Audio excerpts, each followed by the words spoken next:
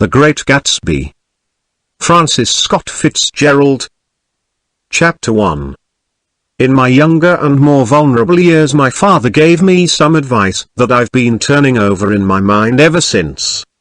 Whenever you feel like criticizing anyone, he told me, just remember that all the people in this world haven't had the advantages that you've had. He didn't say any more, but we've always been unusually communicative in a reserved way, and I understood that he meant a great deal more than that. In consequence, I'm inclined to reserve all judgments, a habit that has opened up many curious natures to me and also made me the victim of not a few veteran bores. The abnormal mind is quick to detect and attach itself to this quality when it appears in a normal person, and so it came about that in college I was unjustly accused of being a politician, because I was privy to the secret griefs of wild, unknown men. Most of the confidences were unsought. Frequently I have feigned sleep, preoccupation, or a hostile levity when I realized by some unmistakable sign that an intimate revelation was quivering on the horizon, for the intimate revelations of young men, or at least the terms in which they express them, are usually plagiaristic and marred by obvious suppressions. Reserving judgments is a matter of infinite hope. I am still a little afraid of missing something if I forget that, as my father snobbishly suggested, and I snobbishly repeat, a sense of the fundamental decencies is parcelled out unequally at birth.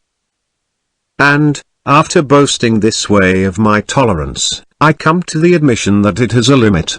Conduct may be founded on the hard rock or the wet marshes, but after a certain point I don't care what it's founded on.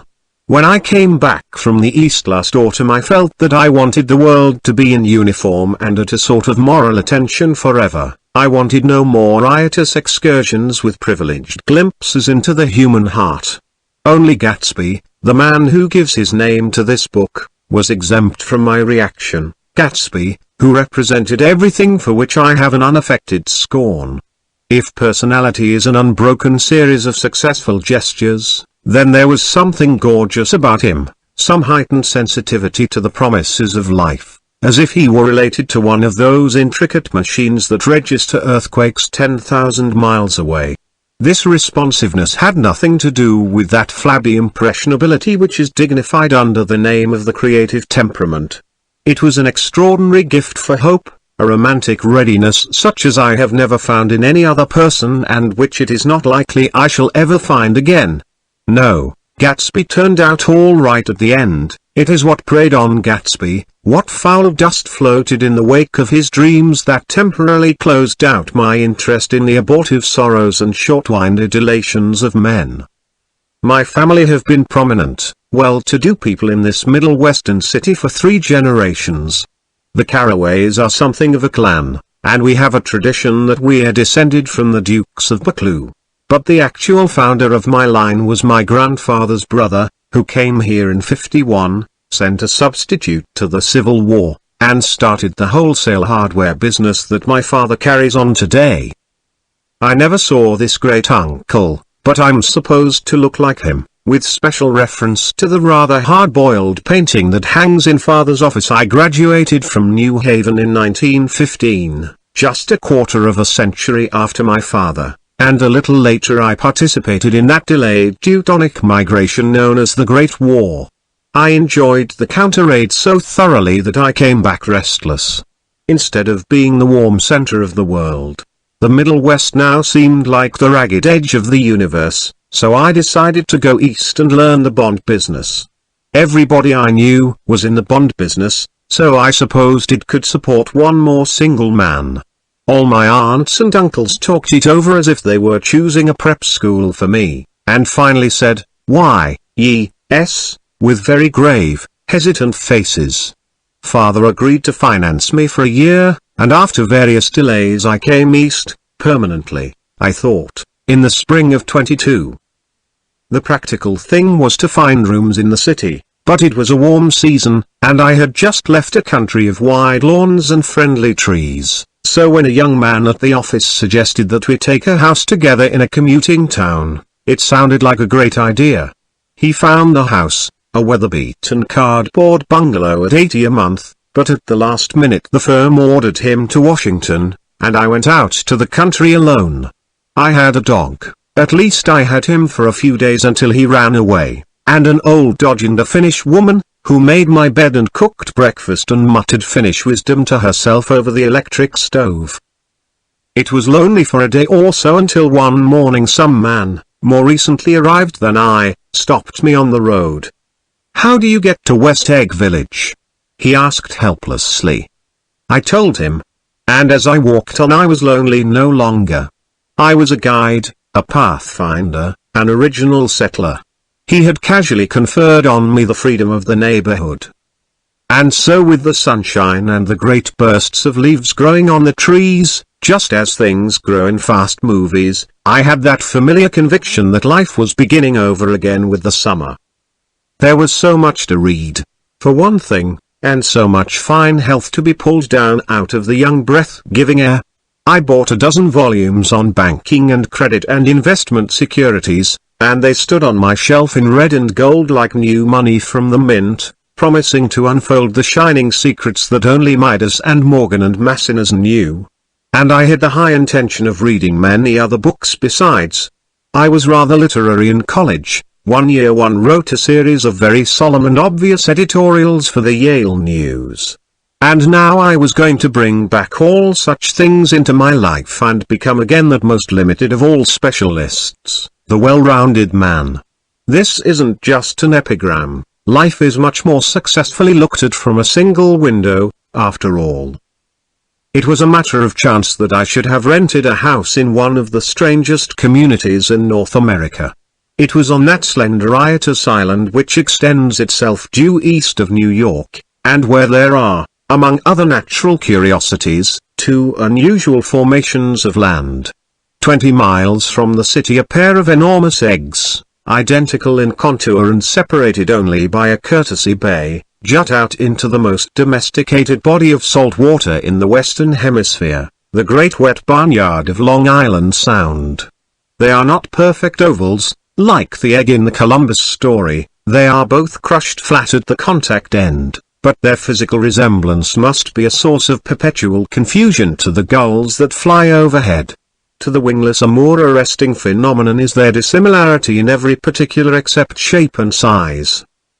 I lived at West Egg, the less fashionable of the two, though this is a most superficial tag to express the bizarre and not a little sinister contrast between them.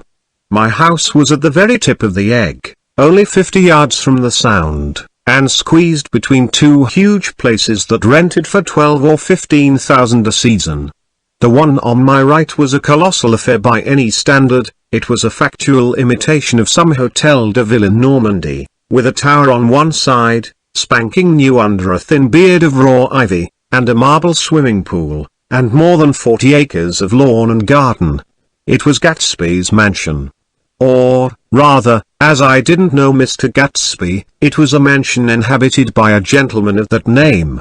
My own house was a nice but it was a small eyesore, and it had been overlooked, so I had a view of the water, a partial view of my neighbor's lawn, and the consoling proximity of millionaires, all for $80 a month. Across the courtesy bay the white palaces of fashionable East Egg glittered along the water, and the history of the summer really begins on the evening I drove over there to have dinner with the Tom Buchanans. Daisy was my second cousin once removed, and I'd known Tom in college. And just after the war one spent 2 days with them in Chicago. Her husband, among various physical accomplishments, had been one of the most powerful ends that ever played football at New Haven, a national figure in a way, one of those men who reach such an acute limited excellence at 21 that everything afterward savors of anticlimax. His family were enormously wealthy. Even in college his freedom with money was a matter for reproach. But now he'd left Chicago and come east in a fashion that rather took your breath away. For instance, he'd brought down a string of polo ponies from Lake Forest. It was hard to realize that a man in my own generation was wealthy enough to do that.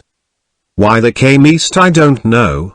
They had spent a year in France for no particular reason, and then drifted here and there unrestfully wherever people played polo and were rich together. "This was a permanent move," said Daisy over the telephone, but I didn't believe it. I had no sight into Daisy's heart. But I felt that Tom would drift on forever seeking, a little wistfully, for the dramatic turbulence of some irrecoverable football game. And so it happened that on a warm windy evening I drove over to East Egg to see two old friends whom I scarcely knew at all. Their house was even more elaborate than I expected, a cheerful red and white Georgian colonial mansion, overlooking the bay. The lawn started at the beach and ran toward the front door for a quarter of a mile, jumping over sundials and brick walks and burning gardens, finally when it reached the house drifting up the side in bright vines as though from the momentum of its run. The front was broken by a line of French windows, glowing now with reflected gold and wide open to the warm windy afternoon, and Tom Buchanan in riding clothes was standing with his legs apart on the front porch. He had changed since his New Haven years. Now he was a sturdy straw-haired man of 30 with a rather hard mouth and a supercilious manner. Two shining arrogant eyes had established dominance over his face and gave him the appearance of always leaning aggressively forward. Not even the effeminate swank of his riding clothes could hide the enormous power of that body. He seemed to fill those glistening boots until he strained the top lacing, and you could see a great pack of muscle shifting when his shoulder moved under his thin coat. It was a body capable of enormous leverage, a cruel body. His speaking voice, a gruff husky tenor, added to the impression of fractiousness he conveyed. There was a touch of paternal contempt in it, even toward people he liked, and there were men at New Haven who had hated his guts. "Now, don't think my opinion on these matters is final," he seemed to say, "just because I'm stronger and more of a man than you are. We were in the same senior society, and while we were never intimate I always had the impression that he approved of me and wanted me to like him with some harsh, defiant wistfulness of his own." We talked for a few minutes on the sunny porch. "I've got a nice place here," he said, his eyes flashing about restlessly. Turning me around by one arm, he moved a broad flat hand along the front vista, including in its sweep a sunken Italian garden, a half-acre of deep, pungent roses, and a snub-nosed motorboat that bumped the tide offshore. It belonged to Demain, the oil man. He turned me around. Again, politely and abruptly. "We'll go inside." We walked through a high hallway into a bright rosy-colored space, fragilely bound into the house by French windows at either end. The windows were ajar and gleaming white against the fresh grass outside that seemed to grow a little way into the house.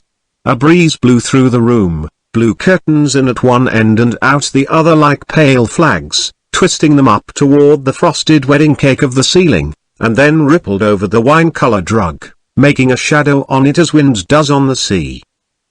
The only completely stationary object in the room was an enormous couch on which two young women were buoyed up as though upon an anchored balloon.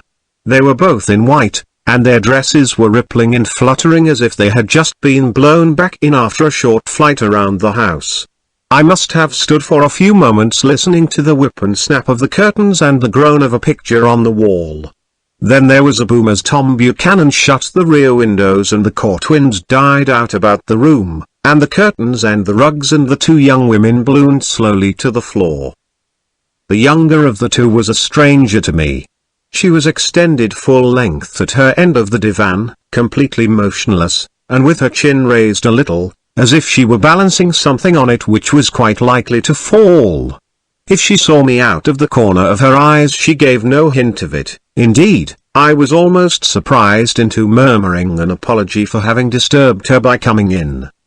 The other girl, Daisy, made an attempt to rise. She leaned slightly forward with a conscientious expression, then she laughed, an absurd, charming little laugh, and I laughed too and came forward into the room. "I'm paralyzed with happiness." She laughed again, as if she said something very witty, and held my hand for a moment, looking up into my face, promising that there was no one in the world she so much wanted to see. That was a way she had. She hinted in a murmur that the surname of the balancing girl was Baker.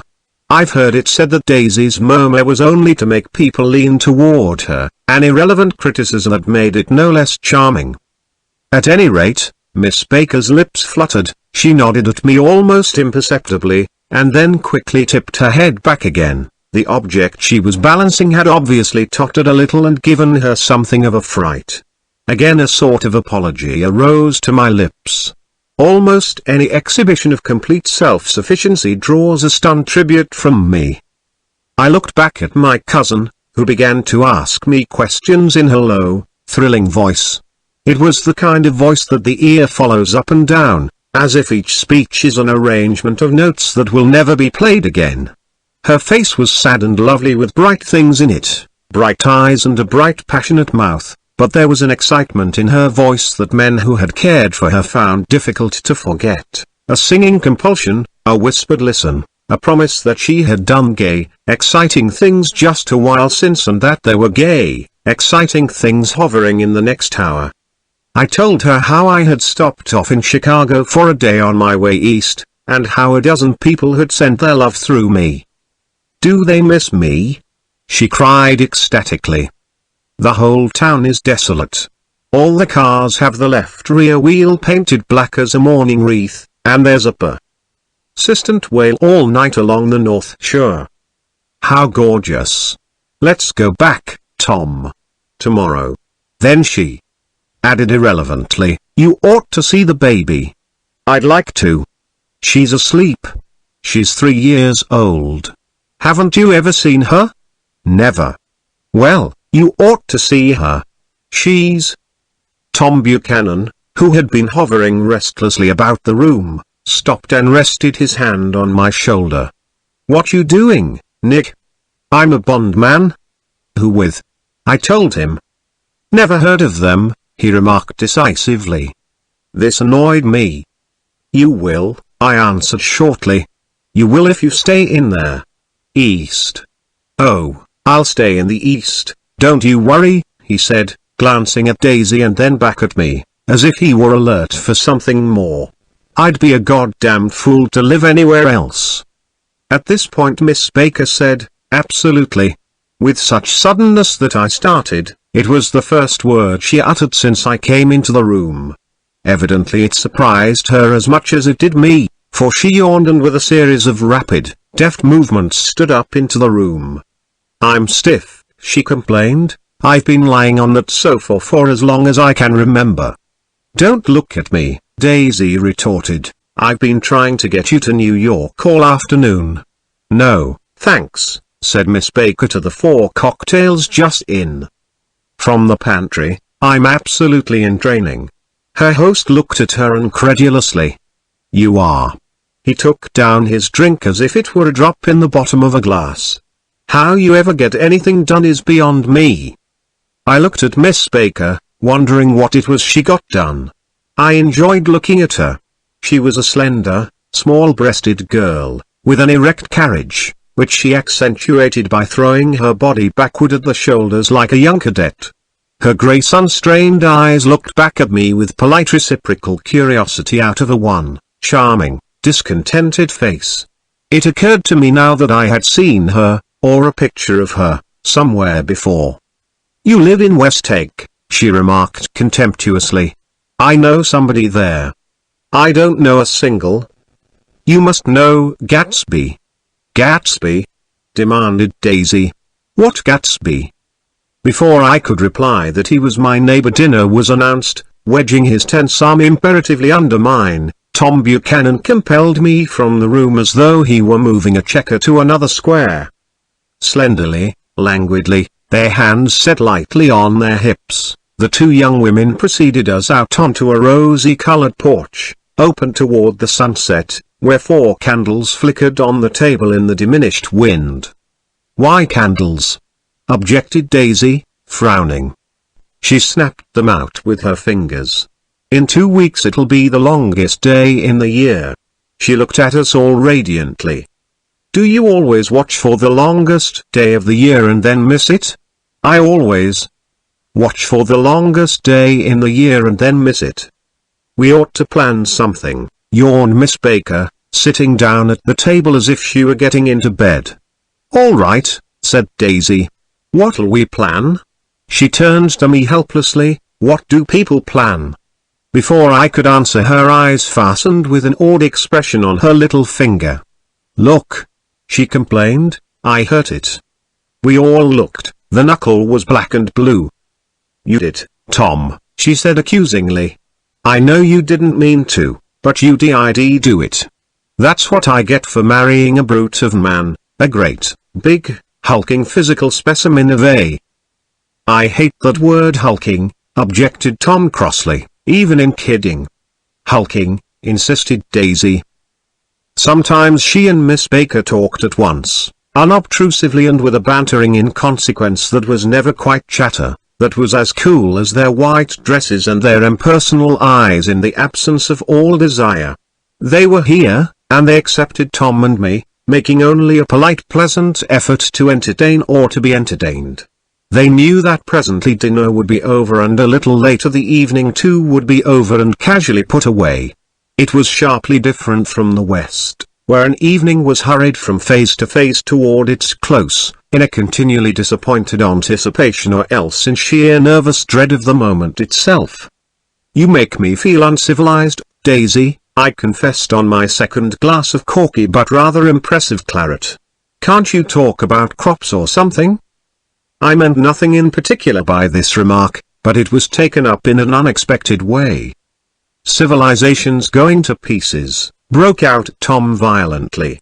"I've gotten to be a terrible pessimist about things. Have you read The Rise of the Colored Empires by this man Goddard?" "Why, no," I answered, rather surprised by his tone. "Well, it's a fine book, and everybody ought to read it. The idea is if we don't look out, the white race will be utterly submerged. It's all scientific stuff, it's been proved." "Tom's getting very profound," said Daisy, with an expression of unthoughtful sadness. "He reads deep books with long words in them.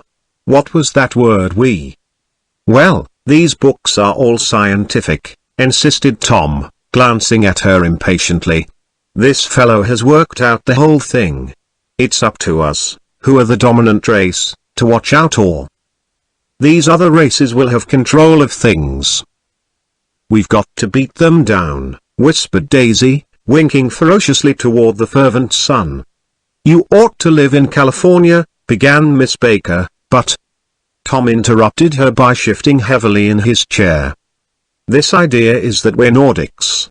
I am, and you are, and you are, and," after an infinitesimal hesitation he included Daisy with a slight nod, and she winked at me again. "And we've produced all the things that go to make civilization, science and art, and all that. Do you see?" There was something pathetic in his concentration, as if his complacency, more acute than of old, was not enough to him anymore. When, almost immediately, the telephone rang inside and the butler left the porch, Daisy seized upon the momentary interruption and leaned toward me. "I'll tell you a family secret," she whispered enthusiastically. "It's about the butler's nose." "Do you want to hear about the butler's nose?"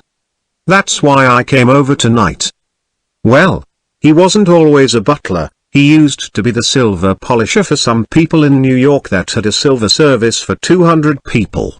He had to polish it from morning till night, until finally it began to affect his nose." "Things went from bad to worse," suggested Miss Baker. "Yes. Things went from bad to worse, until finally he had to give up his position." For a moment the last sunshine fell with romantic affection upon her glowing face. Her voice compelled me forward breathlessly as I listened, then the glow faded, each light deserting her with lingering regret, like children leaving a pleasant street at dusk. The butler came back and murmured something close to Tom's ear, whereupon Tom frowned, pushed back his chair, and without a word went inside. As if his absence quickened something within her, Daisy leaned forward again, her voice glowing and singing. "I love to see you at my table, Nick. You remind me of a rose, an absolute rose. Doesn't he?" She turned to Miss Baker for confirmation. An absolute rose? This was untrue. I am not even faintly like a rose. She was only extemporizing, but a stirring warmth flowed from her, as if her heart was trying to come out to you concealed in one of those breathless, thrilling words. Then suddenly she threw her napkin on the table and excused herself and went into the house. Miss Baker and I exchanged a short glance consciously devoid of meaning. I was about to speak when she sat up alertly and said "SH" in a warning voice. A subdued and impassioned murmur was audible in the room beyond, and Miss Baker leaned forward unashamed, trying to hear. The murmur trembled on the verge of coherence, sank down, mounted excitedly, and then ceased altogether. "This Mr. Gatsby you spoke of is my neighbor," I said. "Don't talk. I want to hear what happens." "Is something happening?" I inquired innocently. "You mean to say you don't know?" said Miss Baker, honestly surprised. "I thought everybody knew." "I don't." "Why," she said hesitantly, "Tom's got some woman in New York." "Got some woman?" I repeated blankly. Miss Baker nodded. "She might have the decency not to telephone him at dinner time. Don't you think?" Almost before I had grasped her meaning there was the flutter of a dress and the crunch of leather boots, and Tom and Daisy were back at the table. "It couldn't be helped," cried Daisy with tense gaiety. She sat down, glanced searchingly at Miss Baker and then at me, and continued, "I looked outdoors for a minute, and it's very romantic outdoors. There's a bird on the lawn that I think must be a nightingale come over on the Cunard or White Star Line. He's singing away," her voice sang. "It's romantic, isn't it, Tom?" "Very romantic," he said, and then miserably to me, "If it's light enough after dinner, I want to take you down to the stables." The telephone rang inside, startlingly, and as Daisy shook her head decisively at Tom, the subject of the stables, in fact all subjects, vanished into air. Among the broken fragments of the last 5 minutes at table I remember the candles being lit again, pointlessly, and I was conscious of wanting to look squarely at everyone, and yet to avoid all eyes. I couldn't guess what Daisy and Tom were thinking, but I doubt if even Miss Baker, who seemed to have mastered a certain hardy skepticism, was able utterly to put this fifth guest's shrill metallic urgency out of mind. To a certain temperament the situation might have seemed intriguing. My own instinct was to telephone immediately for the police. The horses, needless to say, were not mentioned again. Tom and Miss Baker, with several feet of twilight between them, strolled back into the library, as if to a vigil beside a perfectly tangible body, while, trying to look pleasantly interested and a little deaf, I followed Daisy around a chain of connecting verandas to the porch in front. In its deep gloom we sat down side by side on a wicker settee. Daisy took her face in her hands as if feeling its lovely shape, and her eyes moved gradually out into the velvet dusk. I saw that turbulent emotions possessed her, so I asked what I thought would be some sedative questions about her little girl. "We don't know each other very well, Nick," she said suddenly. "Even if we are cousins. You didn't come to my wedding. I wasn't back from the war." "That's true." She hesitated. "Well, I've had a very bad time, Nick, and I'm pretty cynical about everything." Evidently she had reason to be. I waited, but she didn't say any more, and after a moment I returned rather feebly to the subject of her daughter. "I suppose she talks, and eats, and everything." "Oh, yes." She looked at me absently. "Listen, Nick, let me tell you what I said when she was born. Would you like to hear?" "Very much. It'll show you how I've gotten to feel about things." Well, she was less than an hour old and Tom was God knows where. I woke up out of the ether with an utterly abandoned feeling, and asked the nurse right away if it was a boy or a girl. She told me it was a girl, and so I turned my head away and wept. "All right," I said, "I'm glad it's a girl." And I hope she'll be a fool. That's the best thing a girl can be in this world, a beautiful little fool. You see, I think everything's terrible anyhow, she went on in a convinced way. Everybody thinks so, the most advanced people. And I know. I've been everywhere and seen everything and done everything. Her eyes flashed around her in a defiant way, rather like Tom's, and she laughed with thrilling scorn. Sophisticated? God, I'm sophisticated. The instant her voice broke off, ceasing to compel my attention, my belief, I felt the basic insincerity of what she had said. It made me uneasy, as though the whole evening had been a trick of some sort to exact a contributory emotion from me. I waited, and sure enough, in a moment she looked at me with an absolute smirk on her lovely face, as if she had asserted her membership in a rather distinguished secret society to which she and Tom belonged. Inside, the Crimson Room bloomed with light. Tom and Miss Baker sat at either end of the long couch and she read aloud to him from the Saturday Evening Post. The words, murmurous and uninflected, running together in a soothing tune. The lamplight, bright on his boots and dull on the autumn leaf yellow of her hair, glinted along the paper as she turned a page with a flutter of slender muscles in her arms. When we came in she held us silent for a moment with a lifted hand. To be continued, she said, tossing the magazine on the table, in our very next issue. Her body asserted itself with a restless movement of her knee, and she stood up. 10 o'clock, she remarked, apparently finding the time on the ceiling. Time for this good girl to go to bed. Jordan's going to play in the tournament tomorrow, explained Daisy, over at Westchester. Oh, you're Jordan Baker. I knew now why her face was familiar. Its pleasing contemptuous expression had looked out at me from many rotogravure pictures of the sporting life at Asheville and Hot Springs and Palm Beach. I had heard some story of her too, a critical, unpleasant story, but what it was I had forgotten long ago. Good night, she said softly. Wake me at 8, won't you? If you'll get up. I will. Good night, Mr. Carraway. See you anon. Of course you will, confirmed Daisy. In fact I think I'll arrange your marriage.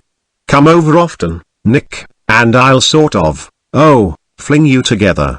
You know, lock you up accidentally in linen closets and push you out to sea in a boat, and all that sort of thing.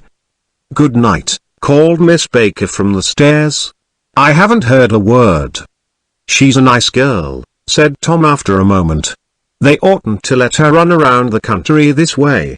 Who oughtn't to? Inquired Daisy coldly. Her family. Her family is one aunt about 1,000 years old. Besides, Nick's going to look after her, aren't you, Nick? She's going to spend lots of weekends out here this summer. I think their home influence will be very good for her.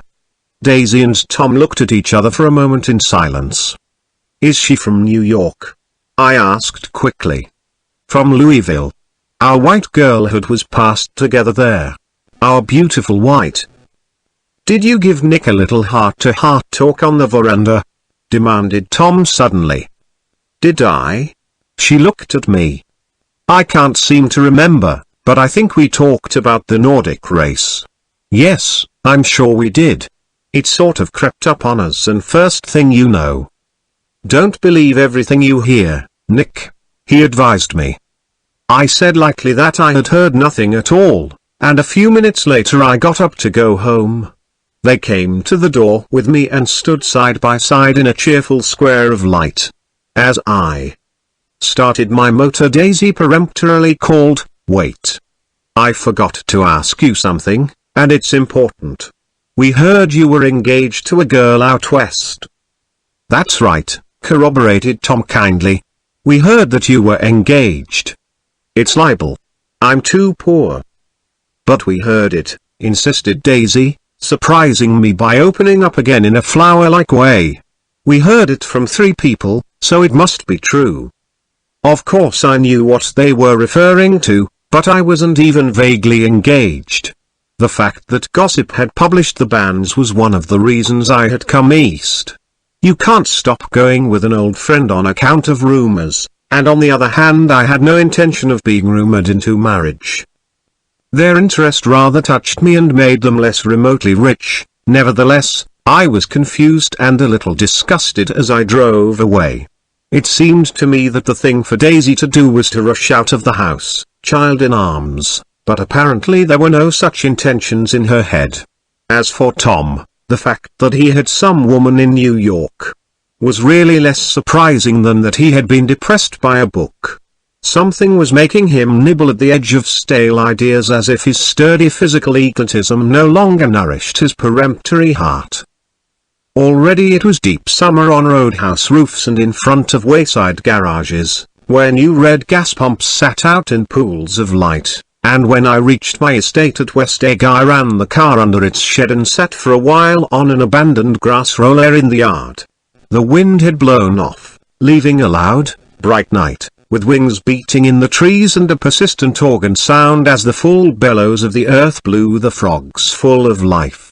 The silhouette of a moving cat wavered across the moonlight, and turning my head to watch it, I saw that I was not alone. 50 feet away a figure had emerged from the shadow of my neighbor's mansion and was standing with his hands in his pockets regarding the silver pepper of the stars.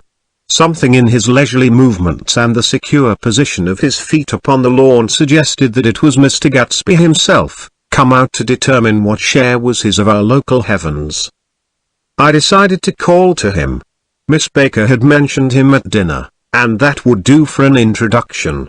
But I didn't call to him, for he gave a sudden intimation that he was content to be alone. He stretched out his arms toward the dark water in a curious way, and, far as I was from him, I could have sworn he was trembling. Involuntarily I glanced seaward, and distinguished nothing except a single green light, minute and far away, that might have been the end of a dock. When I looked once more for Gatsby he had vanished, and I was alone again in the unquiet darkness. Chapter 2. About halfway between West Egg and New York the motor road hastily joins the railroad and runs beside it for a quarter of a mile, so as to shrink away from a certain desolate area of land. This is a valley of ashes, a fantastic farm where ashes grow like wheat into ridges and hills and grotesque gardens, where ashes take the forms of houses and chimneys and rising smoke and, finally, with a transcendent effort, of men who move dimly and already crumbling through the powdery air. Occasionally a line of grey cars crawls along an invisible track, gives out a ghastly creak, and comes to rest, and immediately the ash-grey men swarm up with leaden spades and stir up an impenetrable cloud, which screens their obscure operations from your sight. But above the grey land and the spasms of bleak dust which drift endlessly over it, you perceive, after a moment, the eyes of Dr. T.J. Eichelberg. The eyes of Dr. T.J. Eichelberg are blue and gigantic. Their irises are 1 yard high. They look out of no face, but, instead, from a pair of enormous yellow spectacles which pass over a non-existent nose. Evidently some wild wag of an oculist set them there to fatten his practice in the borough of Queens, and then sank down himself into eternal blindness, or forgot them and moved away. But his eyes, dimmed a little by many paintless days, under sun and rain, brood on over the solemn dumping ground. The Valley of Ashes is bounded on one side by a small foul river, and, when the drawbridge is up to let barges through, the passengers on waiting trains can stare at the dismal scene for as long as half an hour. There is always a halt there of at least a minute, and it was because of this that I first met Tom Buchanan's mistress. The fact that he had one was insisted upon wherever he was known. His acquaintances resented the fact that he turned up in popular restaurants with her and, leaving her at a table, sauntered about, chatting with whomsoever he knew. Though I was curious to see her, I had no desire to meet her, but I did. I went up to New York with Tom on the train one afternoon, and when we stopped by the ash heaps he jumped to his feet and, taking hold of my elbow, literally forced me from the car. "We're getting off," he insisted. "I want you to meet my girl." I think he'd tanked up a good deal at luncheon, and his determination to have my company bordered on violence. The supercilious assumption was that on Sunday afternoon I had nothing better to do. I followed him over a low whitewashed railroad fence, and we walked back 100 yards along the road under Dr. Ickelberg's persistent stare. The only building in sight was a small block of yellow brick sitting on the edge of the wasteland, a sort of compact main street ministering to it, and contiguous to absolutely nothing. One of the 3 shops it contained was for rent and another was an all-night restaurant, approached by a trail of ashes. The third was a garage, repairs. George B. Wilson. Cars bought and sold. And I followed Tom inside. The interior was unprosperous and bare. The only car visible was the dust-covered wreck of a Ford which crouched in a dim corner. It had occurred to me that this shadow of a garage must be a blind, and that sumptuous and romantic apartments were concealed overhead, when the proprietor himself appeared in the door of an office, wiping his hands on a piece of waste. He was a blond, spiritless man, anemic, and faintly handsome.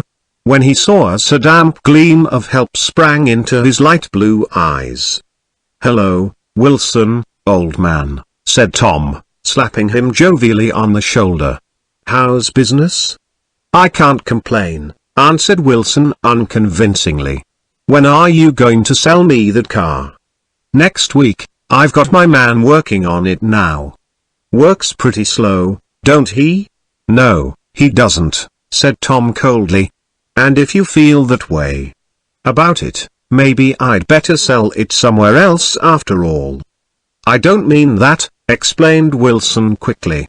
"I just meant—" His voice faded off and Tom glanced impatiently around the garage.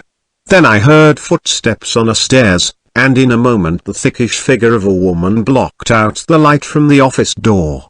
She was in the middle 30s, and faintly stout, but she carried her surplus flesh sensuously as some women can. Her face, above a spotted dress of dark blue crepe de chine, contained no facet or gleam of beauty, but there was an immediately perceptible vitality about her as if the nerves of her body were continually smouldering. She smiled slowly and, walking through her husband as if he were a ghost, shook hands with Tom, looking him flush in the eye. Then she wet her lips, and without turning around spoke to her husband in a soft, coarse voice. "Get some chairs, why don't you, so somebody can sit down?" "Oh, sure," agreed Wilson hurriedly, and went toward the little office, mingling immediately with the cement color of the walls. A white ashen dust veiled his dark suit and his pale hair as it veiled everything in the vicinity, except his wife, who moved close to Tom. "I want to see you," said Tom intently. "Get on the next train." "All right. I'll meet you by the newsstand on the lower level." She nodded and moved away from him just as George Wilson emerged with 2 chairs from his office door. We waited for her down the road and out of sight. It was a few days before the 4th of July, and a grey, scrawny Italian child was setting torpedoes in a row along the railroad track. "Terrible place, isn't it?" said Tom, exchanging a frown with Dr. Ickelberg. "Awful. It does her good to get away. Doesn't her husband object?" "Wilson? He thinks she goes to see her sister in New York. He's so dumb he doesn't know he's alive." So Tom Buchanan and his girl and I went up together to New York, or not quite together, for Mrs. Wilson sat discreetly in another car. Tom deferred that much to the sensibilities of those East Eggers who might be on the train. She had changed her dress to a brown-figured muslin, which stretched tight over her rather wide hips as Tom helped her to the platform in New York. At the newsstand she bought a copy of Town Dattel and a moving picture magazine, and in the station drugstore some cold cream and a small flask of perfume. Upstairs, in the solemn echoing drive, she let 4 taxicabs drive away before she selected a new one, lavender-colored with grey upholstery, and in this we slid out from the mass of the station into the glowing sunshine. But immediately she turned sharply from the window and, leaning forward, tapped on the front glass. "I want to get one of those dogs," she said earnestly. "I want to get one for the apartment. They're nice to have, a dog. We backed up to a grey old man who bore an absurd resemblance to John D. Rockefeller. In a basket swung from his neck cowered a dozen very recent puppies of an indeterminate breed. "What kind are they?" asked Mrs. Wilson eagerly, as he came to the taxi window. "All kinds. What kind do you want, lady?" "I'd like to get one of those police dogs. I don't suppose you got that kind?" The man peered doubtfully into the basket, plunged in his hand and drew one up, wriggling, by the back of the neck. "That's no police dog," said Tom. "No, it's not exactly a police dog," said the man with disappointment in his voice. "It's more of an Airedale." He passed his hand over the brown wash rag of a back. "Look at that coat. Some coat. That's a dog that'll never bother you with catching cold." "I think it's cute," said Mrs. Wilson enthusiastically. "How much is it?" "That dog?" He looked at it admiringly. "That dog will cost you $10. The Airedale?" Undoubtedly there was an Airedale concerned in it somewhere, though its feet were startlingly white, changed hands and settled down into Mrs. Wilson's lap, where she fondled the weatherproof coat with rapture. "Is it a boy or a girl?" she asked delicately. "That dog? That dog's a boy." "It's a bitch," said Tom decisively. "Here's your money. Go and buy 10 more dogs with it." We drove over to Fifth Avenue, so warm and soft, almost pastoral, on the summer Sunday afternoon that I wouldn't have been surprised to see a great flock of white sheep turn the corner. "Hold on," I said, "I have to leave you here." "No, you don't," interposed Tom quickly. "Myrtle'll be hurt if you don't come up to the apartment." "Won't you, Myrtle?" "Come on," she urged. "I'll telephone my sister Catherine. She's said to be very beautiful by people who ought to know." "Well, I'd like to, but—" We went on, cutting back again over the park toward the West Hundreds. At 158th Street the cab stopped at one slice in a long white cake of apartment houses. Throwing a regal homecoming glance around the neighborhood, Mrs. Wilson gathered up her dog and her other purchases, and went haughtily in. "I'm going to have the Mackeys come up," she announced as we rose in the elevator. "And, of course, I got to call up my sister, too." The apartment was on the top floor, a small living room, a small dining room, a small bedroom, and a bath.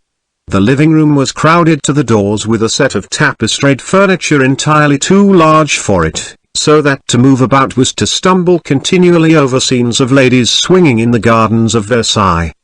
The only picture was an over-enlarged photograph, apparently a hen sitting on a blurred rock. Looked at from a distance, however, the hen resolved itself into a bonnet, and the countenance of a stout old lady beamed down into the room. Several old copies of Town Tattle lay on the table together with a copy of Simon Called Peter, and some of the small scandal magazines of Broadway. Mrs. Wilson was first concerned with the dog. A reluctant elevator boy went for a box full of straw and some milk, to which he added on his own initiative a tin of large, hard dog biscuits, one of which decomposed apathetically in the saucer of milk all afternoon. Meanwhile Tom brought out a bottle of whiskey from a locked bureau door. "I have been drunk just twice in my life, and the second time was that afternoon, so everything that happened has a dim, hazy cast over it, although until after 8 o'clock the apartment was full of cheerful sun."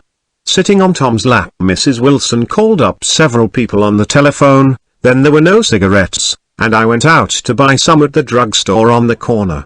When I came back they had disappeared, so I sat down discreetly in the living room and read a chapter of Simon Called Peter. Either it was terrible stuff or the whiskey distorted things, because it didn't make any sense to me. Just as Tom and Myrtle, after the first drink Mrs. Wilson and I called each other by our first names, reappeared, company commenced to arrive at the apartment door.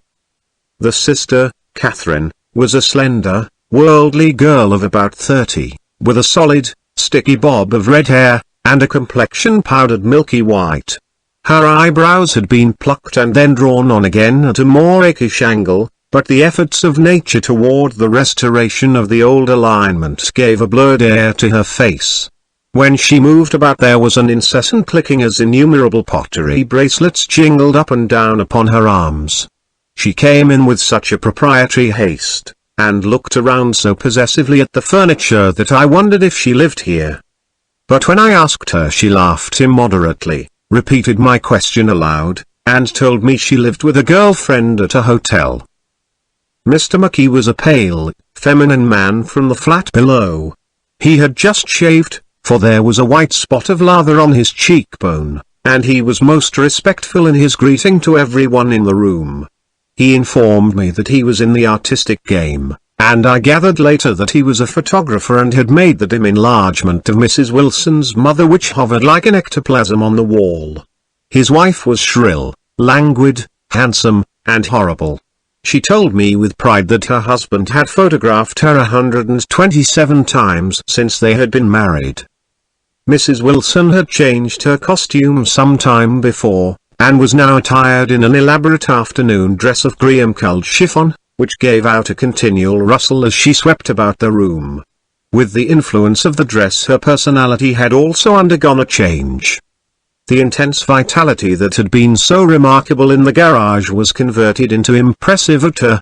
Her laughter, her gestures, her assertions became more violently affected moment by moment, and as she expanded the room grew smaller around her, until she seemed to be revolving on a noisy, creaking pivot through the smoky air. "My dear," she told her sister in a high, mincing shout, "most of these fellas will cheat you every time. All they think of is money.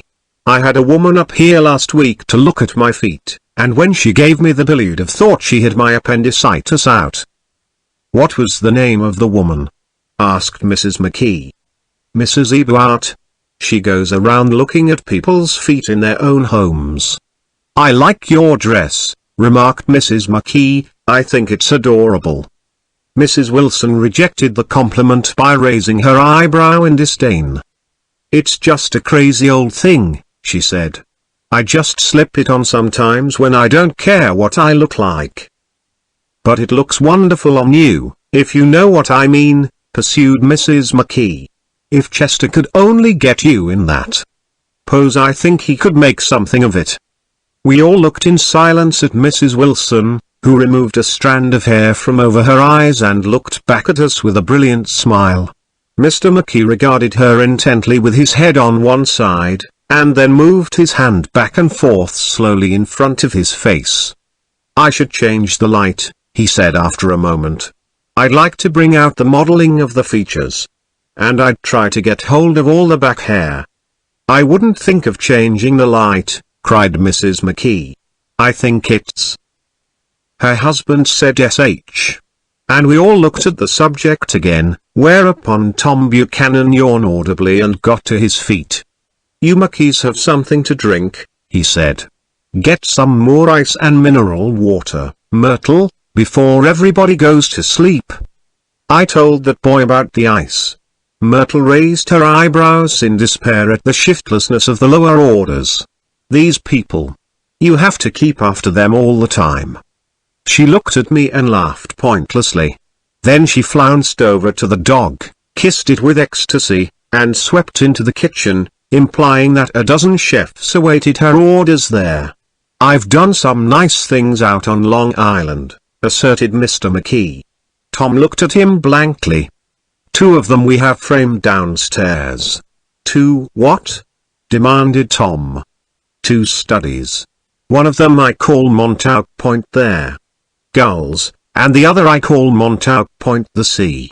The sister Catherine sat down beside me on the couch. "Do you live down on Long Island, too?" she inquired. "I live at West Egg." "Really? I was down there at a party about a month ago. At a man named Gatsby's. Do you know him?" "I live next door to him." "Well, they say he's a nephew or a cousin of Kaiser Wilhelm's. That's where all his money comes from." "Really?" She nodded. "I'm scared of him. I'd hate to have him get anything on me." This absorbing information about my neighbor was interrupted by Mrs. McKee's pointing suddenly at Catherine. "Chester, I think you could do something with her," she broke out, but Mr. McKee only nodded in a bored way, and turned his attention to Tom. "I'd like to do more work on Long Island, if I could get there. Entry. All I ask is that they should give me a start." "Ask Myrtle," said Tom, breaking into a short shout of laughter as Mrs. Wilson entered with a tray. "She'll give you a letter of introduction, won't you, Myrtle?" "Do what?" she asked, startled. "You'll give McKee a letter of introduction to your husband, so he can do some studies of him." His lips moved silently for a moment as he invented George B. Wilson at their gasoline pump, or something like that. Catherine leaned close to me and whispered in my ear. "Neither of them can stand the person they're married to. Can't they?" "Can't stand them." She looked at Myrtle and then at Tom. "What I say is, why go on living with them if they can't stand them? If I was them, I'd get a divorce and get married to each other right away." "Doesn't she like Wilson either?" The answer to this was unexpected. It came from Myrtle, who had overheard the question, and it was violent and obscene. "You see," cried Catherine triumphantly. She lowered her voice again. "It's really his wife that's keeping them apart. She's a Catholic, and they don't believe in divorce." Daisy was not a Catholic, and I was a little shocked at the elaborateness of the lie. "When they do get married," continued Catherine, "they're going west to live for a while until it blows over. It'd be more discreet to go to Europe." "Oh, do you like Europe?" she exclaimed surprisingly. "I just got back from Monte Carlo." "Really?" "Just last year. I went over there with another girl." "Stay long?" "No, we just went to Monte Carlo and back. We went by way of Marseille. We had over $1,200 when we started, but we got gypped out of it all in 2 days in the private rooms. We had an awful time getting back, I can tell you. God, how I hated that town." The late afternoon sky bloomed in the window for a moment like the blue honey of the Mediterranean, then the shrill voice of Mrs. McKee called me back into the room. "I almost made a mistake, too," she declared vigorously. "I almost married a little kike who'd been after me for years. I knew he was below me. Everybody kept saying to me, 'Lucille, that man's way below you.' But if I hadn't met Chester, he'd have got me sure." "Yes, but listen," said Myrtle Wilson, nodding her head up and down, "at least you didn't marry him." "I know I didn't." "Well, I married him," said Myrtle, ambiguously. "And that's the difference between your case and mine." "Why did you, Myrtle?" demanded Catherine. "Nobody forced you to." Myrtle considered. "I married him because I thought he was a gentleman," she said finally. "I thought he knew something about breeding, but he wasn't fit to lick my shoe." "You were crazy about him for a while," said Catherine. "Crazy about him?" cried Myrtle incredulously. "Who said I was crazy about him? I never was any more crazy about him than I was about that man there." She pointed suddenly at me, and everyone looked at me accusingly. I tried to show by my expression that I had played no part in her past. "The only crazy I was when I married him. I knew right away I made a mistake. He borrowed somebody's best suit to get married in, and never even told me about it, and the man came after it one day when he was out. 'Oh, is that your suit?' I said. This is the first I ever heard about it. But I gave it to him and then I lay down and cried to beat the band all afternoon." "She really ought to get away from him," resumed Catherine to me. "They've been living over that garage for 11 years. And Tom's the first sweetie she ever had." The bottle of whiskey, a second one, was now in constant demand by all present, excepting Catherine, who felt just as good on nothing at all. Tom rang for the janitor and sent him for some celebrated sandwiches, which were a complete supper in themselves. I wanted to get out and walk southward toward the park through the soft twilight, but each time I tried to go I became entangled in some wild, strident argument which pulled me back, as if with ropes, into my chair. Yet high over the city our line of yellow windows must have contributed their share of human secrecy to the casual watcher in the darkening streets, and I was him too, looking up and wondering. I was within and without, simultaneously enchanted and repelled by the inexhaustible variety of life. Myrtle pulled her chair close to mine, and suddenly her warm breath poured over me the story of her first meeting with Tom. It was on the two little seats facing each other that are always the last ones left on the train. I was going up to New York to see my sister and spend the night. He had on a dress suit and patent leather shoes, and I couldn't keep my eyes off him, but every time he looked at me I had to pretend to be looking at the advertisement over his head. When we came into the station he was next to me, and his white shirt front pressed against my arm. And so I told him I'd have to call a policeman, but he knew I lied. I was so excited that when I got into a taxi with him I didn't hardly know I wasn't getting into a subway train. All I kept thinking about, over and over, was you can't live forever, you can't live forever. She turned to Mrs. McKee and the room rang full of her artificial laughter. "My dear," she cried, "I'm going to give you this dress as soon as I am through with it. I've got to get another one tomorrow. I'm going to make a list of all the things I've got to get. A massage and a wave, and a collar for the dog, and one of those cute little ashtrays where you touch a spring, and a wreath with a black silk bow for Mother's grave that'll last all summer. I got to write down a list so I won't forget all the things I got to do." It was 9 o'clock. Almost immediately afterward I looked at my watch and found it was 10. Mr. McKee was asleep on a chair with his fists clenched in his lap, like a photograph of a man of action. Taking out my handkerchief I wiped from his cheek the remains of the spot of dried lather that had worried me all the afternoon. The little dog was sitting on the table looking with blind eyes through the smoke, and from time to time groaning faintly. People disappeared, reappeared, made plans to go somewhere, and then lost each other, searched for each other, found each other a few feet away. Sometime toward midnight Tom Buchanan and Mrs. Wilson stood face to face discussing, in impassioned voices, whether Mrs. Wilson had any right to mention Daisy's name. "Daisy! Daisy! Daisy!" shouted Mrs. Wilson. "I'll say it whenever I want to. Daisy! Die!" Making a short deft movement, Tom Buchanan broke her nose with his open hand. Then there were bloody towels upon the bathroom floor, and women's voices scolding, and high over the confusion a long broken wail of pain. Mr. McKee awoke from his doze and started in a daze toward the door. When he had gone halfway he turned around and stared at the scene, his wife and Catherine scolding and consoling as they stumbled here and there among the crowded furniture with articles of aid, and the despairing figure on the couch, bleeding fluently, and trying to spread a copy of Town Tattle over the tapestry scenes of Versailles. Then Mr. McKee turned and continued on out the door. Taking my hat from the chandelier, I followed. "Come to lunch someday," he suggested, as we groaned down in the elevator. "Where?" "Anywhere." "Keep your hands off the lever," snapped the elevator boy. "I beg your pardon," said Mr. McKee with dignity, "I didn't know I was touching it." "All right," I agreed, "I'll be glad to."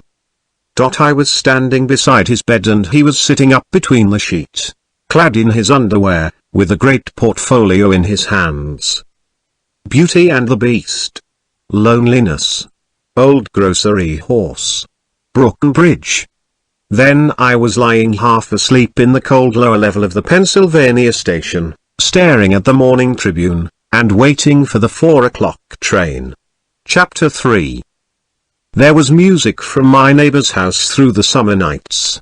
In his blue gardens men and girls came and went like moths among the whisperings and the champagne and the stars. At high tide in the afternoon I watched his guests diving from the tower of his raft, or taking the sun on the hot sand of his beach while his two motorboats slit the waters of the Sound, drawing aquaplanes over cataracts of foam. On weekends his Rolls-Royce became an omnibus, bearing parties to and from the city between 9 in the morning and long past midnight, while his station wagon scampered like a brisk yellow bug to meet all trains. And on Mondays 8 servants, including an extra gardener, toiled all day with mops and scrubbing brushes and hammers and garden shears, repairing the ravages of the night before.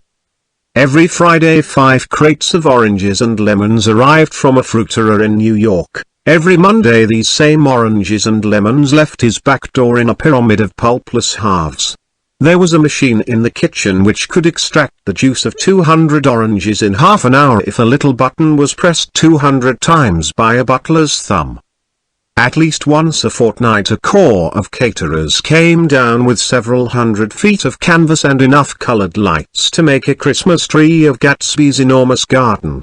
On buffet tables, garnished with glistening hors d'oeuvre, spiced baked hams crowded against salads of harlequin designs and pastry pigs and turkeys bewitched to a dark gold.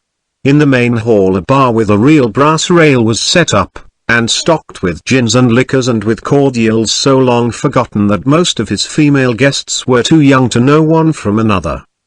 By 7 o'clock the orchestra has arrived, no thin 5-piece affair, but a whole pit full of oboes and trombones and saxophones and viols and cornets and piccolos, and low and high drums.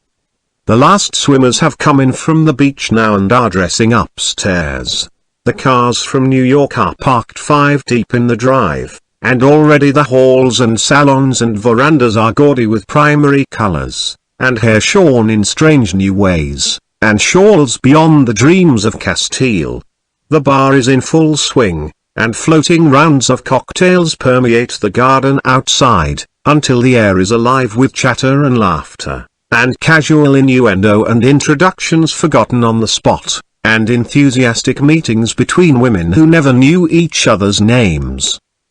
The lights grow brighter as the earth lurches away from the sun, and now the orchestra is playing yellow cocktail music, and the opera of voices pitches a key higher.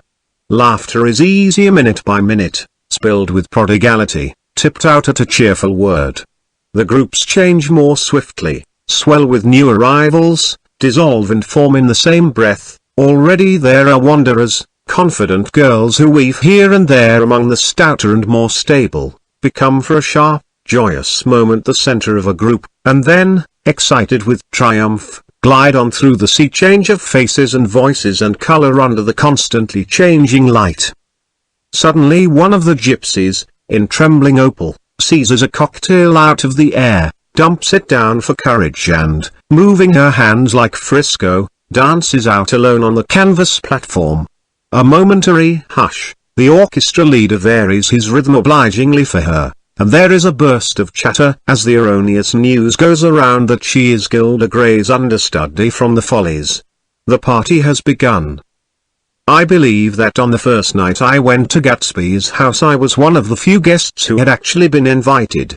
People were not invited, they went there. They got into automobiles which bore them out to Long Island, and somehow they ended up at Gatsby's door.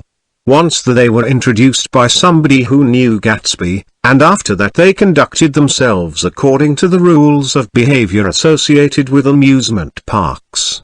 Sometimes they came and went without having met Gatsby at all, came for the party with a simplicity of heart that was its own ticket of admission. I had been actually invited. A chauffeur in a uniform of robin's egg blue crossed my lawn early that Saturday morning with a surprisingly formal note from his employer. The honor would be entirely Gatsby's, it said, if I would attend his little party. That night.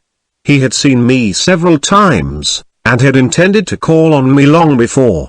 But a peculiar combination of circumstances had prevented it. Signed J. Gatsby, in a majestic hand. Dressed up in white flannels I went over to his lawn a little after 7, and wandered around rather ill at ease among swirls and eddies of people I didn't know, though here and there was a face I had noticed on the commuting train. I was immediately struck by the number of young Englishmen dotted about, all well dressed, all looking a little hungry, and all talking in low, earnest voices to solid and prosperous Americans. I was sure that they were selling something, bonds or insurance or automobiles. They were at least agonizingly aware of the easy money in the vicinity and convinced that it was theirs for a few words in the right key. As soon as I arrived, I made an attempt to find my host, but the 2 or 3 people of whom I asked his whereabouts stared at me in such an amazed way, and denied so vehemently any knowledge of his movements, that I slunk off in the direction of the cocktail table, the only place in the garden where a single man could linger without looking purposeless and alone.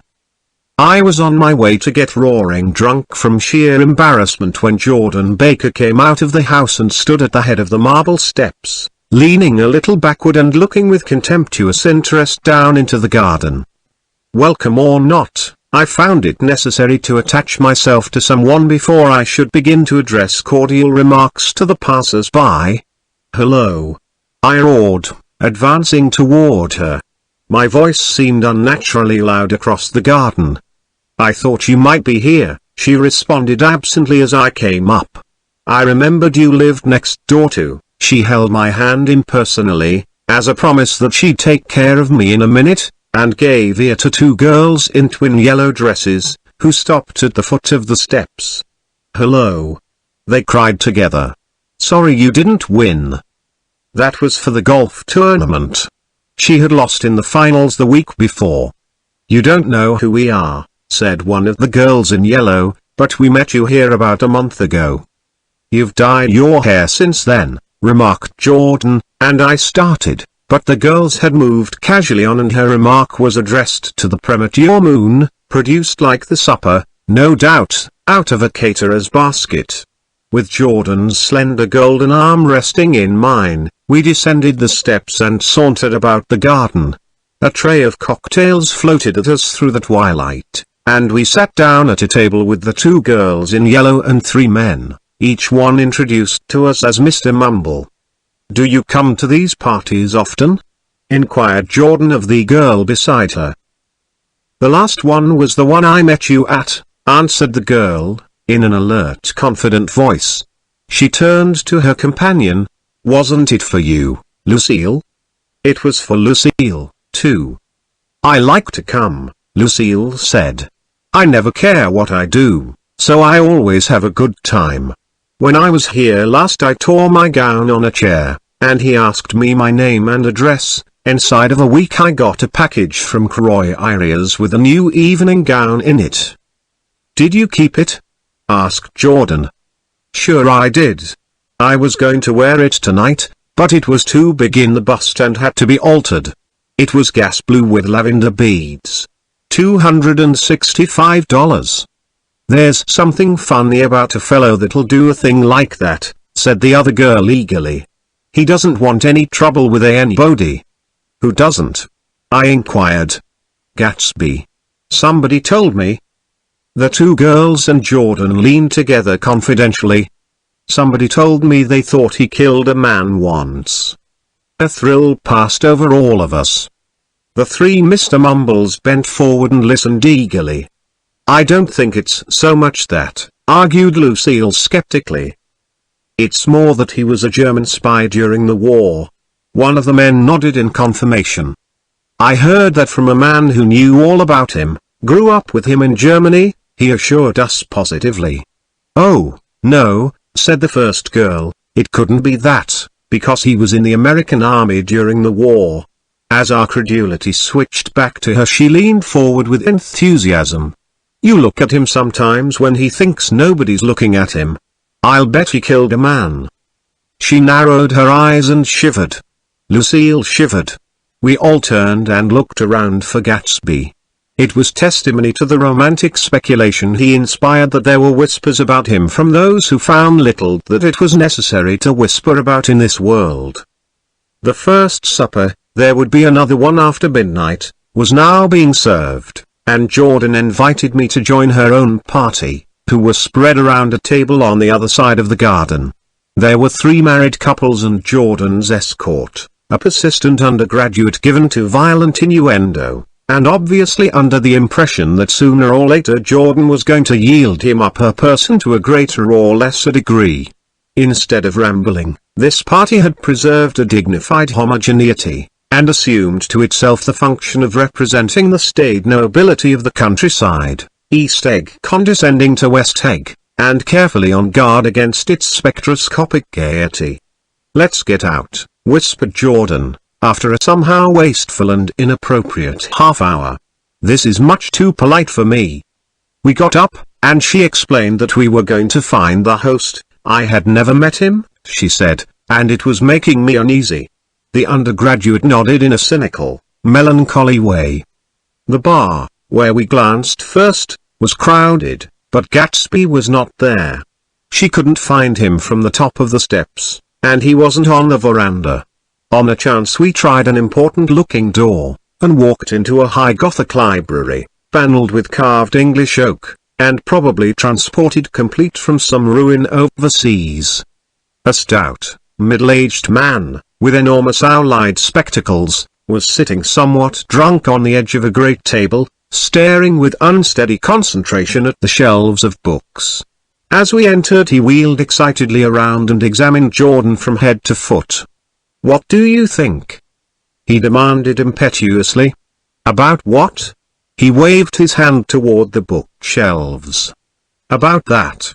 As a matter of fact you needn't bother to ascertain." I ascertained. "They're real.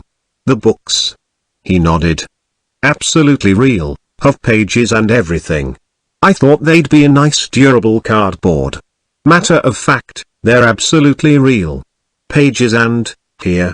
Let me show you." Taking our skepticism for granted, he rushed to the bookcases and returned with volume 1 of the Stoddard Lectures. "See!" he cried triumphantly. "It's a bona fide piece of printed matter. It fooled me. This fella's a regular Belasco. It's a triumph. What thoroughness! What realism! Knew when to stop, too, didn't cut the pages. But what do you want? What do you expect?" He snatched the book from me and replaced it hastily on its shelf, muttering that if one brick was removed the whole library was liable to collapse. "Who brought you?" he demanded. "Or did you just come?" "I was brought. Most people were brought." Jordan looked at him alertly, cheerfully, without answering. "I was brought by a woman named Roosevelt," he continued. "Mrs. Claude Roosevelt.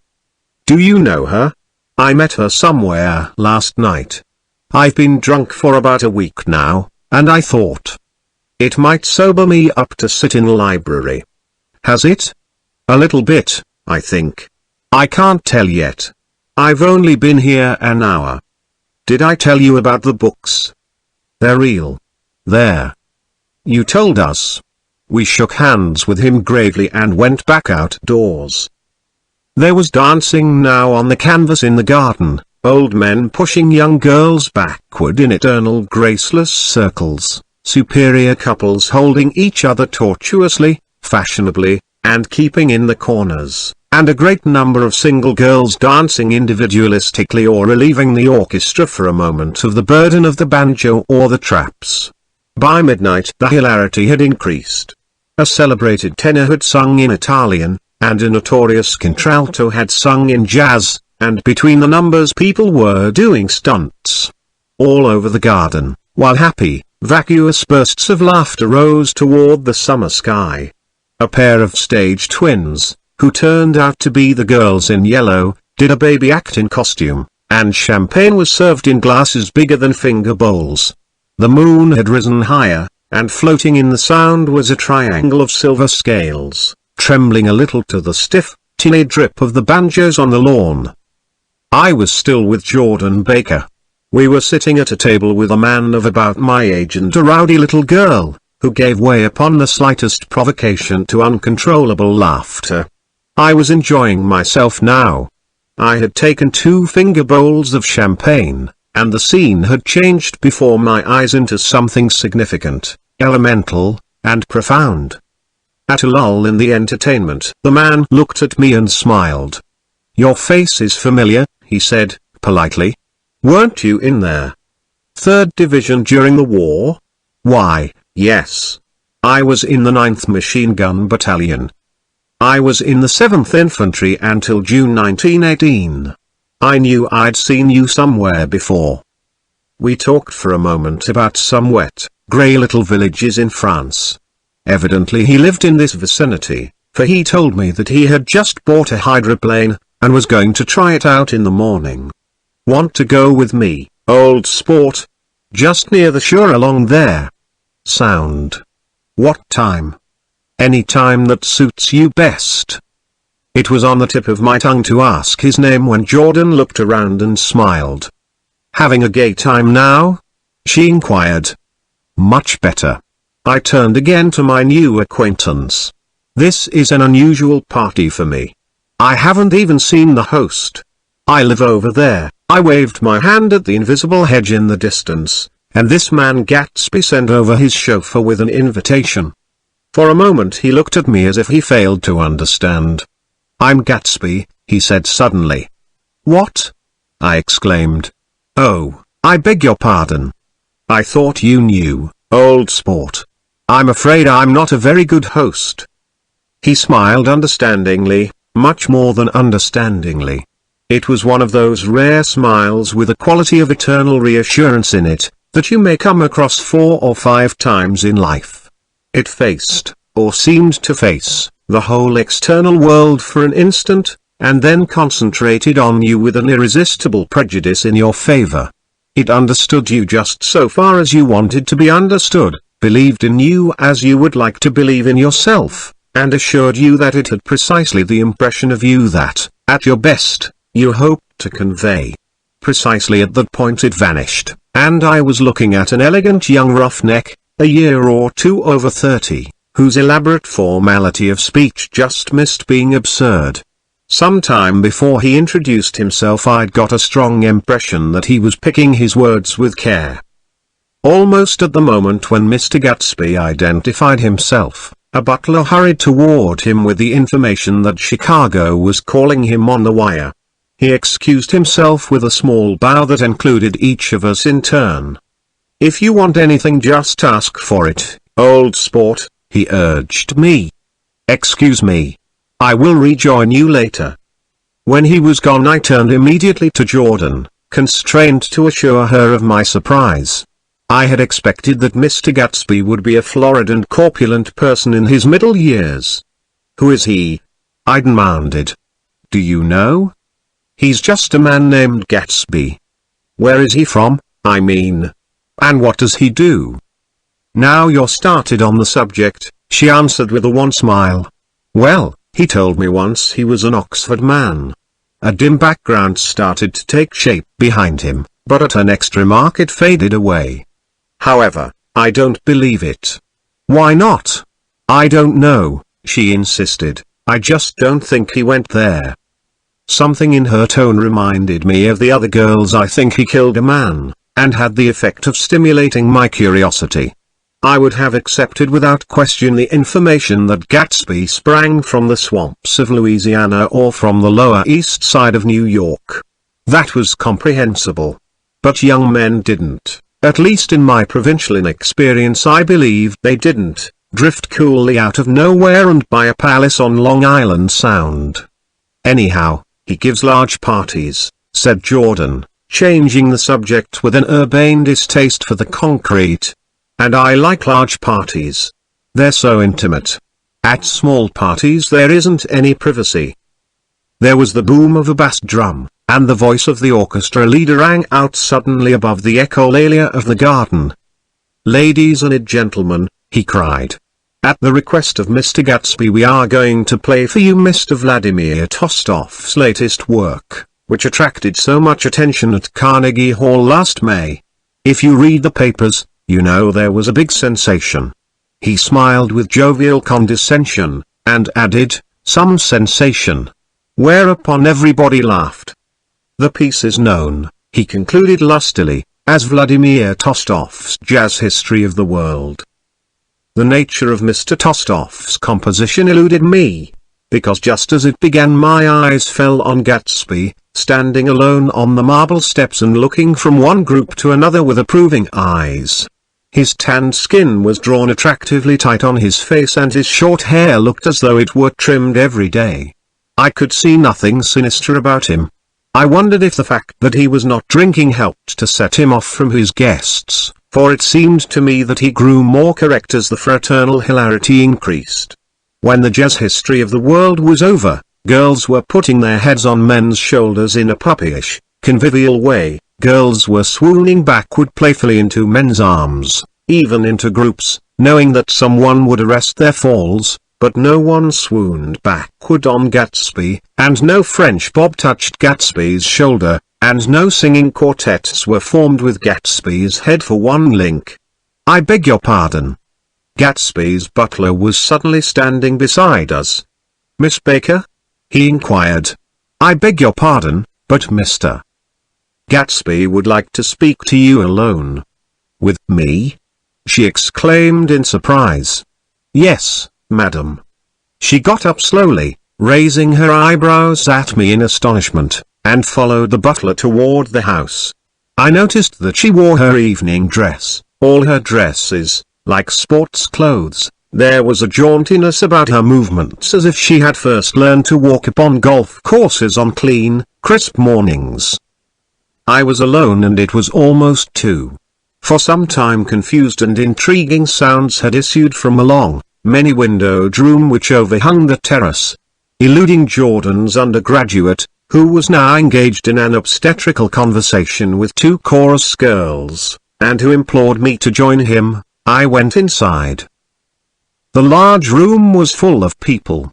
One of the girls in yellow was playing the piano, and beside her stood a tall, red-haired young lady from a famous chorus, engaged in song.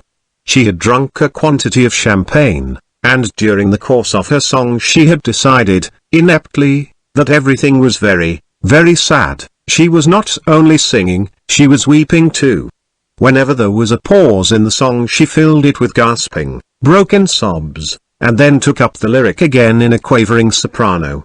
The tears coursed down her cheeks, not freely, however, for when they came into contact with her heavily beaded eyelashes they assumed an inky color, and pursued the rest of their way in slow black rivulets.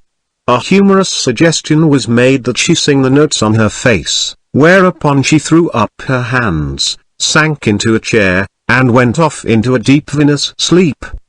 "She had a fight with a man who says he's her husband," explained a girl at my elbow. I looked around. Most of the remaining women were now having fights with men said to be their husbands. Even Jordan's party, the quartet from East Egg, were rent asunder by dissension. One of the men was talking with curious intensity to a young actress, and his wife, after attempting to laugh at the situation in a dignified and indifferent way, broke down entirely and resorted to flank attacks. At intervals she appeared suddenly at his side like an angry diamond, and hissed, "You promised," into his ear. The reluctance to go home was not confined to wayward men. The hall was at present occupied by 2 deplorably sober men and their highly indignant wives. The wives were sympathizing with each other in slightly raised voices. "Whenever he sees I'm having a good time he wants to go home. Never heard anything so selfish in my life. We're always the first ones to leave." "So are we."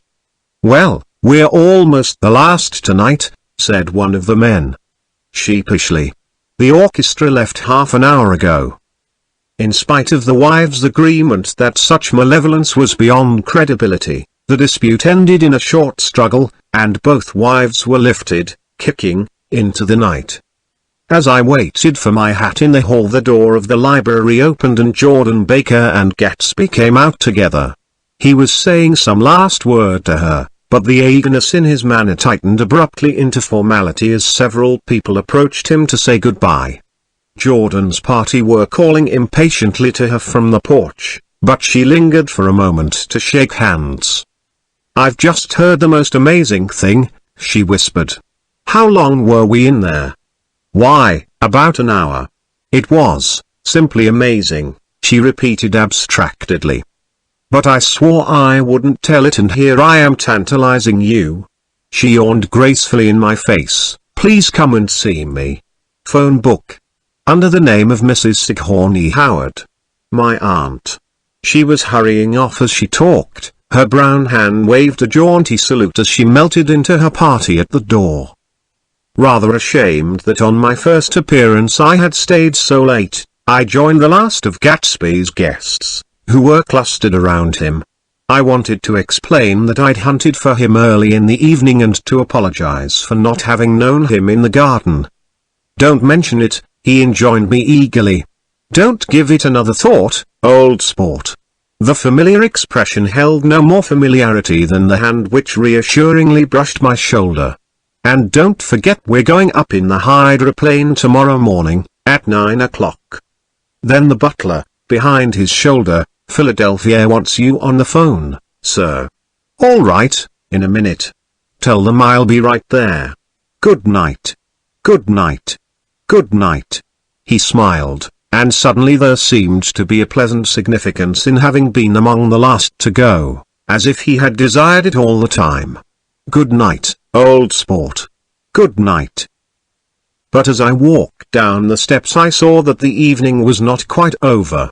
50 feet from the door a dozen headlights illuminated a bizarre and tumultuous scene. In the ditch beside the road, right side up, but violently shorn of one wheel, rested a new coupe which had left Gatsby's drive not 2 minutes before. The sharp jut of a wall accounted for the detachment of the wheel, which was now getting considerable attention from half a dozen curious chauffeurs. However, as they had left their cars blocking the road, a harsh, discordant din from those in the rear had been audible for some time, and added to the already violent confusion of the scene. A man in a long duster had dismounted from the wreck and now stood in the middle of the road, looking from the car to the tire and from the tire to the observers in a pleasant, puzzled way. See, he explained. It went in the ditch. The fact was infinitely astonishing to him, and I recognized first the unusual quality of wonder, and then the man. It was the late patron of Gatsby's library. How'd it happen? He shrugged his shoulders. I know nothing whatever about mechanics, he said decisively. But how did it happen? Did you run into the wall? Don't ask me, said Owl Eyes, washing his hands of the whole matter. I know very little about driving, next to nothing. It happened, and that's all I know. Well, if you're a poor driver you oughtn't to try driving at night. But I wasn't even trying, he explained indignantly, I wasn't even trying. An awed hush fell upon the bystanders. Do you want to commit suicide? You're lucky it was just a wheel. A bad driver and not even trying. You don't understand, explained the criminal. I wasn't driving. There's another man in the car. The shock that followed this declaration found voice in a sustained HH. As the door of the coupe swung slowly open, the crowd, it was now a crowd, stepped back involuntarily, and when the door had opened wide there was a ghostly pause. Then, very gradually, part by part, a pale, dangling individual stepped out of the wreck, pawing tentatively at the ground with a large uncertain dancing shoe. Blinded by the glare of the headlights and confused by the incessant groaning of the horns, the apparition stood swaying for a moment before he perceived the man in the duster. "What's matter?" he inquired calmly. "Did we run out of gas? Look." Half a dozen fingers pointed at the amputated wheel. He stared at it for a moment, and then looked upward as though he suspected that it had dropped from the sky. "It came off," someone explained. He nodded. "At first I didn't notice we'd stopped." A pause. Then, taking a long breath and straightening his shoulders, he remarked in a determined voice. "Wonder if tell me where there's a gas line station?" At least a dozen men, some of them little better off than he was, explained to him that wheel and car were no longer joined by any physical bond. "Back out," he suggested after a moment. "Put her in reverse." "But the wheel's off." He hesitated. "No harm in trying," he said. The caterwauling horns had reached a crescendo and I turned away and cut across the lawn toward home. I glanced back once. A wafer of a moon was shining over Gatsby's house, making the night fine as before, and surviving the laughter and the sound of his still glowing garden. A sudden emptiness seemed to flow now from the windows and the great doors, endowing with complete isolation the figure of the host, who stood on the porch, his hand up in a formal gesture of farewell. Reading over what I have written so far, I see I had given the impression that the events of 3 nights several weeks apart were all that absorbed me. On the contrary, they were merely casual events in a crowded summer, and, until much later, they absorbed me infinitely less than my personal affairs. Most of the time I worked. In the early morning the sun threw my shadow westward as I hurried down the white chasms of lower New York to the Probity Trust. I knew the other clerks and young bond salesmen by their first names, and lunched with them in dark, crowded restaurants on little pig sausages and mashed potatoes and coffee. I even had a short affair with a girl who lived in Jersey City and worked in the accounting department, but her brother began throwing mean looks in my direction. So when she went on her vacation in July, I let it blow quietly away. I took dinner usually at the Yale Club. For some reason it was the gloomiest event of my day, and then I went upstairs to the library and studied investments and securities for a conscientious hour. There were generally a few rioters around, but they never came into the library, so it was a good place to work. After that, if the night was mellow, I strolled down Madison Avenue past the old Murray Hill Hotel, and over 33rd Street to the Pennsylvania Station.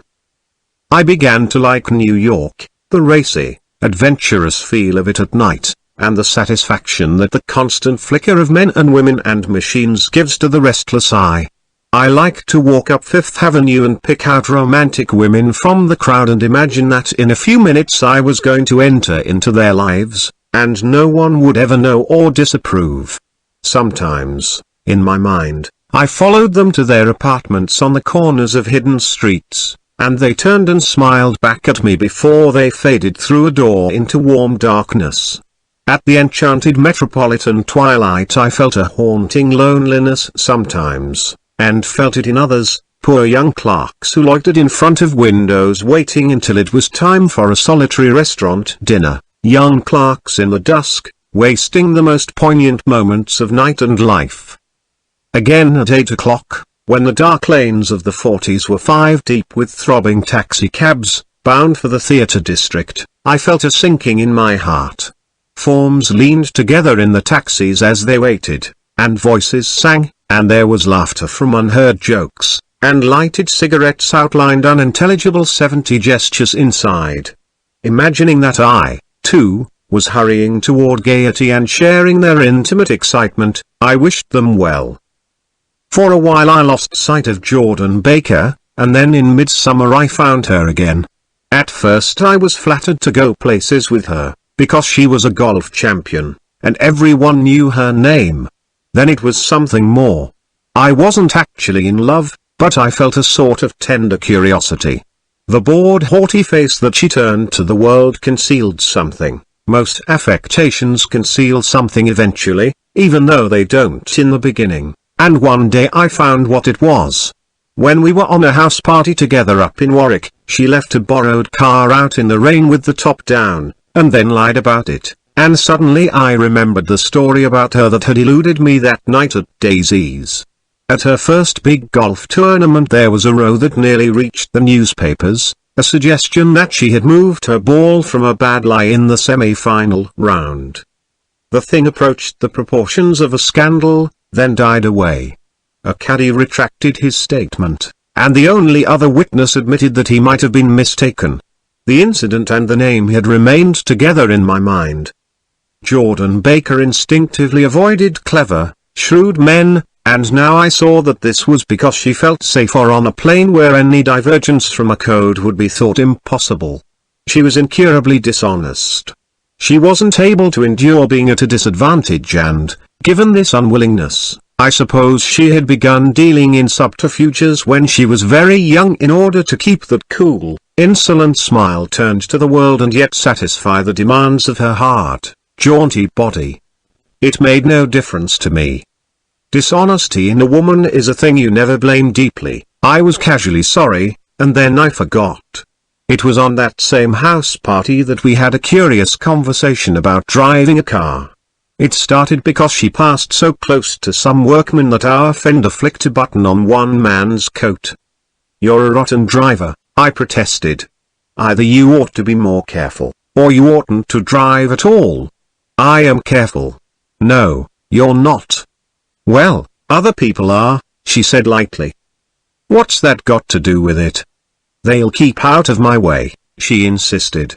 "It takes two to make an accident. Suppose you met somebody just as careless as yourself." "I hope I never will," she answered. "I hate careless people. That's why I like you." Her grey, sun-strained eyes stared straight ahead, but she had deliberately shifted our relations, and for a moment I thought I loved her. But I am slow-thinking and full of interior rules that act as brakes on my desires, and I knew that first I had to get myself definitely out of that tangle back home.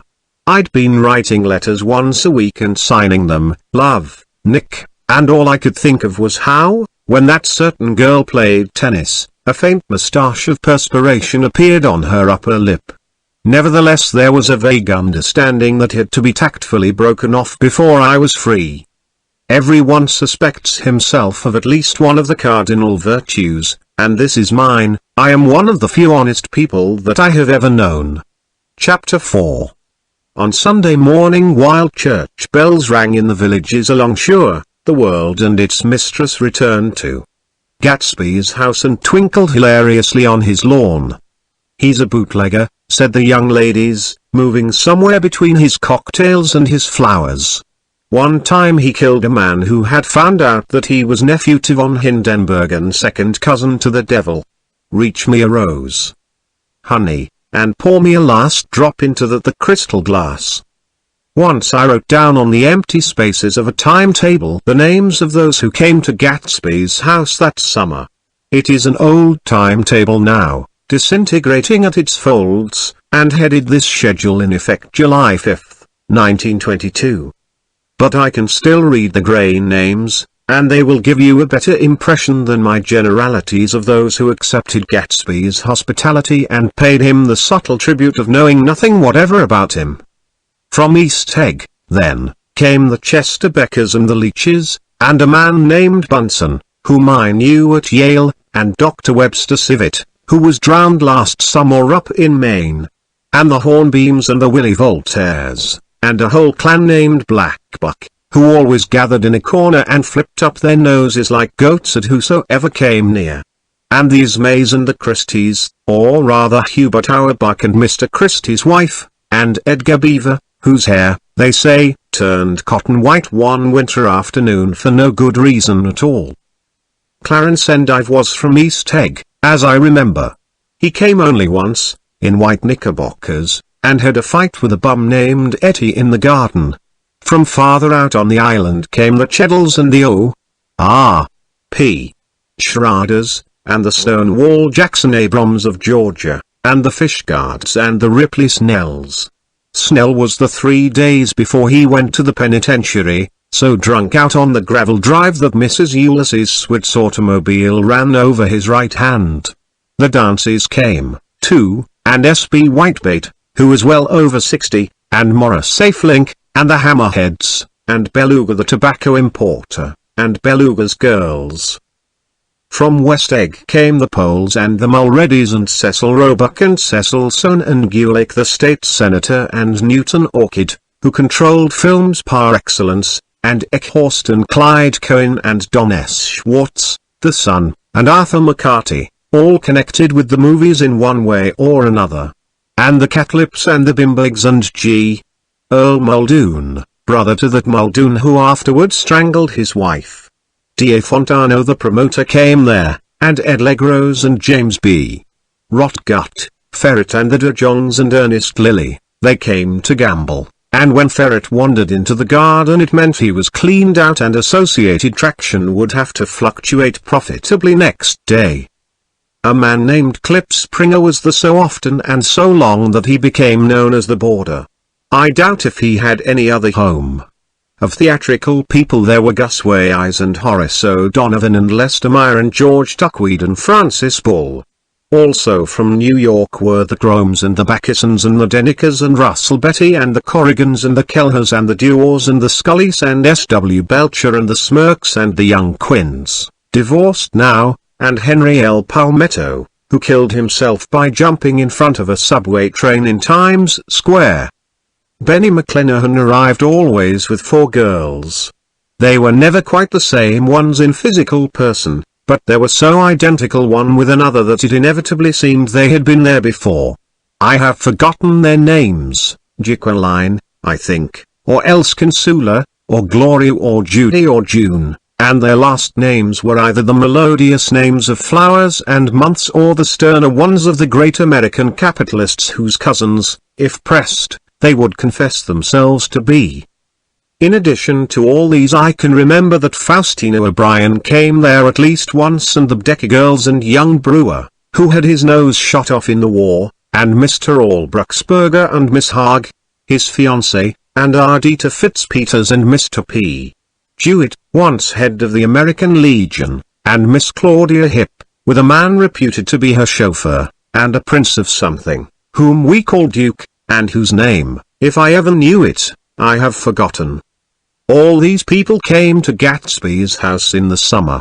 At 9 o'clock, one morning late in July, Gatsby's gorgeous car lurched up the rocky drive to my door and gave out a burst of melody from its 3-noted horn. It was the first time he had called on me, though I had gone to 2 of his parties, mounted in his hydroplane, and, at his urgent invitation, made frequent use of his beach. "Good morning, old sport. You're having lunch with me too?" Day and I thought we dried up together. He was balancing himself on the dashboard of his car with that resourcefulness of movement that is so peculiarly American, that comes, I suppose, with the absence of lifting work or rigid sitting in youth and, even more, with the formless grace of our nervous, sporadic games. This quality was continually breaking through his punctilious manner in the shape of restlessness. He was never quite still, there was always a tapping foot somewhere or the impatient opening and closing of a hand. He saw me looking with admiration at his car. "It's pretty, isn't it, old sport?" He jumped off to give me a better view. "Haven't you ever seen it before?" I'd seen it. Everybody had seen it. It was a rich cream color, bright with nickel, swollen here and there in its monstrous length with triumphant hat boxes and supper boxes and tool boxes, and terraced with a labyrinth of windshields that mirrored a dozen suns. Sitting down behind many layers of glass in a sort of green leather conservatory, we started to town. I had talked with him perhaps half a dozen times in the past month and found, to my disappointment, that he had little to say, so my first impression, that he was a person of some undefined consequence, had gradually faded and he had become simply the proprietor of an elaborate roadhouse next door. And then came that disconcerting ride. We hadn't reached West Egg Village before Gatsby began leaving his elegant sentences unfinished and slapping himself indecisively on the knee of his caramel-colored suit. "Look here, old sport," he broke out surprisingly. "What's your opinion of me, anyhow?" A little overwhelmed, I began the generalized evasions which that question deserves. "Well, I'm going to tell you something about my life," he interrupted. "I don't want you to get a wrong idea of me from all these stories you hear." So he was aware of the bizarre accusations that flavored conversation in his halls. "I'll tell you God's truth." His right hand suddenly ordered divine retribution to stand by. "I am the son of some wealthy people in the Middle West, all dead now. I was brought up in America but educated at Oxford, because all my ancestors have been educated there for many years. It is a family tradition." He looked at me sideways, and I knew why Jordan Baker had believed he was lying. He hurried the phrase educated at Oxford, or swallowed it, or choked on it, as though it had bothered him before. And with this doubt, his whole statement fell to pieces, and I wondered if there wasn't something a little sinister about him, after all. "What part of the Middle West?" I inquired casually. "San Francisco." "I see. My family all died and I came into a good deal of money." His voice was solemn, as if the memory of that sudden extinction of a clan still haunted him. For a moment I suspected that he was pulling my leg, but a glance at him convinced me otherwise. "After that I lived like a young Raja in all the capitals of Europe, Paris, Venice, Rome, collecting jewels, chiefly rubies, hunting big game, painting a little, things for myself only, and trying to forget something very sad that had happened to me long ago." With an effort I managed to restrain my incredulous laughter. The very phrases were worn so threadbare that they evoked no image except that of a turbaned character, leaking sawdust at every pore as he pursued a tiger through the bois de Boulogne. Then came the war, old sport. It was a great relief, and I tried very hard to die, but I seemed to bear an enchanted life. I accepted a commission as first lieutenant when it began. In the Argonne Forest I took 2 machine-gun detachments so far forward that there was a half-mile gap on either side of us where the infantry couldn't advance. We stayed the 2 days and 2 nights, 130 men with 16 Lewis guns, and when the infantry came up at last they found the insignia of 3 German divisions among the piles of dead. I was promoted to be a major, and every Allied government gave me a decoration, even Montenegro. Little Montenegro down on there. Adriatic Sea. Little Montenegro. He lifted up the words and nodded at them, with his smile. The smile comprehended Montenegro's troubled history and sympathized with the brave struggles of the Montenegrin people. It appreciated fully the chain of national circumstances which had elicited this tribute from Montenegro's warm little heart. My incredulity was submerged in fascination now. It was like skimming hastily through a dozen magazines. He reached in his pocket, and a piece of metal, slung on a ribbon, fell into my palm. "That's the one from Montenegro." To my astonishment, the thing had an authentic look. Audrey di Danilo, ran the circular legend, Montenegro. Nicholas Rex. Turn it. Major J. Gatsby, I read, for valor extraordinary. Here's another thing I always carry. A souvenir of Oxford days.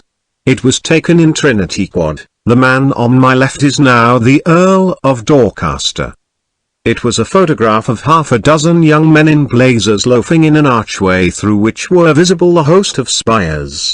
There was Gatsby, looking a little, not much, younger, with a cricket bat in his hand. Then it was all true. I saw the skins of tigers flaming in his palace on the Grand Canal. I saw him opening a chest of rubies to ease, with their crimson-lighted depths, the gnawings of his broken heart. "I'm going to make a big request of you today," he said, pocketing his souvenirs with satisfaction, "so I thought you ought to know something about me. I didn't want you to think I was just some nobody. You see, I usually find myself among strangers because I drift here and there trying to forget the sad thing that happened to me." He hesitated. "You'll hear about it this afternoon." "At lunch?" "No, this afternoon. I happened to find out that you're taking Miss Baker to tea." "Do you mean you're in love with Miss Baker?" "No, old sport, I'm not. But Miss Baker has kindly consented to speak to you about this matter." I hadn't the faintest idea what this matter was, but I was more annoyed than interested. I hadn't asked Jordan to tea in order to discuss Mr. J. Gatsby. I was sure the request would be something utterly fantastic, and for a moment I was sorry I'd ever set foot upon his overpopulated lawn. He wouldn't say another word. His correctness grew on him as we neared the city. We passed Port Roosevelt, where there was a glimpse of red-belted ocean-going ships, and sped along a cobbled slum lined with the dark, undeserted saloons of the faded gilt 1900s. Then the Valley of Ashes opened out on both sides of us, and I had a glimpse of Mrs. Wilson straining at the garage pump with panting vitality as we went by. With fenders spread like wings we scattered light through half Long Island City, only half, for as we twisted among the pillars of the elevated I heard the familiar jug, spat of a motorcycle, and a frantic policeman rode alongside. "All right, old sport," called Gatsby. We slowed down. Taking a white card from his wallet, he waved it before the man's eyes. "Right you are," agreed the policeman, tipping his cap. "Know you next time, Mr. Gatsby." "Excuse me. What was that?" I inquired. "The picture of Oxford? I was able to do the commissioner a favor once, and he sends me a Christmas card every year. Over the Great Bridge, with the sunlight through the girders making a constant flicker upon the moving cars, with the city rising up across the river in white heaps and sugar lumps all built with a wish out of non-olfactory money. The city scene from the Queensborough Bridge is always the city scene for the first time, in its first wild promise of all the mystery and the beauty in the world. A dead man passed us in a hearse heaped with blooms, followed by 2 carriages with drawn blinds, and by more cheerful carriages for friends. The friends looked out at us with the tragic eyes and short upper lips of southeastern Europe, and I was glad that the sight of Gatsby's splendid car was included in their somber holiday. As we crossed Blackwell's Island a limousine passed us, driven by a white chauffeur, in which sat 3 modish Negroes, 2 bucks and a girl. I laughed aloud as the yolks of their eyeballs rolled toward us in haughty rivalry. Anything can happen now that we've slid over this bridge, I thought, anything at all. Even Gatsby could happen, without any particular wonder. Roaring noon. In a well-fanned 42nd Street cellar I met Gatsby for lunch. Blinking away the brightness of the street outside, my eyes picked him out obscurely in the ante-room, talking to another man. "Mr. Carraway, this is my friend Mr. Wolfsheim." A small, flat-nosed Jew raised his large head and regarded me with 2 fine growths of hair which luxuriated in either nostril. After a moment I discovered his tiny eyes in the half-darkness. "So I took one look at him," said Mr. Wolfsheim, shaking my hand earnestly, "and what do you think I did?" "What?" I inquired politely. But evidently he was not addressing me, for he dropped my hand and covered Gatsby with his expressive nose. I handed the money to Cat's Paw and I said, "All right, Cat's Paw, don't pay him a penny till he shuts his mouth." He shut it then and there. Gatsby took an arm of each of us and moved forward into the restaurant, whereupon Mr. Wolfsheim swallowed a new sentence he was starting and lapsed into a somnambulatory abstraction. "Highballs?" asked the head waiter. "This is a nice restaurant here," said Mr. Wolfsheim, looking at the Presbyterian nymphs on the ceiling. "But I like across the street better." "Yes, highballs," agreed Gatsby, and then to Mr. Wolfsheim, "It's too hot over there." "Hot and small, yes," said Mr. Wolfsheim, "but full of memories." "What place is that?" I asked. "The old Metropole." "The old Metropole," brooded Mr. Wolfsheim gloomily. "Filled with faces dead and gone. Filled with friends gone now forever. I can't forget so long as I live the night they shot Rosie Rosenthal there. It was 6 of us at the table, and Rosie had eaten and drunk a lot all evening. When it was almost morning the waiter came up to him with a funny look and says somebody wants to speak to him outside. "All right," says Rosie, and begins to get up, and I pulled him down in his chair. "Let the bastards come in here if they want you, Rosie, but don't you, so help me, move outside this room." It was 4 o'clock in the morning then, and if we'd have raised the blinds we'd have seen daylight. "Did he go?" I asked innocently. "Sure he went." Mr. Wolfsheim's nose flashed at me indignantly. He turned round in the door and says, "Don't let that waiter take away my coffee." Then he went out on the sidewalk, and they shot him 3 times in his full belly and drove away. 4 of them were electrocuted, I said, remembering. 5, with Becca. His nostrils turned to me in an interested way. I understand you're looking for a business connection. The juxtaposition of these 2 remarks was startling. Gatsby answered for me. Oh, no, he exclaimed, this isn't the man. No? Mr. Wolfsheim seemed disappointed. This is just a friend. I told you we'd talk about that some other time. I beg your pardon, said Mr. Wolfsheim, I had a wrong man. A succulent hash arrived, and Mr. Wolfsheim, forgetting the more sentimental atmosphere of the old metropole, began to eat with ferocious delicacy. His eyes, meanwhile, roved very slowly all around the room. He completed the arc by turning to inspect the people directly behind. I think that, except for my presence, he would have taken one short glance beneath our own table. Look here, old sport, said Gatsby, leaning toward me, I'm afraid I made you a little angry this morning in the car. There was the smile again, but this time I held out against it. I don't like mysteries, I answered. And I don't understand why you won't come out frankly and tell me what you want. Why has it all got to come through Miss Baker? Oh, it's nothing underhand, he assured me. Miss Baker's a great sportswoman, you know, and she'd never do anything that wasn't all right. Suddenly he looked at his watch, jumped up, and hurried from the room, leaving me with Mr. Wolfsheim at the table. He has to telephone, said Mr. Wolfsheim, following him with his eyes. Fine fellow, isn't he? Handsome to look at and a perfect gentleman. Yes. He's an Oxford man. Oh. He went to Oxford College in England. You know Oxford College? I've heard of it. It's one of the most famous colleges in the world. Have you known Gatsby for a long time? I inquired. Several years, he answered in a gratified way. I made the pleasure of his acquaintance just after the war. But I knew I had discovered a man of fine breeding after I talked with him an hour. I said to myself, there's the kind of man you'd like to take home and introduce to your mother and sister. He paused. I see you're looking at my cuff buttons. I hadn't been looking at them, but I did now. They were composed of oddly familiar pieces of ivory. Finest specimens of human molars, he informed me. Well, I inspected them. That's a very interesting idea. Yeah?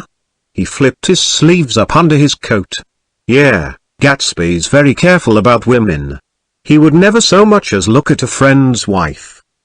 When the subject of this instinctive trust returned to the table and sat down, Mr. Wolfsheim drank his coffee with a jerk and got to his feet. I have enjoyed my lunch, he said, and I'm going to run off from you 2 young men before I outstay my welcome. Don't hurry, Maya, said Gatsby, without enthusiasm. Mr. Wolfsheim raised his hand in a sort of benediction. You're very polite, but I belong to another generation, he announced solemnly. You sit here and discuss your sports and your young ladies and your... He supplied an imaginary noun with another wave of his hand. As for me, I am 50 years old, and I won't impose myself on you any longer. As he shook hands and turned away, his tragic nose was trembling. I wondered if I had said anything to offend him. He becomes very sentimental sometimes, explained Gatsby. This is one of his sentimental days. He's quite a character around New York, a denizen of Broadway. Who is he, anyhow, an actor? No. A dentist? Maya Wolfsheim? No, he's a gambler. Gatsby hesitated, then added coolly, he's the man who fixed the World Series back in 1919. Fixed the World Series? I repeated. The idea staggered me. I remembered, of course, that the World Series had been fixed in 1919, but if I had thought of it at all, I would have thought of it as a thing that merely happened, the end of some inevitable chain. It never occurred to me that one man could start to play with the faith of 50 million people, with the single-mindedness of a burglar blowing a safe. How did he happen to do that? I asked after a minute. He just saw the opportunity. Why isn't he in jail? They can't get him, old sport. He's a smart man. I insisted on paying the check. As the waiter brought my change, I caught sight of Tom Buchanan across the crowded room. "Come along with me for a minute," I said. "I've got to say hello to someone." When he saw us, Tom jumped up and took half a dozen steps in our direction. "Where've you been?" he demanded eagerly. "Daisy's furious because you haven't called up." "This is Mr. Gatsby, Mr. Buchanan." They shook hands briefly, and a strained, unfamiliar look of embarrassment came over Gatsby's face. "How've you been, anyhow?" demanded Tom of me. "How'd you happen to come up this far to eat?" "I've been having lunch with Mr. Gatsby." I turned toward Mr. Gatsby, but he was no longer there. "One October day in 1917 said Jordan Baker that afternoon, sitting up very straight on a straight chair in the tea garden at the Plaza Hotel. "I was walking along from one place to another, half on the sidewalks and half on the lawns. I was happier on the lawns because I had on shoes from England with rubber knobs on the soles that bit into the soft ground. I had on a new plaid skirt also that blew a little in the wind, and whenever this happened the red, white, and blue banners in front of all the houses stretched out stiff and said tut tut tut tut, in a disapproving way. The largest of the banners and the largest of the lawns belonged to Daisy Faye's house. She was just 18, 2 years older than me, and by far the most popular of all the young girls in Louisville. She dressed in white, and had a little white roadster, and all day long the telephone rang in her house and excited young officers from Camp Taylor demanded the privilege of monopolizing her that night. Anyways, for an hour. When I came opposite her house that morning, her white roadster was beside the curb, and she was sitting in it with a lieutenant I had never seen before. They were so engrossed in each other that she didn't see me until I was 5 feet away. "Hello, Jordan," she called unexpectedly. "Please come here." I was flattered that she wanted to speak to me, because of all the older girls I admired her most. She asked me if I was going to the Red Cross and make bandages. I was. Well, then, would I tell them that she couldn't come that day? The officer looked at Daisy while she was speaking, in a way that every young girl wants to be looked at sometime, and because it seemed romantic to me I have remembered the incident ever since. His name was J. Gatsby, and I didn't lay eyes on him again for over 4 years. Even after I'd met him on Long Island I didn't realize it was the same man. That was 1917. By the next year one had a few beaux myself, and I began to play in tournaments, so I didn't see Daisy very often. She went with a slightly older crowd, when she went with anyone at all. Wild rumors were circulating about her, how her mother had found her packing her bag one winter night to go to New York and say goodbye to a soldier who was going overseas. She was effectually prevented, but she wasn't on speaking terms with her family for several weeks. After that she didn't play around with the soldiers anymore, but only with a few flat-footed, short-sighted young men in town, who couldn't get into the army at all. By the next autumn she was gay again, gay as ever. She had a debut after the armistice, and in February she was presumably engaged to a man from New Orleans. In June she married Tom Buchanan of Chicago, with more pomp and circumstance than Louisville ever knew before. He came down with 100 people in 4 private cars, and hired a whole floor of the Sealbuck Hotel, and the day before the wedding he gave her a string of pearls valued at $350,000. I was bridesmaid. I came into her room half an hour before the bridal dinner, and found her lying on her bed as lovely as the June night in her flowered dress, and as drunk as a monkey. She had a bottle of Sorton in one hand and a letter in the other. "Gratulate me," she muttered. "Never had a drink before, but oh how I do enjoy it." "What's the matter, Daisy?" I was scared, I can tell you. I'd never seen a girl like that before. "Here, dears." She groped around in a wastebasket she had with her on the bed and pulled out the string of pearls. "Take 'em downstairs and give 'em back to whoever they belong to. Tell 'em all Daisy's change her mind. Say, Daisy's change her mind." She began to cry. She cried and cried. I rushed out and found her mother's maid, and we locked the door and got her into a cold bath. She wouldn't let go of the letter. She took it into the tub with her and squeezed it up into a wet ball, and only let me leave it in the soap dish when she saw that it was coming to pieces like snow. But she didn't say another word. We gave her spirits of ammonia and put ice on her forehead and hooked her back into her dress, and half an hour later, when we walked out of the room, the pearls were around her neck and the incident was over. Next day at 5 o'clock she married Tom Buchanan without so much as a shiver, and started off on a 3-month trip to the South Seas. I saw them in Santa Barbara when they came back, and I thought I'd never seen a girl so mad about her husband. If he left the room for a minute she'd look around uneasily, and say, "Where's Tom gone?" and wear the most abstracted expression until she saw him coming in the door. She used to sit on the sand with his head in her lap by the hour, rubbing her fingers over his eyes and looking at him with unfathomable delight. It was touching to see them together. It made you laugh in a hushed, fascinated way. That was in August. A week after I left Santa Barbara, Tom ran into a wagon on the Ventura Road one night, and ripped a front wheel off his car. The girl who was with him got into the papers, too, because her arm was broken. She was one of the chambermaids in the Santa Barbara hotel. The next April Daisy had her little girl, and they went to France for a year. I saw them one spring in Cannes, and later in Deauville, and then they came back to Chicago to settle down. Daisy was popular in Chicago, as you know. They moved with a fast crowd, all of them young and rich and wild, but she came out with an absolutely perfect reputation. Perhaps because she doesn't drink. It's a great advantage not to drink among hard-drinking people. You can hold your tongue, and, moreover, you can time any little irregularity of your own so that everybody else is so blind that they don't see or care. Perhaps Daisy never went in for amour at all, and yet there's something in that voice of hers. Well, about 6 weeks ago, she heard the name Gatsby for the first time in years.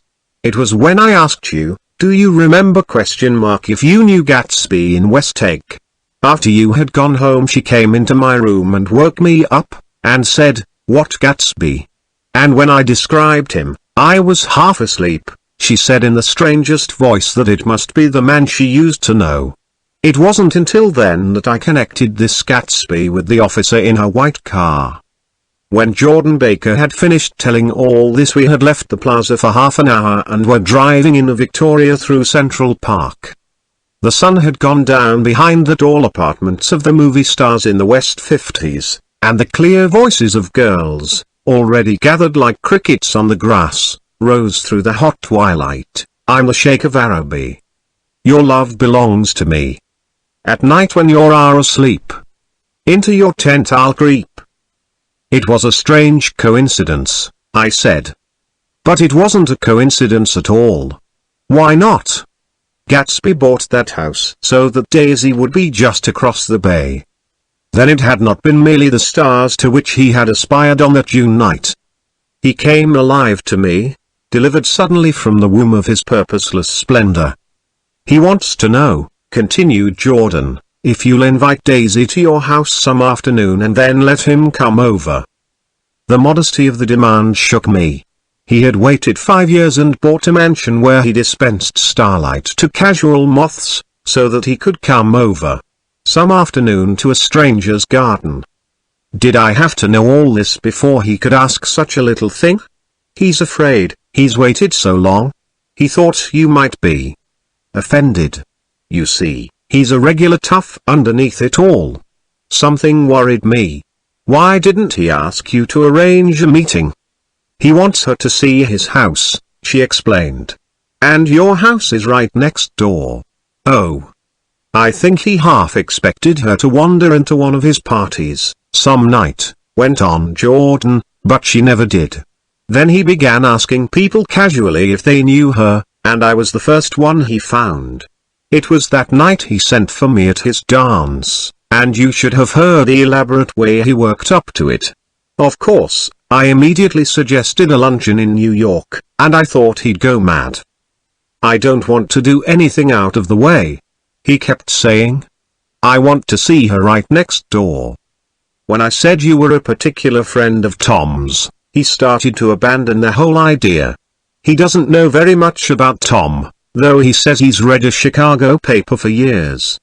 Just on the chance of catching a glimpse of Daisy's name. It was dark now, and as we dipped under a little bridge I put my arm around Jordan's golden shoulder and drew her toward me and asked her to dinner. Suddenly I wasn't thinking of Daisy and Gatsby anymore, but of this clean, hard, limited person, who dealt in universal skepticism, and who leaned back jauntily just within the circle of my arm. A phrase began to beat in my ears with a sort of heady excitement: there are only the pursued, the pursuing, the busy and the tired. And Daisy ought to have something in her life, murmured Jordan to me. Does she want to see Gatsby? She's not to know about it. Gatsby doesn't want her to. No. You're just supposed to invite her to tea. We passed a barrier of dark trees, and then the facade of 59th Street, a block of delicate pale light, beamed down into the park. Unlike Gatsby and Tom Buchanan, I had no girl whose disembodied face floated along the dark cornices and blinding signs, and so I drew up the girl beside me, tightening my arms. Her wan, scornful mouth smiled, and so I drew her up again closer, this time to my face. Chapter 5. When I came home to West Egg that night I was afraid for a moment that my house was on fire. 2 o'clock and the whole corner of the peninsula was blazing with light, which fell unreal on the shrubbery and made thin elongating glints upon the roadside wires. Turning a corner, I saw that it was Gatsby's house, lit from tower to cellar. At first I thought it was another party, a wild rout that had resolved itself into hide-and-go-seek, or sardines in their box, with all the house thrown open to the game. But there wasn't a sound. Only wind in the trees, which blew the wires and made the lights go off and on again as if the house had winked into the darkness. As my taxi groaned away I saw Gatsby walking toward me across his lawn. Your place looks like the World's Fair, I said. Does it? He turned his eyes toward it absently. I have been glancing into some of the rooms. Let's go to Coney Island, old sport. In my car. It's too late. Well, suppose we take a plunge in the swimming pool? I haven't made use of it all summer. I've got to go to bed. All right. He waited, looking at me with suppressed eagerness. I talked with Miss Baker, I said after a moment. I'm going to call up Daisy tomorrow and invite her over here to tea. Oh, that's all right, he said carelessly. I don't want to put you to any trouble. What day would suit you? What day would suit you? He corrected me quickly. I don't want to put you to any trouble, you see. How about the day after tomorrow? He considered for a moment. Then, with reluctance. I want to get the grass cut, he said. We both looked at the grass. There was a sharp line where my ragged lawn ended and the darker, well-kept expanse of his began. I suspected that he meant my grass. There's another little thing, he said uncertainly, and hesitated. Would you rather put it off for a few days? I asked. Oh. It isn't about that. At least, he fumbled with a series of beginnings.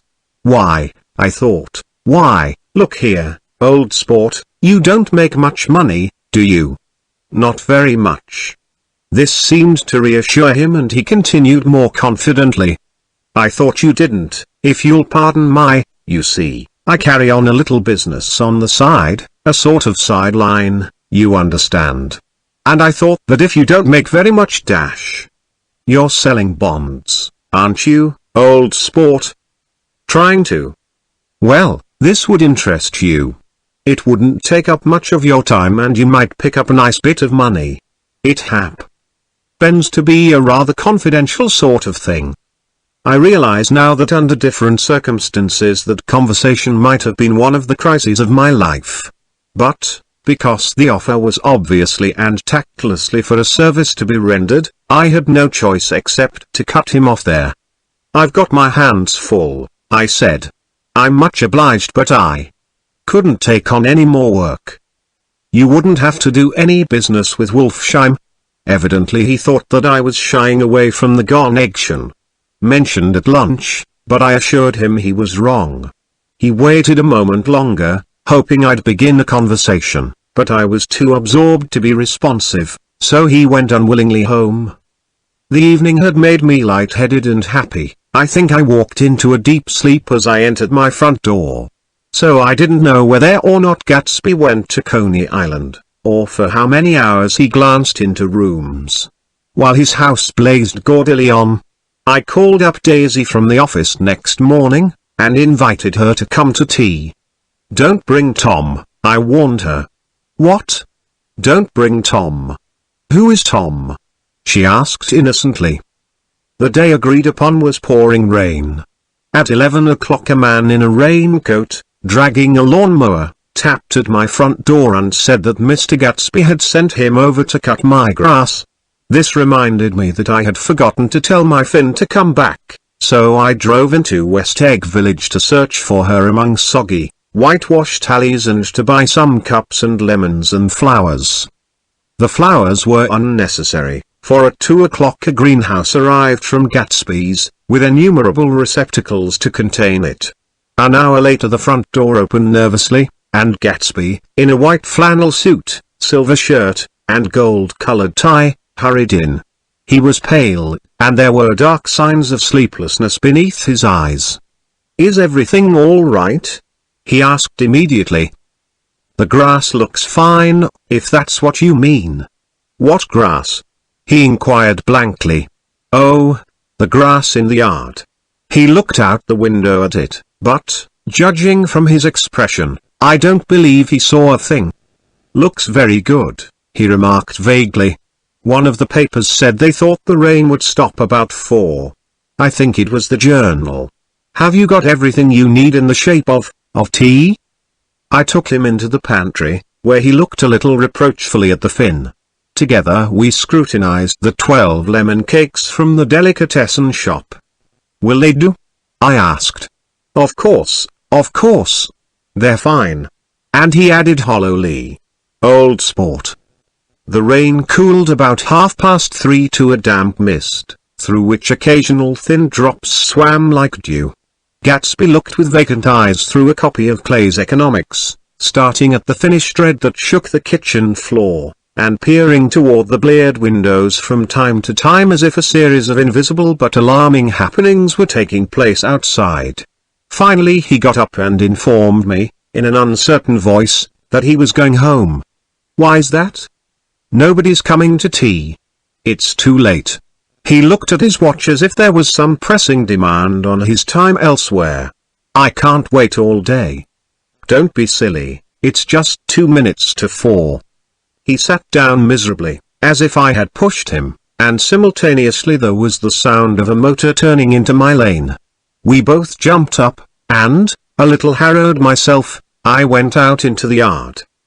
Under the dripping bare lilac trees a large open car was coming up the drive. It stopped. Daisy's face, tipped sideways beneath a 3-cornered lavender hat, looked out at me with a bright ecstatic smile. Is this absolutely where you live, my dearest one? The exhilarating ripple of her voice was a wild tonic in the rain. I had to follow the sound of it for a moment, up and down, with my ear alone, before any words came through. A damp streak of hair lay like a dash of blue paint across her cheek, and her hand was wet with glistening drops as I took it to help her from the car. Are you in love with me? She said low in my ear, or why did I have to come alone? That's the secret of Castle Rackrent. Tell your chauffeur to go far away and spend an hour. Come back in an hour, Ferdy. Then in a grave murmur. His name is Ferdy. Does the gasoline affect his nose? I don't think so, she said innocently. Why? We went in. To my overwhelming surprise, the living room was deserted. Well, that's funny, I exclaimed. What's funny? She turned her head as there was a light, dignified knocking at the front door. I went out and opened it. Gatsby, pale as death, with his hands plunged like weights in his coat pockets, was standing in a puddle of water glaring tragically into my eyes. With his hands still in his coat pockets, he stalked by me into the hall, turned sharply as if he were on a wire, and disappeared into the living room. It wasn't a bit funny. Aware of the loud beating of my own heart, I pulled the door to against the increasing rain. For half a minute there wasn't a sound. Then from the living room I heard a sort of choking murmur and part of a laugh, followed by Daisy's voice on a clear artificial note, I certainly am awfully glad to see you again. A pause. It endured horribly. I had nothing to do in the hall, so I went into the room. Gatsby, his hands still in his pockets, was reclining against the mantelpiece in a strained counterfeit of perfect ease, even of boredom. His head leaned back so far that it rested against the face of a defunct mantelpiece clock, and from this position his distraught eyes stared down at Daisy, who was sitting, frightened but graceful, on the edge of a stiff chair. We've met before, muttered Gatsby. His eyes glanced momentarily at me, and his lips parted with an abortive attempt at a laugh. Luckily the clock took this moment to tilt dangerously at the pressure of his head, whereupon he turned and caught it with trembling fingers, and set it back in place. Then he sat down, rigidly, his elbow on the arm of the sofa and his chin in his hand. I'm sorry about the clock, he said. My own face had now assumed a deep tropical burn. I couldn't muster up a single commonplace out of the 1,000 in my head. It's an old clock, I told them idiotically. I think we all believed for a moment that it had smashed in pieces on the floor. We haven't met for many years, said Daisy, her voice as matter-of-fact as it could ever be. 5 years next November. The automatic quality of Gatsby's answer set us all back at least another minute. I had them both on their feet with the desperate suggestion that they help me make tea in the kitchen when the demoniac Finn brought it in on a tray. Amid the welcome confusion of cups and cakes a certain physical decency established itself.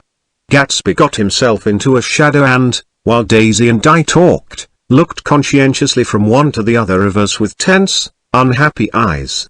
However, as calmness wasn't an end in itself, I made an excuse at the first possible moment, and got to my feet. Where are you going? Demanded Gatsby in immediate alarm. I'll be back. I've got to speak to you about something before you go. He followed me wildly into the kitchen, closed the door, and whispered. Oh, God. In a miserable way. What's the matter? This is a terrible mistake, he said, shaking his head from side to side. A terrible, terrible mistake. You're just embarrassed, that's all, and luckily I added. Daisy's embarrassed too. She's embarrassed? He repeated incredulously. Just as much as you are. Don't talk so loud. You're acting like a little boy, I broke out impatiently. Not only that, but you're rude. Daisy's sitting in there all alone. He raised his hand to stop my words, looked at me with unforgettable reproach, and, opening the door cautiously, went back into the other room. I walked out the back way, just as Gatsby had when he had made his nervous circuit of the house half an hour before, and ran for a huge black knotted tree, whose massed leaves made a fabric against the rain. Once more it was pouring, and my irregular lawn, well shaved by Gatsby's gardener, abounded in small, muddy swamps and prehistoric marshes. There was nothing to look at from under the tree except Gatsby's enormous house, so I stared at it, like Kant at his church steeple, for half an hour. A brewer had built it early in the period craze, a decade before, and there was a story that he'd agreed to pay 5 years' taxes on all the neighboring cottages if the owners would have their roofs thatched with straw. Perhaps their refusal took the heart out of his plan to found a family. He went into an immediate decline. His children sold his house with the black wreath still on the door. Americans, while occasionally willing to be serfs, have always been obstinate about being peasantry. After half an hour, the sun shone again, and the grocer's automobile rounded Gatsby's drive with the raw material for his servant's dinner. I felt sure he wouldn't eat a spoonful. A maid began opening the upper windows of his house, appeared momentarily in each, and, leaning from a large central bay, spat meditatively into the garden. It was time I went back. While the rain continued, it had seemed like the murmur of their voices, rising and swelling a little now and then with gusts of emotion. But in the new silence I felt that silence had fallen within the house too. I went in, after making every possible noise in the kitchen, short of pushing over the stove, but I don't believe they heard a sound. They were sitting at either end of the couch, looking at each other as if some question had been asked, or was in the air, and every vestige of embarrassment was gone.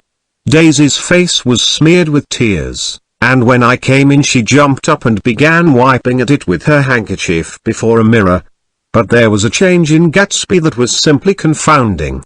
He literally glowed. Without a word or a gesture of exultation, a new well-being radiated from him and filled the little room. "Oh, hello, old sport," he said, as if he hadn't seen me for years. I thought for a moment he was going to shake hands. "It's stopped training." "Has it?" When he realized what I was talking about, that there were twinkle bells of sunshine in the room, he smiled like a weatherman, like an ecstatic patron of recurrent light, and repeated the news to Daisy. "What do you think of that?" "It's stopped training." "I'm glad, Jay." Her throat, full of aching, grieving beauty, told only of her unexpected joy. "I want you and Daisy to come over to my house," he said. "I'd like to show her around." "You're sure you want me to come?" "Absolutely, old sport." Daisy went upstairs to wash her face, too late I thought with humiliation of my towels, while Gatsby and I waited on the lawn. "My house looks well, doesn't it?" he demanded. "See how? The whole front of it catches the light." I agreed that it was splendid. "Yes." His eyes went over it, every arched door and square tower. "It took me just 3 years to earn the money that bought it." "I thought you inherited your money." "I did, old sport," he said automatically, "but I lost most of it in the big panic, the panic of the war." I think he hardly knew what he was saying, for when I asked him what business he was in he answered, "That's my affair," before he realized that it wasn't the appropriate reply. "Oh, I've been in several things," he corrected himself. "I was in the drug business and then I was in the oil business. But I'm not in either one now." He looked at me with more attention. "Do you mean you've been thinking over what I proposed the other night?" Before I could answer, Daisy came out of the house and 2 rows of brass buttons on her dress gleamed in the sunlight. "That huge place there?" she cried, pointing. "Do you like it?" "I love it, but I don't see how you live there all alone." "I keep it always full of interesting people, night and day. People who do interesting things. Celebrated people." Instead of taking the shortcut along the Sound, we went down the road and entered by the big postern. With enchanting murmurs Daisy admired this aspect or that of the feudal silhouette against the sky, admired the gardens, the sparkling odor of jonquils and the frothy odor of hawthorn and plum blossoms and the pale gold odor of kiss me at the gate. It was strange to reach the marble steps and find no stir of bright dresses in and out the door, and hear no sound but bird voices in the trees. And inside, as we wandered through Marie Antoinette music rooms and restoration salons, I felt that there were guests concealed behind every couch and table, under orders to be breathlessly silent until we had passed through. as Gatsby closed the door of the Merton College library. I could have sworn I heard the owl-eyed man break into ghostly laughter. We went upstairs, through period bedrooms swathed in rose and lavender silk and vivid with new flowers, through dressing rooms and pool rooms, and bathrooms with sunken baths, intruding into one chamber where a disheveled man in pajamas was doing liver exercises on the floor. It was Mr. Klipspringer, the boarder. I had seen him wandering hungrily about the beach that morning. Finally we came to Gatsby's own apartment, a bedroom and a bath, and an Adam's study, where we sat down and drank a glass of some chartreuse he took from a cupboard in the wall. He hadn't once ceased looking at Daisy, and I think he revalued everything in his house according to the measure of response it drew from her well-loved eyes. Sometimes, too, he stared around at his possessions in a dazed way, as though in her actual and astounding presence none of it was any longer real. Once he nearly toppled down a flight of stairs. His bedroom was the simplest room of all, except where the dresser was garnished with a toilet set of pure dull gold. Daisy took the brush with delight, and smoothed her hair, whereupon Gatsby sat down and shaded his eyes and began to laugh. "It's the funniest thing, old sport," he said hilariously. "I can't, when I try to." He had passed visibly through 2 states and was entering upon a third. After his embarrassment and his unreasoning joy he was consumed with wonder at her presence. He had been full of the idea so long, dreamed it right through to the end, waited with his teeth set, so to speak, at an inconceivable pitch of intensity. Now, in the reaction, he was running down like an overwound clock. Recovering himself in a minute he opened for us 2 hulking patent cabinets which held his mess suits and dressing gowns and ties, and his shirts, piled like bricks in stacks a dozen high. "I've got a man in England who buys me clothes. He sends over a selection of things at the beginning of each season, spring and fall." He took out a pile of shirts and began throwing them, one by one, before us, shirts of sheer linen and thick silk and fine flannel, which lost their folds as they fell and covered the table in many-colored disarray. While we admired he brought more and the soft rich heap mounted higher, shirts with stripes and scrolls and plaids in coral and apple green and lavender and faint orange, and monograms of Indian blue. Suddenly, with a strained sound, Daisy bent her head into the shirts and began to cry stormily. "They're such beautiful shirts," she sobbed, her voice muffled in the thick folds. "It makes me sad because I've never seen such beautiful shirts before." After the house, we were to see the grounds and the swimming pool, and the hydroplane and the midsummer flowers, but outside Gatsby's window it began to rain again, so we stood in a row looking at the corrugated surface of the Sound. "If it wasn't for the mist we could see your home across the bay," said Gatsby. "You always have a green light that burns all night at the end of your dock." Daisy put her arm through his abruptly, but he seemed absorbed in what he had just said. Possibly it had occurred to him that the colossal significance of that light had now vanished forever. Compared to the great distance that had separated him from Daisy it had seemed very near to her, almost touching her. It had seemed as close as a star to the moon. Now it was again a green light on a dock. His count of enchanted objects had diminished by 1. I began to walk about the room, examining various indefinite objects in the half-darkness. A large photograph of an elderly man in yachting costume attracted me, hung on the wall over his desk. "Who's this?" "That? That's Mr. Dan Cody, old sport." The name sounded faintly familiar. "He's dead now. He used to be my best friend years ago." There was a small picture of Gatsby, also in yachting costume, on the bureau, Gatsby with his head thrown back defiantly, taken apparently when he was about 18. "I adore it," exclaimed Daisy. "The pompadour? You never told me you had a pompadour, or a yacht." "Look at this," said Gatsby quickly. "Here's a lot of clippings, about you." They stood side by side examining it. I was going to ask to see the rubies when the phone rang, and Gatsby took up the receiver. "Yes. Well, I can't talk now. I can't talk now, old sport. I said a small town. He must know what a small town is. Well, he's no use to us if Detroit is his idea of a small town. He rang off.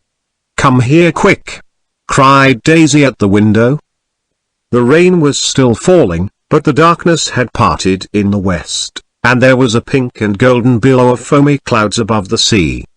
Look at that, she whispered, and then after a moment, I'd like to just get one of those pink clouds and put you in it and push you around. I tried to go then, but they wouldn't hear of it. Perhaps my presence made them feel more satisfactorily alone. I know what we'll do, said Gatsby, we'll have Klipspringer play the piano. He went out of the room calling Ewing, and returned in a few minutes accompanied by an embarrassed, slightly worn young man, with shell-rimmed glasses and scanty blonde hair. He was now decently clothed in a sport shirt, open at the neck, sneakers, and duck trousers of a nebulous hue. Did we interrupt your exercises? Inquired Daisy politely. I was asleep, cried Mr. Klipspringer, in a spasm of embarrassment. That is, I'd been asleep. Then I got up. Klipspringer plays the piano, said Gatsby, cutting him off. Don't you, Ewing, old sport? I don't play well. I hardly play at all. I'm all out of prac. We'll go downstairs, interrupted Gatsby. He flipped a switch. The grey windows disappeared as the house glowed full of light. In the music room Gatsby turned on a solitary lamp beside the piano. He lit Daisy's cigarette from a trembling match, and sat down with her on a couch far across the room, where there was no light save what the gleaming floor bounced in from the hall. When Klipspringer had played the Love Nest, he turned around on the bench and searched unhappily for Gatsby in the gloom. I'm all out of practice, you see. I told you I couldn't play. I'm all out of prac. Don't talk so much, old sport, commanded Gatsby. Play. In the morning. In the evening. Ain't we got fun? Outside the wind was loud and there was a faint flow of thunder along the sound. All the lights were going on in West Egg now. The electric trains, men carrying, were plunging home through the rain from New York. It was the hour of a profound human change, and excitement was generating on the air. One thing's sure and nothing's surer. The rich get richer and the poor get children. In the meantime. In between time. As I went over to say goodbye I saw that the expression of bewilderment had come back into Gatsby's face, as though a faint doubt had occurred to him as to the quality of his present happiness. Almost 5 years. There must have been moments even that afternoon Daisy tumbled short of his dreams, not through her own fault, but because of the colossal vitality of his illusion. It had gone beyond her, beyond everything. He had thrown himself into it with a creative passion, adding to it all the time, decking it out with every bright feather that drifted his way. No amount of fire or freshness can challenge what a man will store up in his ghostly heart. As I watched him he adjusted himself a little, visibly. His hand took hold of hers, and as she said something low in his ear he turned toward her with a rush of emotion. I think that voice held him most, with its fluctuating, feverish warmth, because it couldn't be overdreamed. That voice was a deathless song. They had forgotten me, but Daisy glanced up and held out her hand. Gatsby didn't know me now at all. I looked once more at them and they looked back at me, remotely, possessed by intense life. Then I went out of the room and down the marble steps into the rain, leaving them there together. Chapter 6. About this time an ambitious young reporter from New York arrived one morning at Gatsby's door and asked him if he had anything to say. Anything to say about what? Inquired Gatsby politely. Why, any statement to give out. It transpired after a confused 5 minutes that the man had heard Gatsby's name around his office in a connection which he either wouldn't reveal or didn't fully understand. This was his day off and with laudable initiative he had hurried out to see. It was a random shot, and yet the reporter's instinct was right. Gatsby's notoriety, spread about by the hundreds who had accepted his hospitality and so become authorities on his past, had increased all summer until he fell just short of being news. Contemporary legends such as the underground pipeline to Canada attached themselves to him, and there was one persistent story that he didn't live in a house at all, but in a boat that looked like a house and was moved secretly up and down the Long Island shore. Just why these inventions were a source of satisfaction to James Gatz of North Dakota, isn't easy to say. James Gatz, that was really, or at least legally, his name. He had changed it at the age of 17 and at the specific moment that witnessed the beginning of his career, when he saw Dan Cody's yacht drop anchor over the most insidious flat on Lake Superior. It was James Gatz who had been loafing along the beach that afternoon in a torn green jersey and a pair of canvas pants, but it was already Jay Gatsby who borrowed a rowboat, pulled out to the Tuolumne, and informed Cody that a wind might catch him and break him up in half an hour. I suppose he'd had the name ready for a long time, even then.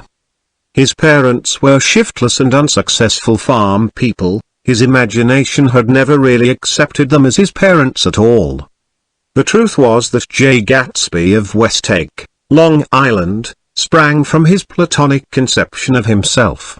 He was a son of God, a phrase which, if it means anything, means just that, and he must be about his father's business, the service of a vast, vulgar, and meretricious beauty. So he invented just the sort of Jay Gatsby that a 17-year-old boy would be likely to invent, and to this conception he was faithful to the end. For over a year he had been beating his way along the south shore of Lake Superior as a clam digger and a salmon fisher or in any other capacity that brought him food and bed. His brown, hardening body lived naturally through the half-fierce, half-lazy work of the bracing days. He knew women early, and since they spoiled him he became contemptuous of them, of young virgins because they were ignorant, of the others because they were hysterical about things which in his overwhelming self-absorption he took for granted. But his heart was in a constant, turbulent riot. The most grotesque and fantastic conceits haunted him in his bed at night. A universe of ineffable gaudiness spun itself out in his brain while the clock ticked on the washstand and the moon soaked with wet light his tangled clothes upon the floor. Each night he added to the pattern of his fancies until drowsiness closed down upon some vivid scene with an oblivious embrace. For a while these reveries provided an outlet for his imagination. They were a satisfactory hint of the unreality of reality, a promise that the rock of the world was founded securely on a fairy's wing. An instinct toward his future glory had led him, some months before, to the small Lutheran college of Street Olaf in southern Minnesota. He stayed the 2 weeks, dismayed at its ferocious indifference to the drums of his destiny, to destiny itself, and despising the janitor's work with which he was to pay his way through. Then he drifted back to Lake Superior, and he was still searching for something to do on the day that Dan Cody's yacht dropped anchor in the shallows alongshore. Cody was 50 years old then, a product of the Nevada silver fields, of the Yukon, of every rush for metal since '75. The transactions in Montana copper that made him many times a millionaire found him physically robust but on the verge of soft-mindedness, and, suspecting this, an infinite number of women tried to separate him from his money. The none too savory ramifications by which Ella Kay, the newspaper woman, played Madame de Maintenon to his weakness and sent him to sea in a yacht, were common knowledge to the turgid subjournalism of 1902. He had been coasting along all too hospitable shores for 5 years when he turned up as James Gats's destiny at Little Girl's Point. To the young Gatz, resting on his oars and looking up at the railed deck, the yacht represented all the beauty and glamour in the world. I suppose he smiled at Cody. He had probably discovered that people liked him when he smiled. At any rate, Cody asked him a few questions. One of them elicited the brand new name, and found that he was quick and extravagantly ambitious. A few days later he took him to Duluth and bought him a blue coat, 6 pair of white duck trousers, and a yachting cap. and when the Tuolumne left for the West Indies and the Barbary Coast, Gatsby left too. He was employed in a vague personal capacity. While he remained with Cody, he was in turn steward, mate, skipper, secretary, and even jailer, for Dan Cody sober knew what lavish doings Dan Cody drunk might soon be about, and he provided for such contingencies by reposing more and more trust in Gatsby.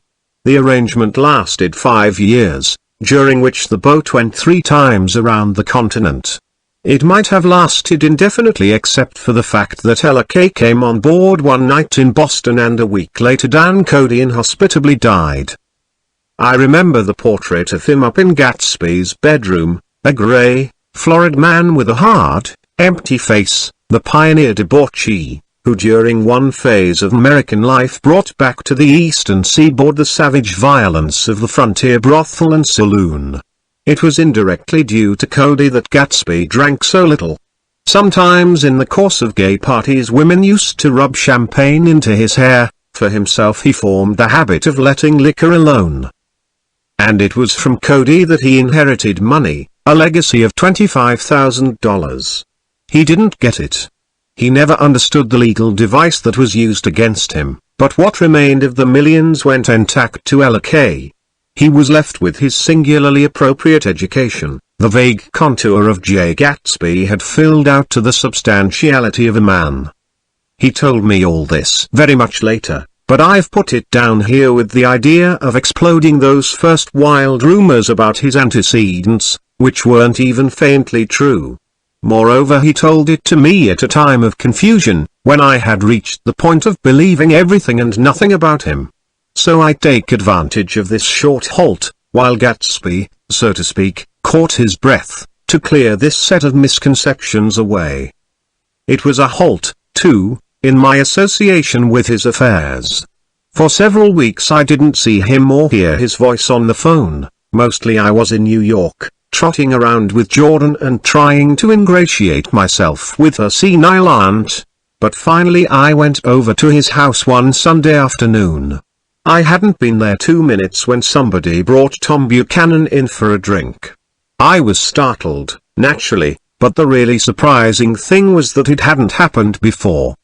They were a party of 3 on horseback, Tom and a man named Sloane and a pretty woman in the brown riding habit, who had been the previously.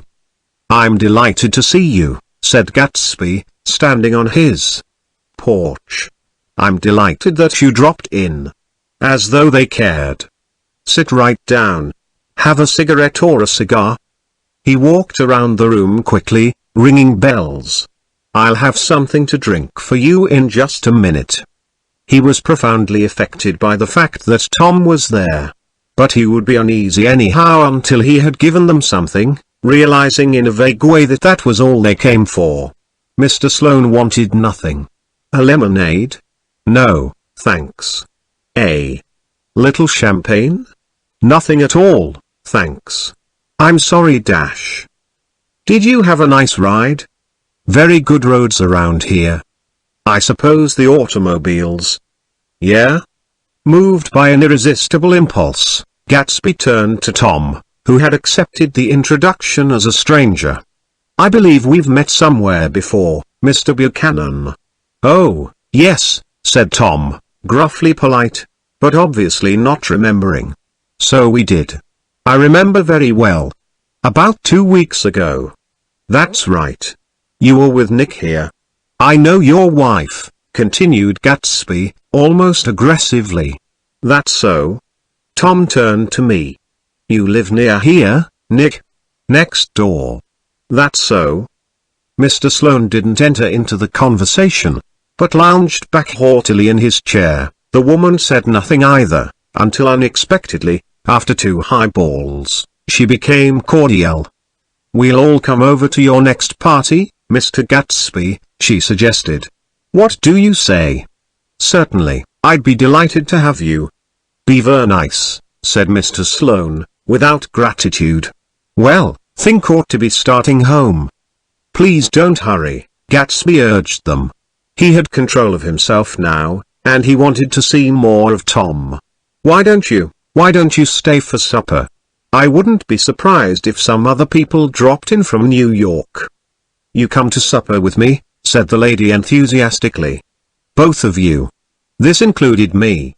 Mr. Sloane got to his feet. Come along, he said, but to her only. I mean it, she insisted. I'd love to have you. Lots of room. Gatsby looked at me questioningly. He wanted to go, and he didn't see that Mr. Sloane had determined he shouldn't. I'm afraid I won't be able to, I said. Well, you come, she urged, concentrating on Gatsby. Mr. Sloane murmured something close to her ear. We won't be late if we start now, she insisted aloud. I haven't got a horse, said Gatsby. I used to ride in the army, but I've never bought a horse. I'll have to follow you in my car. Excuse me for just a minute. The rest of us walked out on the porch, where Sloane and the lady began an impassioned conversation aside. My God, I believe the man's coming, said Tom. Doesn't he know she doesn't want him? She says she does want him. She has a big dinner party and he won't know a soul there. He frowned. I wonder where in the devil he met Daisy. By God, I may be old-fashioned in my ideas, but women run around too much these days to suit me. They meet all kinds of crazy fish.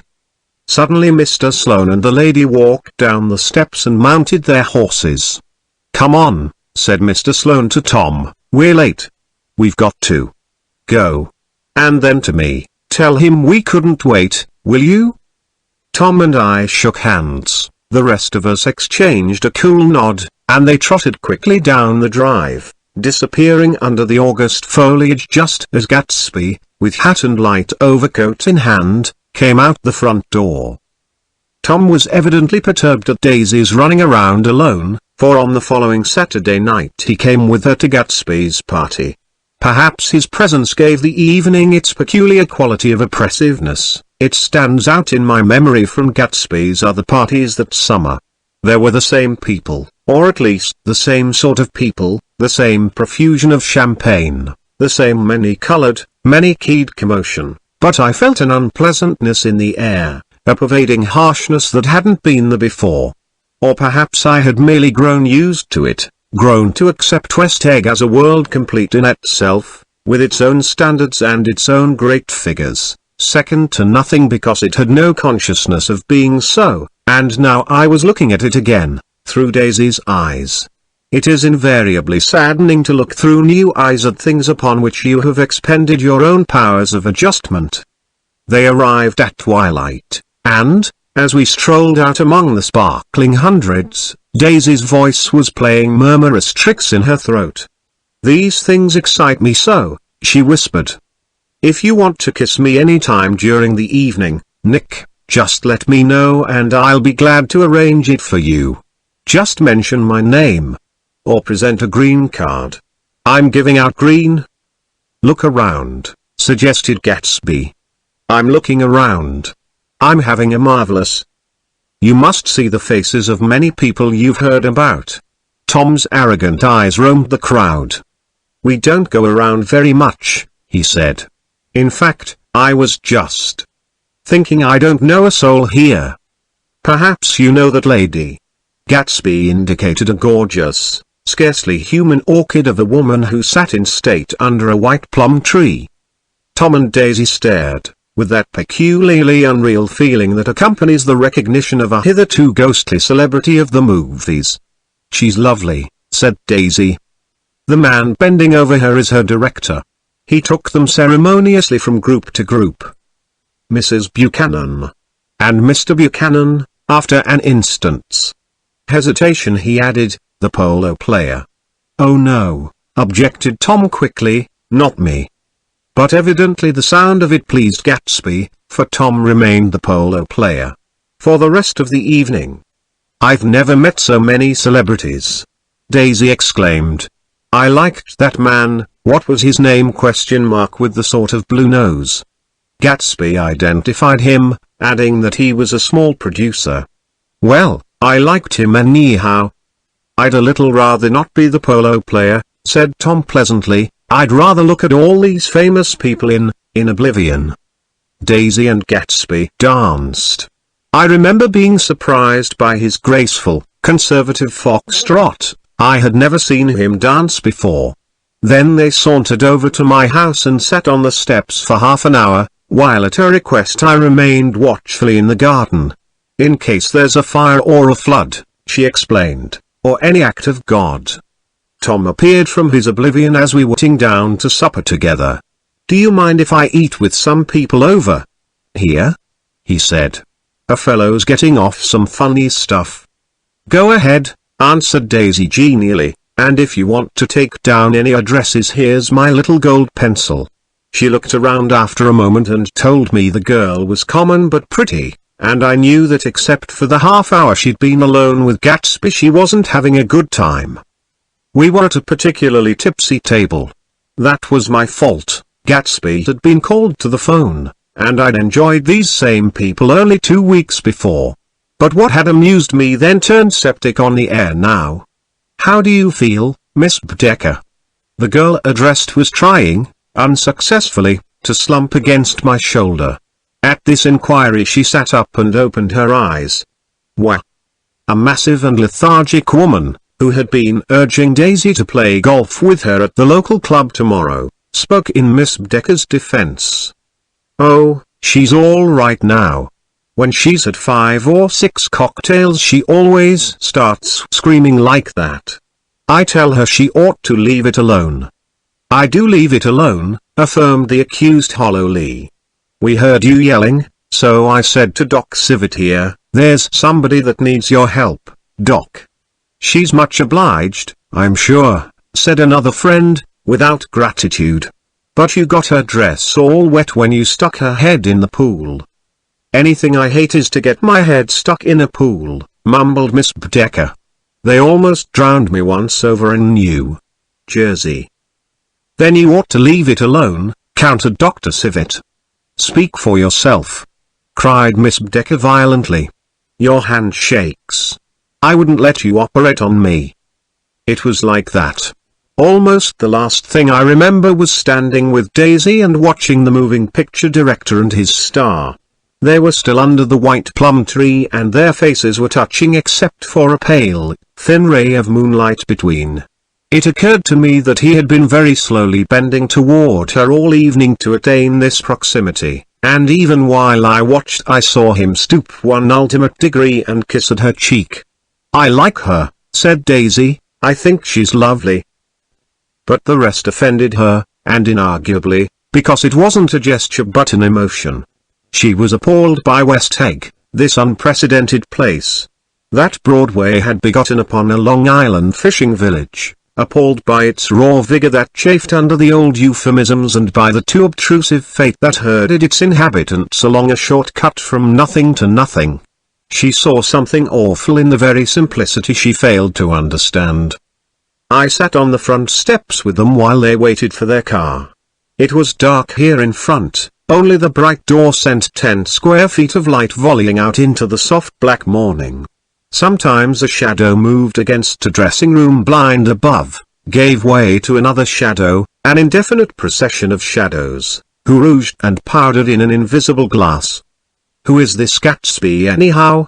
demanded Tom suddenly. "Some big bootlegger?" "Where'd you hear that?"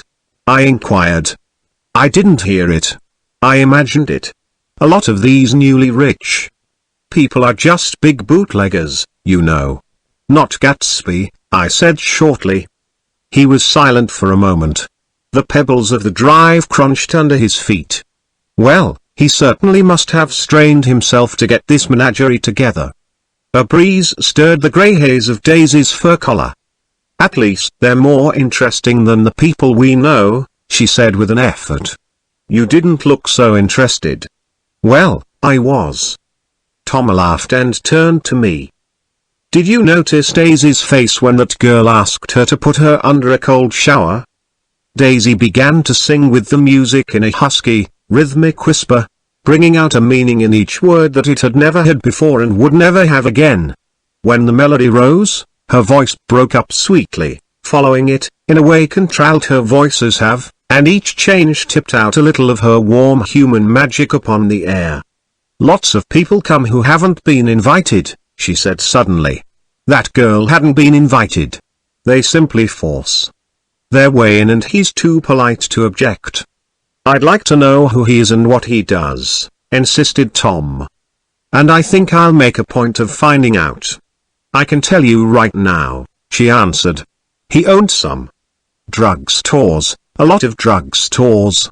He built them up himself. The dilatory limousine came rolling up the drive. Good night, Nick, said Daisy.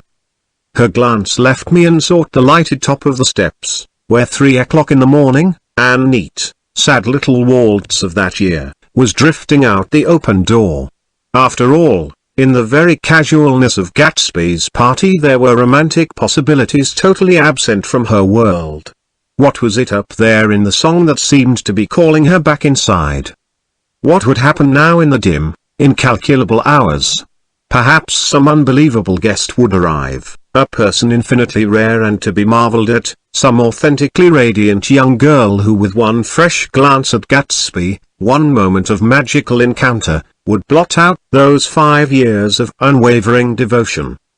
I stayed late that night. Gatsby asked me to wait until he was free, and I lingered in the garden until the inevitable swimming party had run up, chilled and exalted, from the black beach, until the lights were extinguished in the guest rooms overhead. When he came down the steps at last, the tanned skin was drawn unusually tight on his face, and his eyes were bright and tired. She didn't like it, he said immediately. Of course she did. She didn't like it, he insisted. She didn't have a good time. He was silent, and I guessed at his unutterable depression. I feel far away from her, he said. It's hard to make her understand. You mean about the dance? The dance?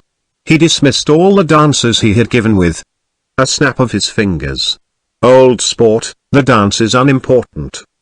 He wanted nothing less of Daisy than that she should go to Tom and say, I never loved you. After she had obliterated 4 years with that sentence, they could decide upon the more practical measures to be taken. One of them was that, after she was free, they were to go back to Louisville and be married from her house, just as if it were 5 years ago. And she doesn't understand, he said. She used to be able to understand. We'd sit for hours. He broke off and began to walk up and down a desolate path of fruit rinds and discarded favors and crushed flowers. I wouldn't ask too much of her, I ventured. You can't repeat the past. Can't repeat the past? He cried incredulously. Why, of course you can. He looked around him wildly, as if the past were lurking here in the shadow of his house, just out of reach of his hand. I'm going to fix everything just the way it was before, he said, nodding determinedly. She'll see. He talked a lot about the past, and I gathered that he wanted to recover something, some idea of himself perhaps, that had gone into loving Daisy. His life had been confused and disordered since then, but if he could once return to a certain starting place and go over it all slowly, he could find out what that thing was. One autumn night, 5 years before, they had been walking down the street when the leaves were falling, and they came to a place where there were no trees and the sidewalk was white with moonlight. They stopped here and turned toward each other. Now it was a cool night with that mysterious excitement in it which comes at the 2 changes of the year. The quiet lights in the houses were humming out into the darkness and there was a stir and bustle among the stars. Out of the corner of his eye Gatsby saw that the blocks of the sidewalks really formed a ladder and mounted to a secret place above the trees. He could climb to it, if he climbed alone, and once there he could suck on the pap of life, gulp down the incomparable milk of wonder. His heart beat faster and faster as Daisy's white face came up to his own. He knew that when he kissed this girl, and forever wed his unutterable visions to her perishable breath, his mind would never romp again like the mind of God. So he waited, listening for a moment longer to the tuning fork that had been struck upon a star. Then he kissed her. At his lips' touch she blossomed for him like a flower and the incarnation was complete. Through all he said, even through his appalling sentimentality, I was reminded of something, an elusive rhythm, a fragment of lost words, that I had heard somewhere a long time ago. For a moment a phrase tried to take shape in my mouth and my lips parted like a dumb man's, as though there was more struggling upon them than a wisp of startled air. But they made no sound, and what I had almost remembered was uncommunicable forever. Chapter 7. It was when curiosity about Gatsby was at its highest that the lights in his house failed to go on one Saturday night, and, as obscurely as it had begun, his career as Trimalchio was over. Only gradually did I become aware that the automobiles which turned expectantly into his drive stayed for just a minute and then drove sulkily away. Wondering if he was sick, I went over to find out. An unfamiliar butler with a villainous face squinted at me suspiciously from the door. "Is Mr. Gatsby sick?" "Nope." After a pause he added, "Sir," in a dilatory, grudging way. I hadn't seen him around, and I was rather worried. "Tell him." Mr. Carraway came over. "Who?" he demanded rudely. "Carraway. Carraway." "All right, I'll tell him." Abruptly he slammed the door. My Finn informed me that Gatsby had dismissed every servant in his house a week ago and replaced them with half a dozen others, who never went into West Egg Village to be bribed by the tradesmen, but ordered moderate supplies over the telephone. The grocery boy reported that the kitchen looked like a pigsty, and the general opinion in the village was that the new people weren't servants at all. Next day Gatsby called me on the phone. "Going away?" I inquired. "No, old sport. I hear you fired all your servants." I wanted somebody who wouldn't gossip. "Daisy comes over quite often, in the afternoons." So the whole caravanserai had fallen in like a card house at the disapproval in her eyes. "They're some people Wolfsheim wanted to do something for. They're all brothers and sisters. They used to run a small hotel." "I see." He was calling up at Daisy's request. Would I come to lunch at her house tomorrow? Miss Baker would be there. Half an hour later Daisy herself telephoned and seemed relieved to find that I was coming. Something was up. And yet I couldn't believe that they would choose this occasion for a scene, especially for the rather harrowing scene that Gatsby had outlined in the garden.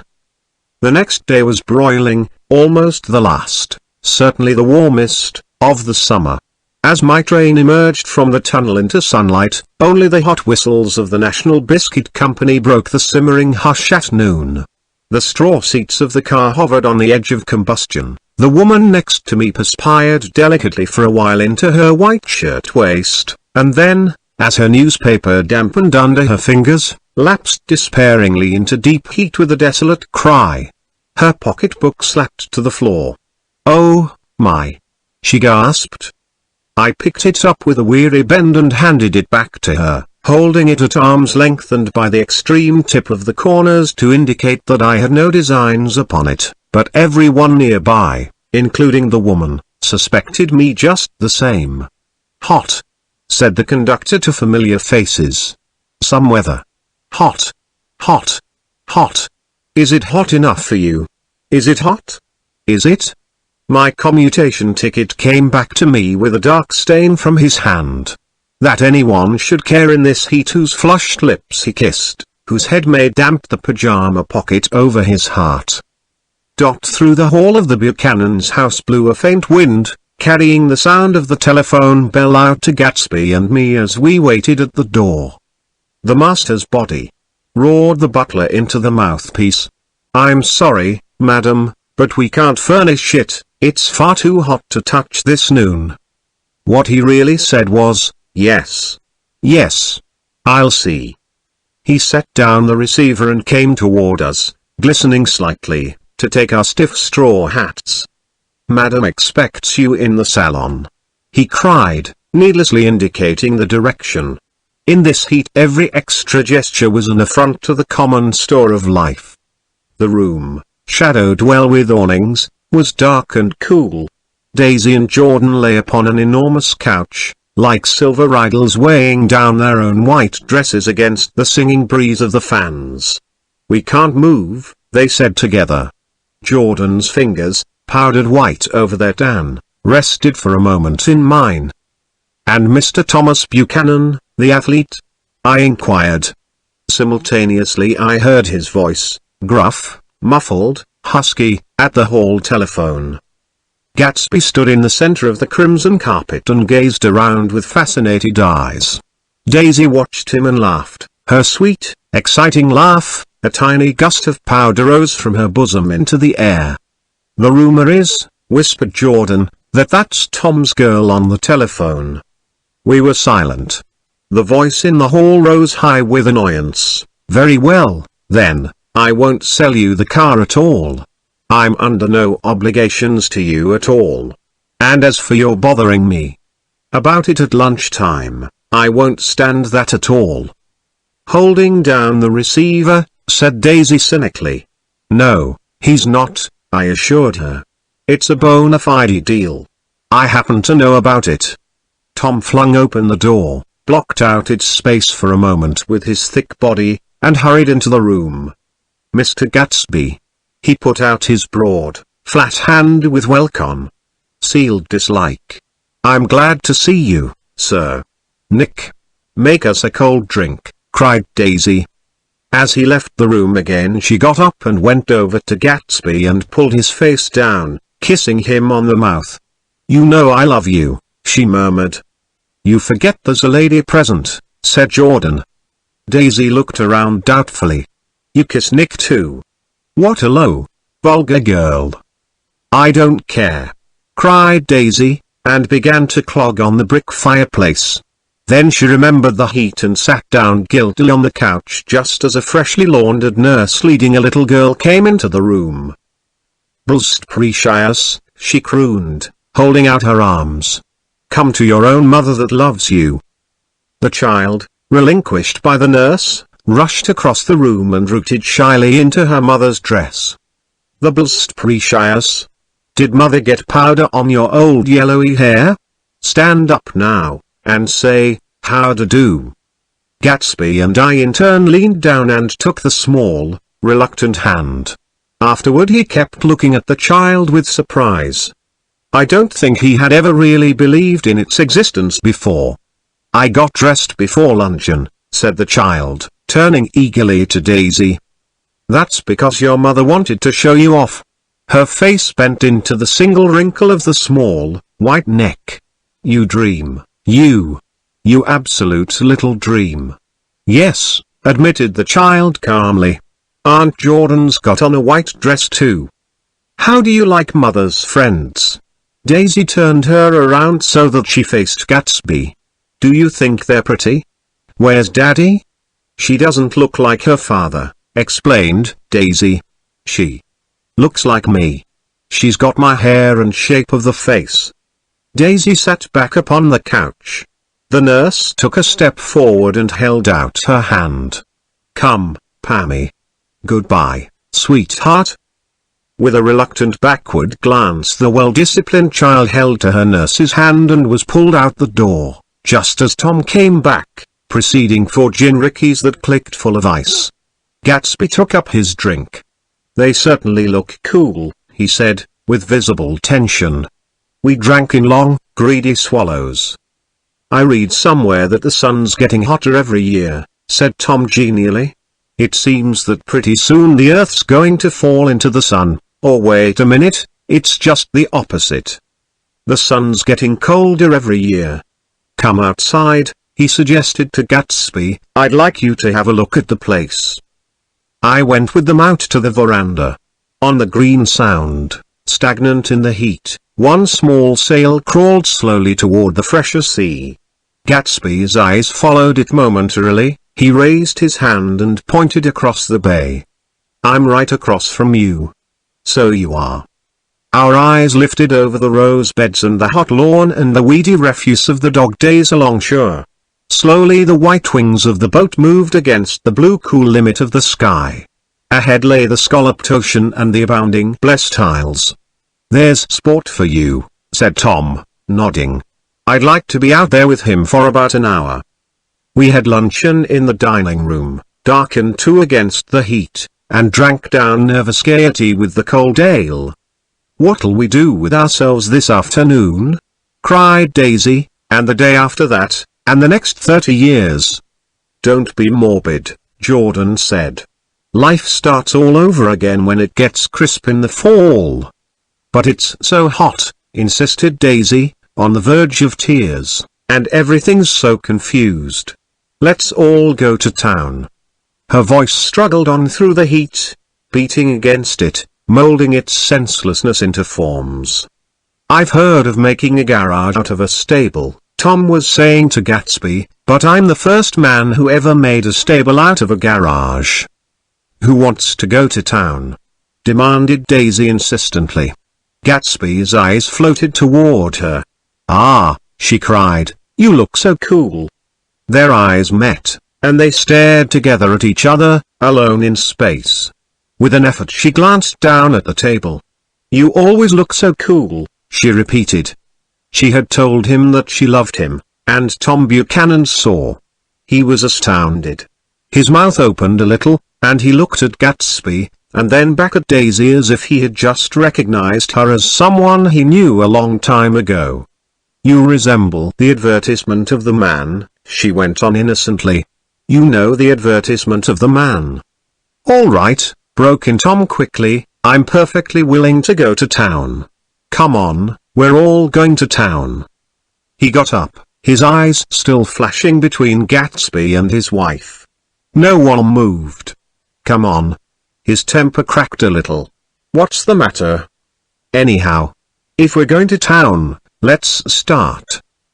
His hand, trembling with his effort at self-control, brought to his lips the last of his glass of ale.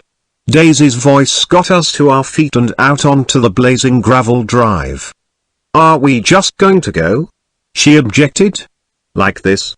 Aren't we going to let anyone smoke a cigarette first?" Everybody smoked all through lunch. "Oh, let's have fun," she begged him. "It's too hot to fuss." He didn't answer. "Have it your own way," she said. "Come on, Jordan." They went upstairs to get ready while we three men stood there shuffling the hot pebbles with our feet. A silver curve of the moon hovered already in the western sky. Gatsby started to speak, changed his mind, but not before Tom wheeled and faced him expectantly. "Have you got your stables here?" asked Gatsby with an effort. "About a quarter of a mile down the road." "Oh." A pause. "I don't see the idea of going to town," broke out Tom savagely. "Women get these notions in their heads." "Shall we take anything to drink?" called Daisy from an upper window. "I'll get some whiskey," answered Tom. He went inside. Gatsby turned to me rigidly. "I can't say anything in his house, old sport." "She's got an indiscreet voice," I remarked. "It's full of—" I hesitated. "Her voice is full of money," he said suddenly. That was it. I'd never understood before. It was full of money, that was the inexhaustible charm that rose and fell in it, the jingle of it, the cymbals' song of it. High in a white palace the king's daughter, the golden girl.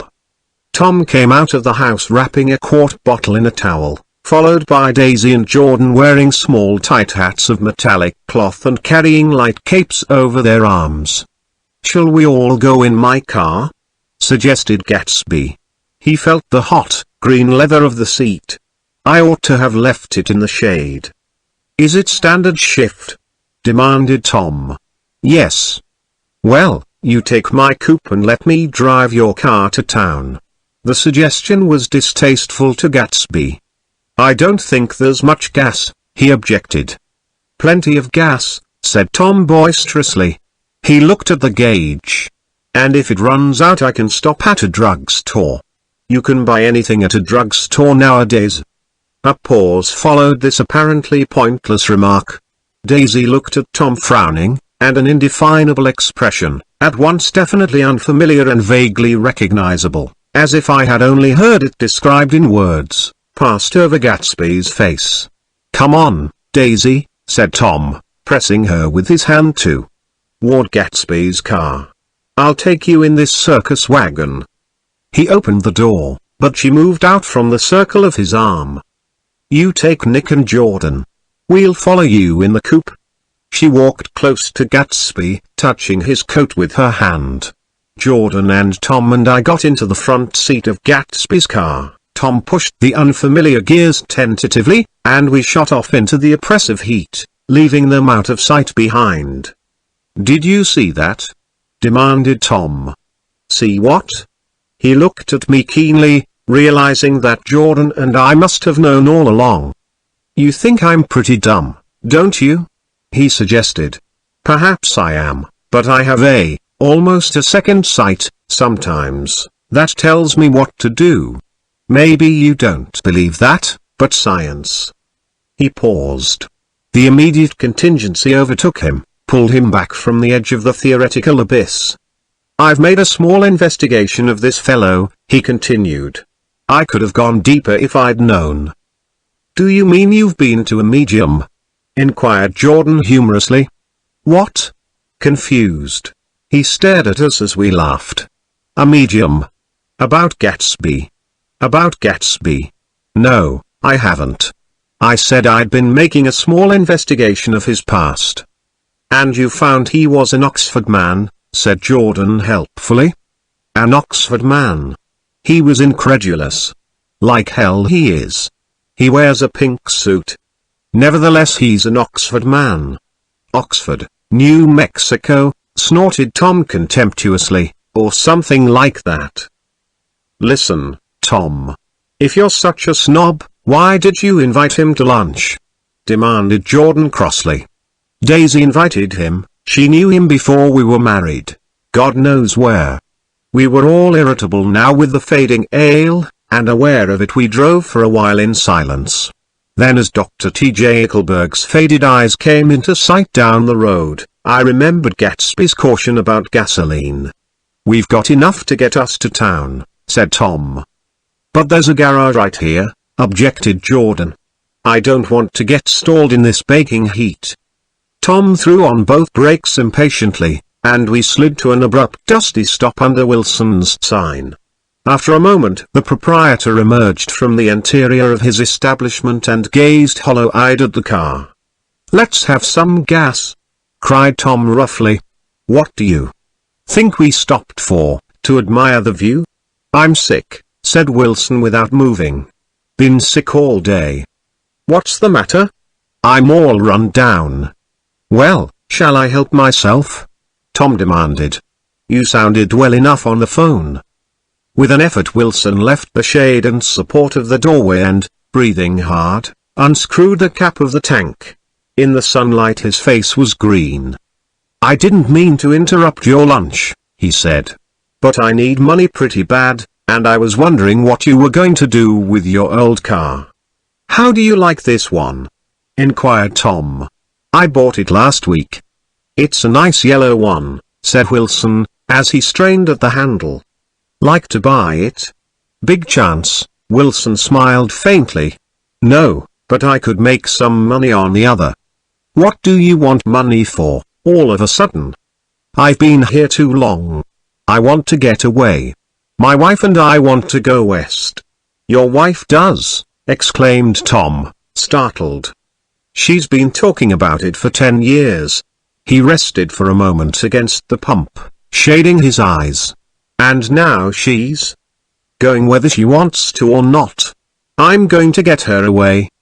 The coupe flashed by us with a flurry of dust and the flash of a waving hand. "What do I owe you?" demanded Tom harshly. "I just got wised up to something funny the last 2 days," remarked Wilson. "That's why I want to get away. That's why I've been bothering you about the car." "What do I owe you?" $20.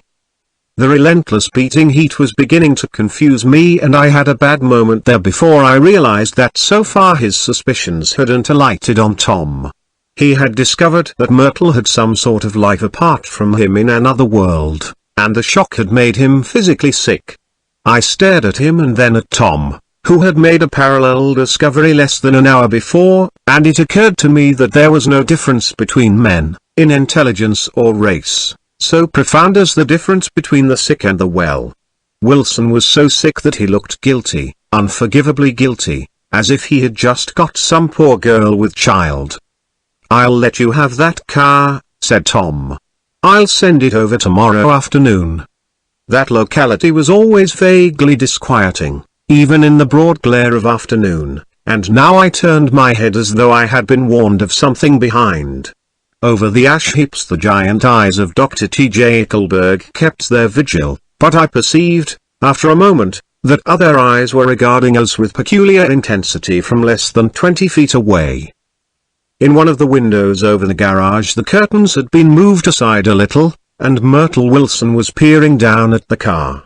So engrossed was she that she had no consciousness of being observed, and one emotion after another crept into her face like objects into a slowly developing picture.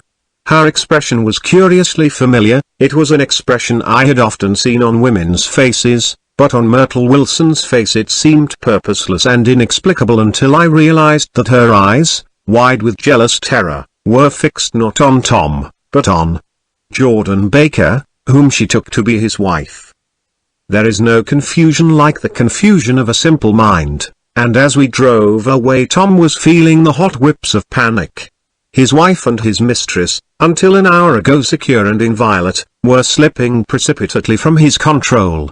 Instinct made him step on the accelerator with the double purpose of overtaking Daisy and leaving Wilson behind, and we sped along toward Astoria at 50 miles an hour, until, among the spidey girders of the elevated, we came in sight of the easy-going blue coupe.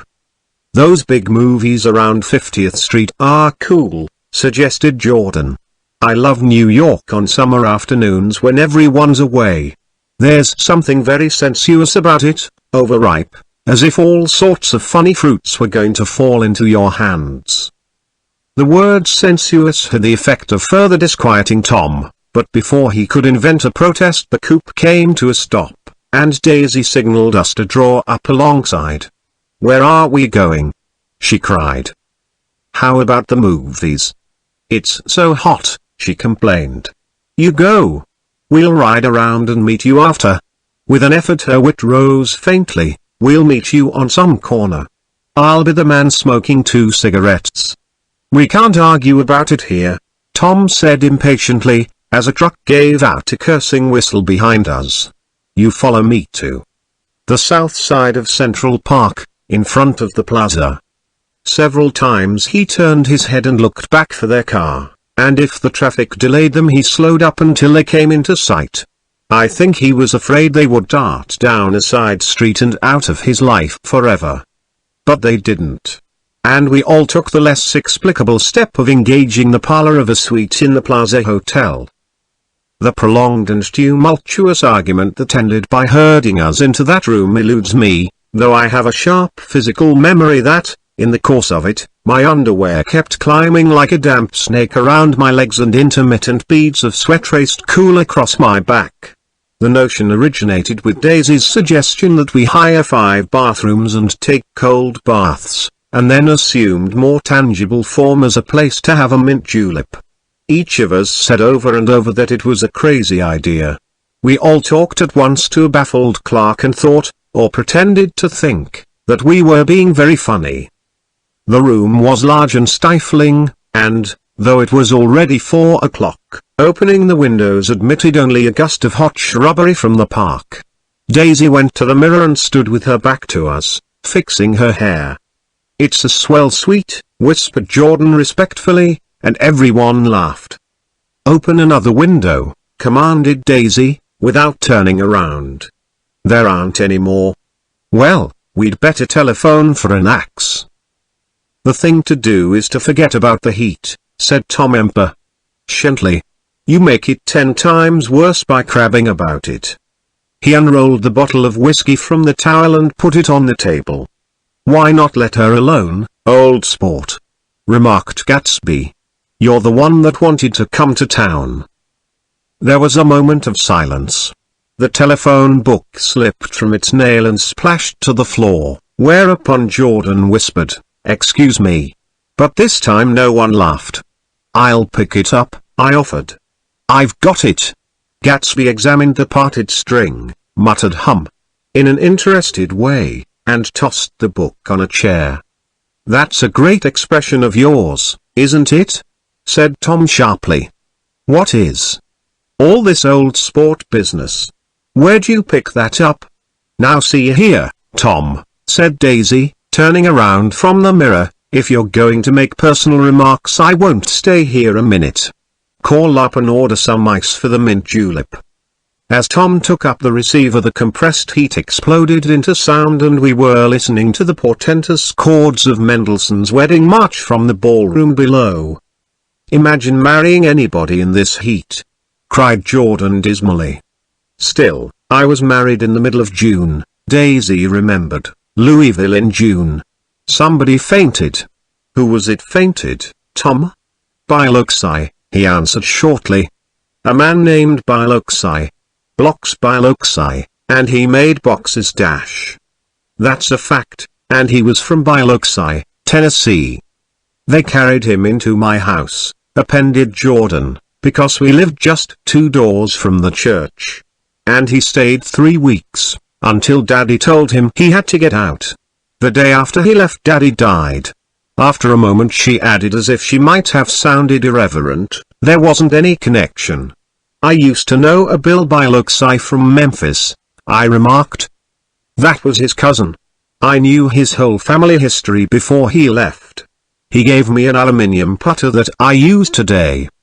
The music had died down as the ceremony began, and now a long cheer floated in at the window, followed by intermittent cries of yay, and finally by a burst of jazz as the dancing began. "We're getting old," said Daisy. "If we were young we'd rise and dance." "Remember Biloxi," Jordan warned her. "Where'd you know him, Tom?" "Biloxi." He concentrated with an effort. "I didn't know him. He was a friend of Daisy's." "He was not," she denied. "I'd never seen him before. He came down in the private car." "Well, he said he knew you. He said he was raised in Louisville. Zabert brought him around at the last minute and asked if we had room for him." Jordan smiled. "He was probably bumming his way home. He told me he was president of your class at Yale." Tom and I looked at each other blankly. "Biloxi. First place, we didn't have any president." Gatsby's foot beat a short, restless tattoo and Tom eyed him suddenly. "By the way, Mr. Gatsby, I understand you're an Oxford man." "Not exactly." "Oh, yes, I understand you went to Oxford." "Yes, I went there." A pause. Then Tom's voice, incredulous and insulting, "You must have gone there about the time Biloxi went to New Haven." Another pause. A waiter knocked and came in with crushed mint and ice, but the silence was unbroken by his "thank you" and the soft closing of the door. This tremendous detail was to be cleared up at last. "I told you I went there," said Gatsby. "I heard you, but I'd like to know when." "It was in 1919, I only stayed 5 months. That's why I can't really call myself an Oxford man." Tom glanced around to see if we mirrored his unbelief. But we were all looking at Gatsby. "It was an opportunity they gave to some of the officers after the armistice," he continued. "We could go to any of the universities in England or France." I wanted to get up and slap him on the back. I had one of those renewals of complete faith in him that I'd experienced before. Daisy rose, smiling faintly, and went to the table. "Open the whiskey, Tom," she ordered, "and I'll make you a mint julep. Then you won't seem so stupid to yourself. Look at the mint."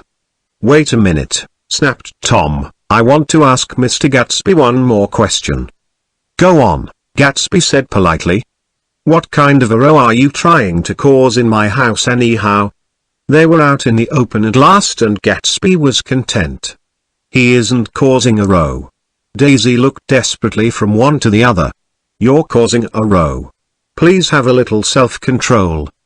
"Self-control," repeated Tom incredulously. "I suppose the latest thing is to sit back and let Mr. Nobody from Nowhere make love to your wife." "Well, If that's the idea, you can count me out. Nowadays people begin by sneering at family life and family institutions, and next they'll throw everything overboard and have intermarriage between black and white. Flushed with his impassioned gibberish, he saw himself standing alone on the last barrier of civilization. "We're all white here," murmured Jordan. "I know I'm not very popular. I don't give big parties. I suppose you've got to make your house into a pigsty in order to have any friends in the modern world." Angry as I was, as we all were, I was tempted to laugh whenever he opened his mouth. The transition from libertine to prig was so complete. "I've got something to tell you, old sport," began Gatsby. But Daisy guessed at his intention. "Please don't," she interrupted helplessly. "Please, let's all go home." "Why don't we all go home?" "That's a good idea." I got up. "Come on, Tom. Nobody wants a drink. I want to know what Mr. Gatsby has to tell me." "Your wife doesn't love you," said Gatsby. "She's never loved you. She loves me." "You must be crazy," exclaimed Tom automatically. Gatsby sprang to his feet, vivid with excitement. "She never loved you. Do you hear?" he cried. "She only married you because I was poor and she was tired of waiting for me. It was a terrible mistake, but in her heart she never loved anyone except me." At this point Jordan and I tried to go, but Tom and Gatsby insisted with competitive firmness that we remain, as though neither of them had anything to conceal and it would be a privilege to partake vicariously of their emotions. "Sit down, Daisy." Tom's voice groped unsuccessfully for the paternal note. "What's been going on? I want to hear all about it." "I told you what's been going on," said Gatsby. "Going on for 5 years, and you didn't know?" Tom turned to Daisy sharply. "You've been seeing this fellow for 5 years?" "Not seeing," said Gatsby. "No, we couldn't meet. But both of us loved each other all that time, old sport, and you didn't know?" I used to laugh sometimes. But there was no laughter in his eyes. "To think that you didn't know." "Oh, that's all." Tom tapped his thick fingers together like a clergyman and leaned back in his chair. "You're crazy," he exploded. "I can't speak about what happened 5 years ago, because I didn't know Daisy then, and I'll be damned if I see how you got within a mile of her unless you brought the groceries to the back door. But all the rest of that's a goddamned lie. Daisy loved me when she married me and she loves me now." "No," said Gatsby, shaking his head. "She does, though. The trouble is that sometimes she gets foolish ideas in her head and doesn't know what she's doing." He nodded sagely.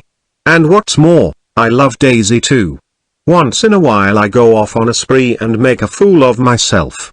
But I always come back, and in my heart I love her all the time." "You're revolting," said Daisy. She turned to me, and her voice, dropping an octave lower, filled the room with thrilling scorn. "Do you know why we left Chicago? I'm surprised that they didn't treat you to the story of that little spree." Gatsby walked over and stood beside her. "Daisy, that's all over now," he said earnestly. "It doesn't matter anymore. Just tell him the truth, that you never loved him, and it's all wiped out forever." She looked at him blindly. "Why, how could I love him, possibly? You never loved him." She hesitated. Her eyes fell on Jordan and me with a sort of appeal, as though she realized at last what she was doing, and as though she had never, all along, intended doing anything at all. But it was done now. It was too late. "I never loved him," she said, with perceptible reluctance. "Not at Capiolani?" demanded Tom suddenly. "No." From the ballroom beneath, muffled and suffocating chords were drifting up on hot waves of air. "Not that day I carried you down from the punch bowl to keep your shoes dry?" There was a husky tenderness in his tone. "Daisy, please don't." Her voice was cold, but the rancor was gone from it. She looked at Gatsby. "There, Jay, she said, but her hand as she tried to light a cigarette was trembling. Suddenly she threw the cigarette and the burning match on the carpet. "Oh, you want too much," she cried to Gatsby. "I love you now, isn't that enough? I can't help what's past." She began to sob helplessly. "I did love him once, but I loved you too." Gatsby's eyes opened and closed. "You loved me too?" he repeated. "Even that's a lie," said Tom savagely. "She didn't know you were alive. Why, there were things between Daisy and me that you'll never know, things that neither of us can ever forget." The words seemed to bite physically into Gatsby. "I want to speak to Daisy alone," he insisted. "She's all excited now." "Even alone I can't say I never loved Tom," she admitted in a pitiful voice. "It wouldn't be true." "Of course it wouldn't," agreed Tom. She turned to her husband. "As if it mattered to you," she said. "Of course it matters. I'm going to take better care of you from now on." "You don't understand," said Gatsby, with a touch of panic. "You're not going to take care of her anymore." "I'm not?" Tom opened his eyes wide and laughed. He could afford to control himself now. "Why's that?" "Daisy's leaving you." "Nonsense." "I am, though," she said with a visible effort. "She's not leaving me." Tom's words suddenly leaned down over Gatsby. Certainly not for a common swindler who'd have to steal the ring he put on her finger. "I won't stand this," cried Daisy. "Oh, please let's get out." "Who are you, anyhow?" broke Tom. "You're one of that bunch that hangs around with Meyer Wolfsheim, that much I happen to know. I've made a little investigation into your affairs, and I'll carry it further tomorrow. You can suit yourself about that, old sport," said Gatsby steadily. "I found out what your drug stores were." He turned to us and spoke rapidly. He and this Wolfsheim bought up a lot of side street drug stores here and in Chicago and sold grain alcohol over the counter. That's one of his little stunts. I picked him for a bootlegger the first time I saw him, and I wasn't far wrong. "What about it?" said Gatsby politely. "I guess your friend Walter Chase wasn't too proud to come in on it. And you left him in the lurch, didn't you? You let him go to jail for a month over in New Jersey. God. You ought to hear Walter on the subject of you. He came to us dead broke. He was very glad to pick up some money, old sport." "Don't you call me old sport," cried Tom. Gatsby said nothing. "Walter could have you up on the betting laws too, but Wolfsheim scared him into shutting his mouth." That unfamiliar yet recognizable look was back again in Gatsby's face.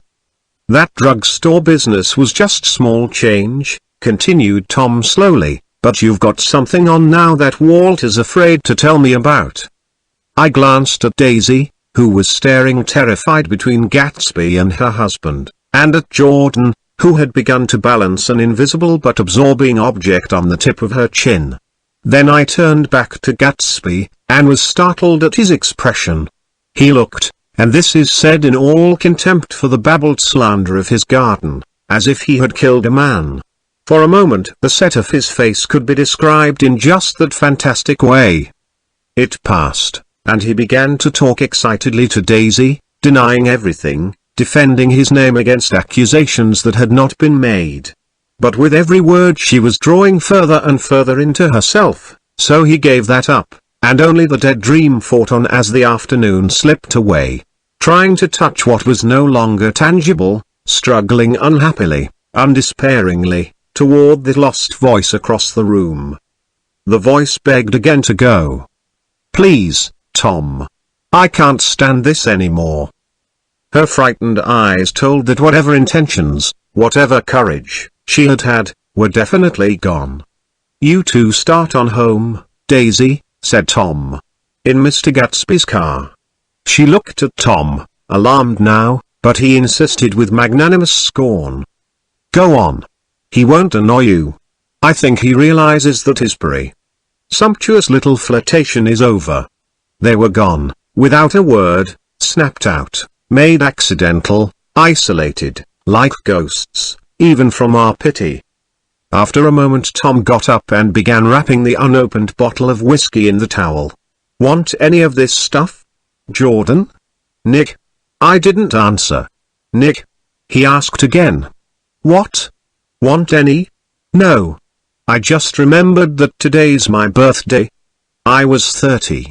Before me stretched the portentous, menacing road of a new decade. It was 7 o'clock when we got into the coupe with him and started for Long Island. Tom talked incessantly, exulting and laughing, but his voice was as remote from Jordan and me as the foreign clamor on the sidewalk or the tumult of the elevated overhead. Human sympathy has its limits, and we were content to let all their tragic arguments fade with the city lights behind. 30, the promise of a decade of loneliness, a thinning list of single men to know, a thinning briefcase of enthusiasm, thinning hair. But there was Jordan beside me, who, unlike Daisy, was too wise ever to carry well-forgotten dreams from age to age. As we passed over the dark bridge her wan face fell lazily against my coat's shoulder and the formidable stroke of 30 died away with the reassuring pressure of her hand. So we drove on toward death through the cooling twilight. The young Greek, Michaelis, who ran the coffee joint beside the ash heaps, was the principal witness at the inquest. He had slept through the heat until after 5, when he strolled over to the garage, and found George Wilson sick in his office, really sick, pale as his own pale hair and shaking all over. Michaelis advised him to go to bed, but Wilson refused, saying that he'd miss a lot of business if he did. While his neighbor was trying to persuade him, a violent racket broke out overhead. "I've got my wife locked in up there," explained Wilson calmly. "She's going to stay there till the day after tomorrow, and then we're going to move away." Michaelis was astonished. They had been neighbors for 4 years, and Wilson had never seemed faintly capable of such a statement. Generally he was one of these worn-out men. When he wasn't working, he sat on a chair in the doorway and stared at the people and the cars that passed along the road. When anyone spoke to him, he invariably laughed in an agreeable, colorless way. He was his wife's man and not his own. So naturally Michaelis tried to find out what had happened, but Wilson wouldn't say a word. Instead he began to throw curious, suspicious glances at his visitor and ask him what he'd been doing at certain times on certain days. Just as the latter was getting uneasy, some workman came past the door bound for his restaurant, and Michaelis took the opportunity to get away, intending to come back later. But he didn't. He supposed he forgot to. That's all. When he came outside again, a little after 7, he was reminded of the conversation because he heard Mrs. Wilson's voice, loud and scolding, downstairs in the garage. "Beat me!" he heard her cry. "Throw me down and beat me, you dirty little coward." A moment later she rushed out into the dusk, waving her hands and shouting, before he could move from his door, the business was over. The death car, as the newspapers called it, didn't stop. It came out of the gathering darkness, wavered tragically for a moment, and then disappeared around the next bend. Michaelis wasn't even sure of its color. He told the first policeman that it was light green. The other car, the one going toward New York, came to rest 100 yards beyond, and its driver hurried back to where Myrtle Wilson, her life violently extinguished, knelt in the road and mingled her thick dark blood with the dust. Michaelis and this man reached her first, but when they had torn open her shirtwaist, still damp with perspiration, they saw that her left breast was swinging loose like a flap, and there was no need to listen for the heart beneath. The mouth was wide open and ripped at the corners, as though she had choked a little in giving up the tremendous vitality she had stored so long. We saw the 3 or 4 automobiles and the crowd when we were still some distance away. "Wreck," said Tom. "That's good. Wilson'll have a little business at last." He slowed down, but still without any intention of stopping, until, as we came nearer, the hushed, intent faces of the people at the garage door made him automatically put on the brakes. "We'll take a look," he said doubtfully, "just a look." I became aware now of a hollow, wailing sound which issued incessantly from the garage, a sound which as we got out of the coupe and walked toward the door resolved itself into the words "Oh, my God," uttered over and over in a gasping moan. "There's some bad trouble here," said Tom excitedly. He reached up on tiptoes and peered over a circle of heads into the garage, which was lit only by a yellow light in a swinging wire basket overhead. Then he made a harsh sound in his throat, and with a violent thrusting movement of his powerful arms pushed his way through. The circle closed up again with a running murmur of expostulation. It was a minute before I could see anything at all. Then new arrivals deranged the line, and Jordan and I were pushed suddenly inside. Myrtle Wilson's body, wrapped in a blanket, and then in another blanket, as though she suffered from a chill in the hot night, lay on a work table by the wall, and Tom, with his back to us, was bending over it, motionless. Next to him stood a motorcycle policeman taking down names with much sweat and correction in a little book. At first I couldn't find the source of the high, groaning words that echoed clamorously through the bare garage. Then I saw Wilson standing on the raised threshold of his office, swaying back and forth and holding to the doorposts with both hands. Some man was talking to him in a low voice and attempting, from time to time, to lay a hand on his shoulder, but Wilson neither heard nor saw. His eyes would drop slowly from the swinging light to the laden table by the wall, and then jerk back to the light again, and he gave out incessantly his high, horrible call. "Oh, my God! Oh, my God! Oh, God! Oh, my God!" Presently Tom lifted his head with a jerk and, after staring around the garage with glazed eyes, addressed a mumbled incoherent remark to the policeman. "May." The policeman was saying, "Oh, no, corrected the man. "Mavro, listen to me," muttered Tom fiercely. Said the policeman. "Oh. Gee. He looked up as Tom's broad hand fell sharply on his shoulder. "What you want, fella? What happened? ? That's what I want to know." "Auto hit her. Instantly killed." "Instantly killed," repeated Tom, staring. "She ran out in our road. Son of a bitch didn't even stop us car." "There was 2 cars," said Michaelis, "one comin', one goin', see?" "Going where?" asked the policeman keenly. "One goin' each way." "Well, she..." His hand rose toward the blankets but stopped halfway and fell to his side. "She ran out there and the one comin' from New York knocked right into her. Goin' 30 or 40 miles an hour." "What's the name of this place here?" demanded the officer. "Hasn't got any name." A pale well-dressed negro stepped near. "It was a yellow car," he said, "big yellow car. New." "See the accident?" asked the policeman. "No. But the car passed me down the road, going faster than 40. Going 50, 60. Come here and let's have your name. Look out now. I want to get his name." Some words of this conversation must have reached Wilson, swaying in the office door, for suddenly a new theme found voice among his gasping cries. "You don't have to tell me what kind of car it was. I know what kind of car it was." Watching Tom, I saw the wad of muscle back of his shoulder tighten under his coat. He walked quickly over to Wilson and, standing in front of him, seized him firmly by the upper arms. "You've got to pull yourself together," he said with soothing gruffness.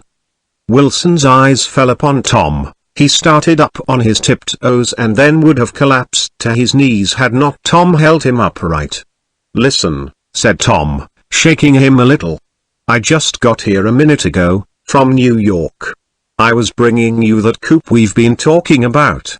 That yellow car I was driving this afternoon wasn't mine. Do you hear?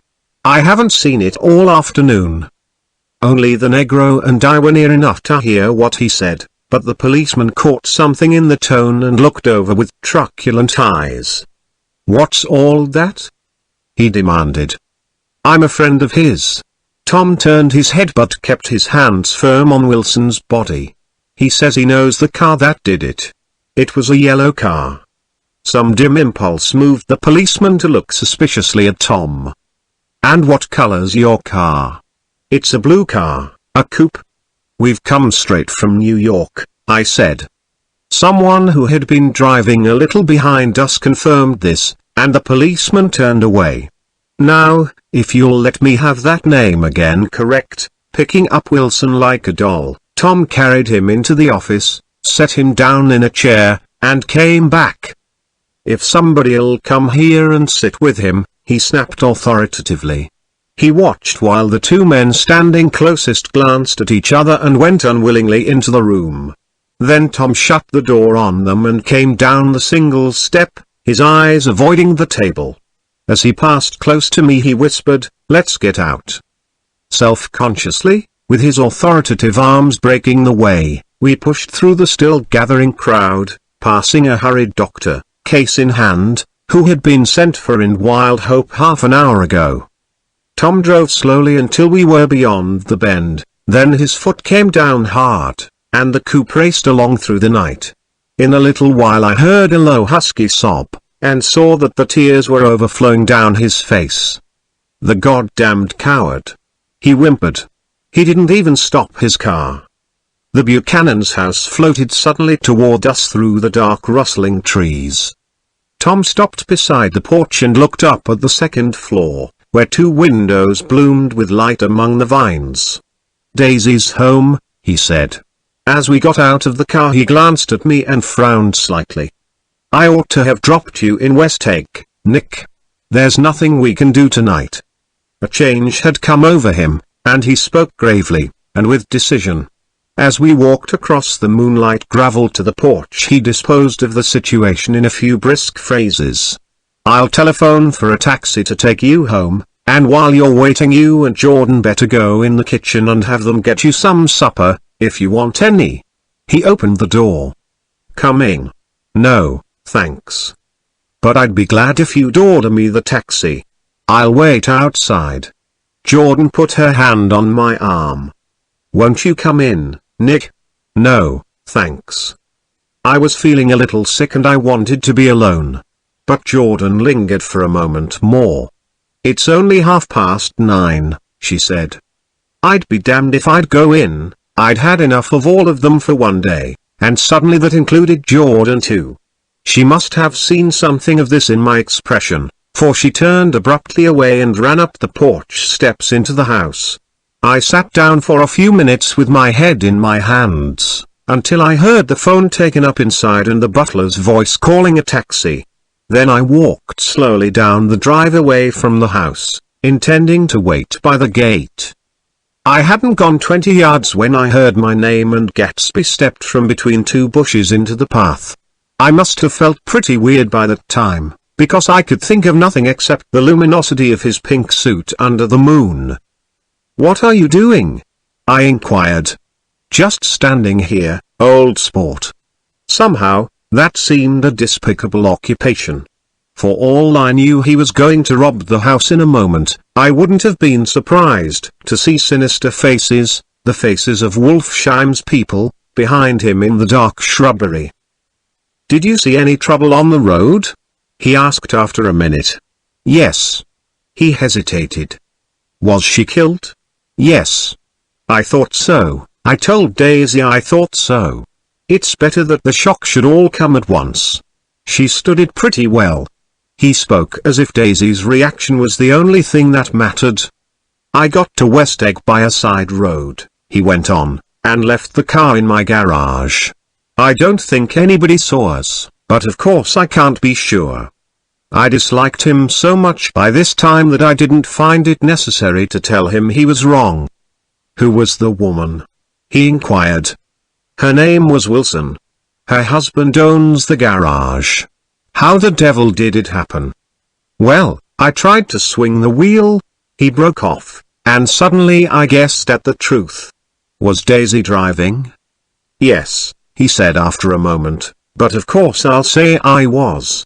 You see, when we left New York she was very nervous and she thought it would steady her to drive, and this woman rushed out at us just as we were passing a car coming the other way. It all happened in a minute, but it seemed to me that she wanted to speak to us, thought we were somebody she knew. Well, first Daisy turned away from the woman toward the other car, and then she lost her nerve and turned back. The second my hand reached the wheel I felt the shock. It must have killed her instantly. It ripped her open. Don't tell me, old sport. He winced. Anyhow, Daisy stepped on it. I tried to make her stop, but she couldn't, so I pulled on the emergency brake. Then she fell over into my lap and I drove on. She'll be all right tomorrow, he said presently. I'm just going to wait here and see if he tries to bother her about that unpleasantness this afternoon. She's locked herself into her room, and if he tries any brutality she's going to turn the light out and on again. He won't touch her, I said. He's not thinking about her.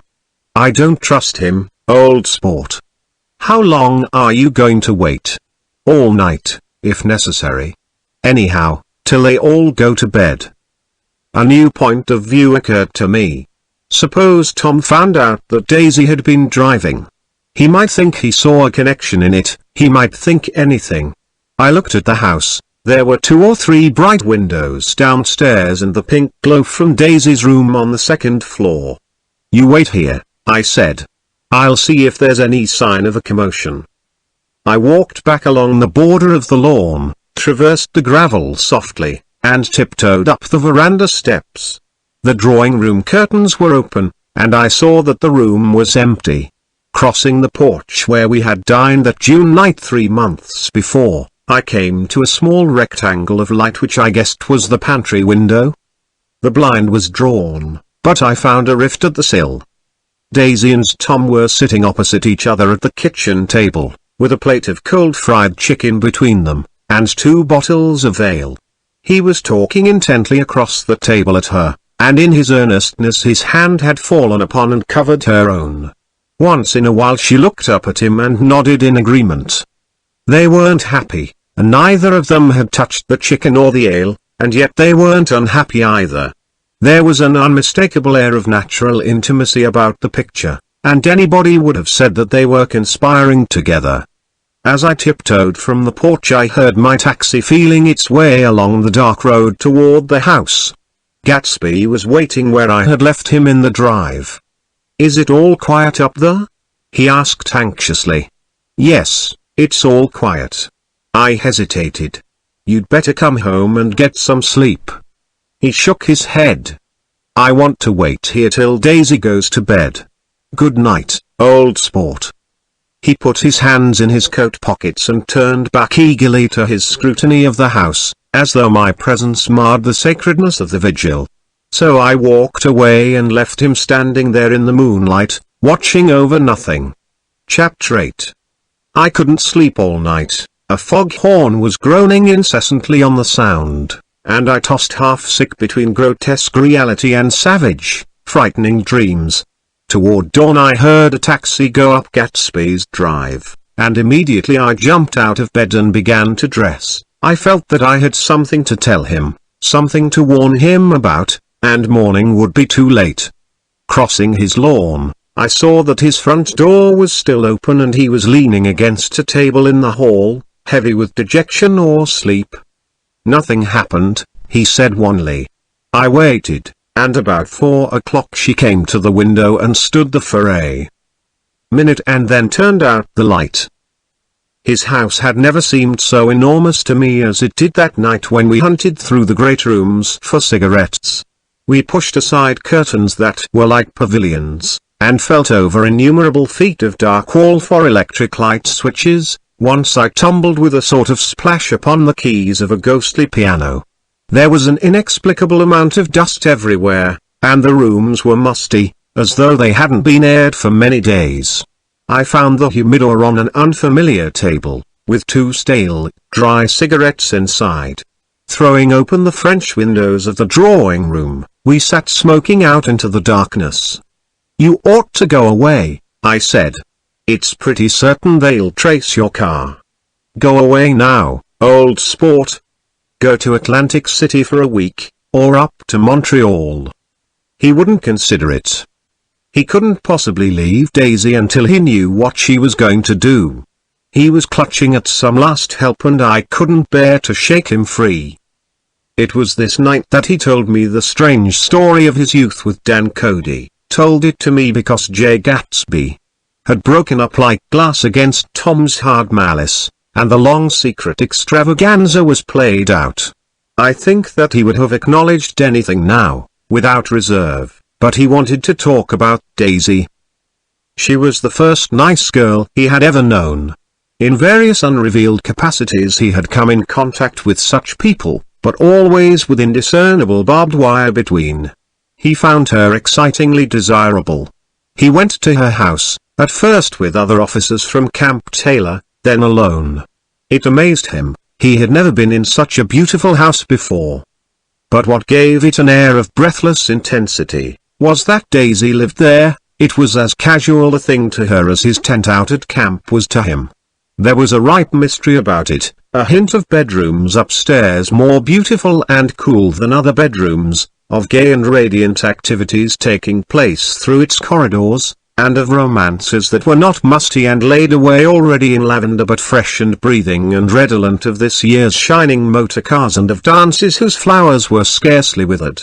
It excited him, too, that many men had already loved Daisy. It increased her value in his eyes.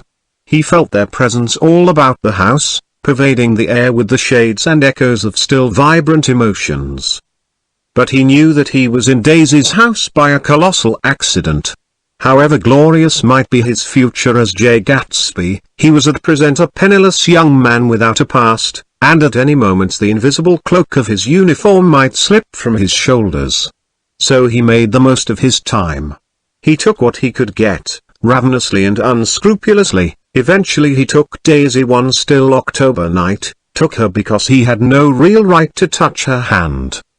He might have despised himself, for he had certainly taken her under false pretenses. I don't mean that he had traded on his phantom millions, but he had deliberately given Daisy a sense of security. He let her believe that he was a person from much the same stratum as herself, that he was fully able to take care of her.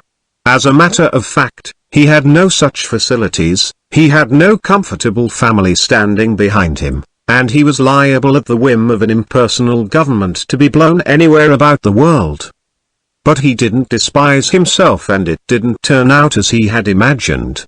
He had intended, probably, to take what he could and go, but now he found that he had committed himself to the following of a grail. He knew that Daisy was extraordinary, but he didn't realize just how extraordinary a nice girl could be. She vanished into her rich house, into her rich, full life, leaving Gatsby nothing. He felt married to her, that was all. When they met again, 2 days later, it was Gatsby who was breathless, who was, somehow, betrayed. Her porch was bright with the bought luxury of starshine. The wicker of the city squeaked fashionably as she turned toward him and he kissed her curious and lovely mouth. She had caught a cold, and it made her voice huskier and more charming than ever, and Gatsby was overwhelmingly aware of the youth and mystery that wealth imprisons and preserves, of the freshness of many clothes, and of Daisy, gleaming like silver, safe and proud above the hot struggles of the poor. I can't describe to you how surprised I was to find out I loved her, old sport. I even hoped for a while that she'd throw me over, but she didn't, because she was in love with me too. She thought I knew a lot because I knew different things from her. Well, there I was, way off my ambitions, getting deeper in love every minute, and all of a sudden I didn't care. What was the use of doing great things if I could have a better time telling her what I was going to do? On the last afternoon before he went abroad, he sat with Daisy in his arms for a long, silent time. It was a cold fall day, with fire in the room and her cheeks flushed. Now and then she moved and he changed his arm a little, and once he kissed her dark shining hair. The afternoon had made them tranquil for a while, as if to give them a deep memory for the long parting the next day promised.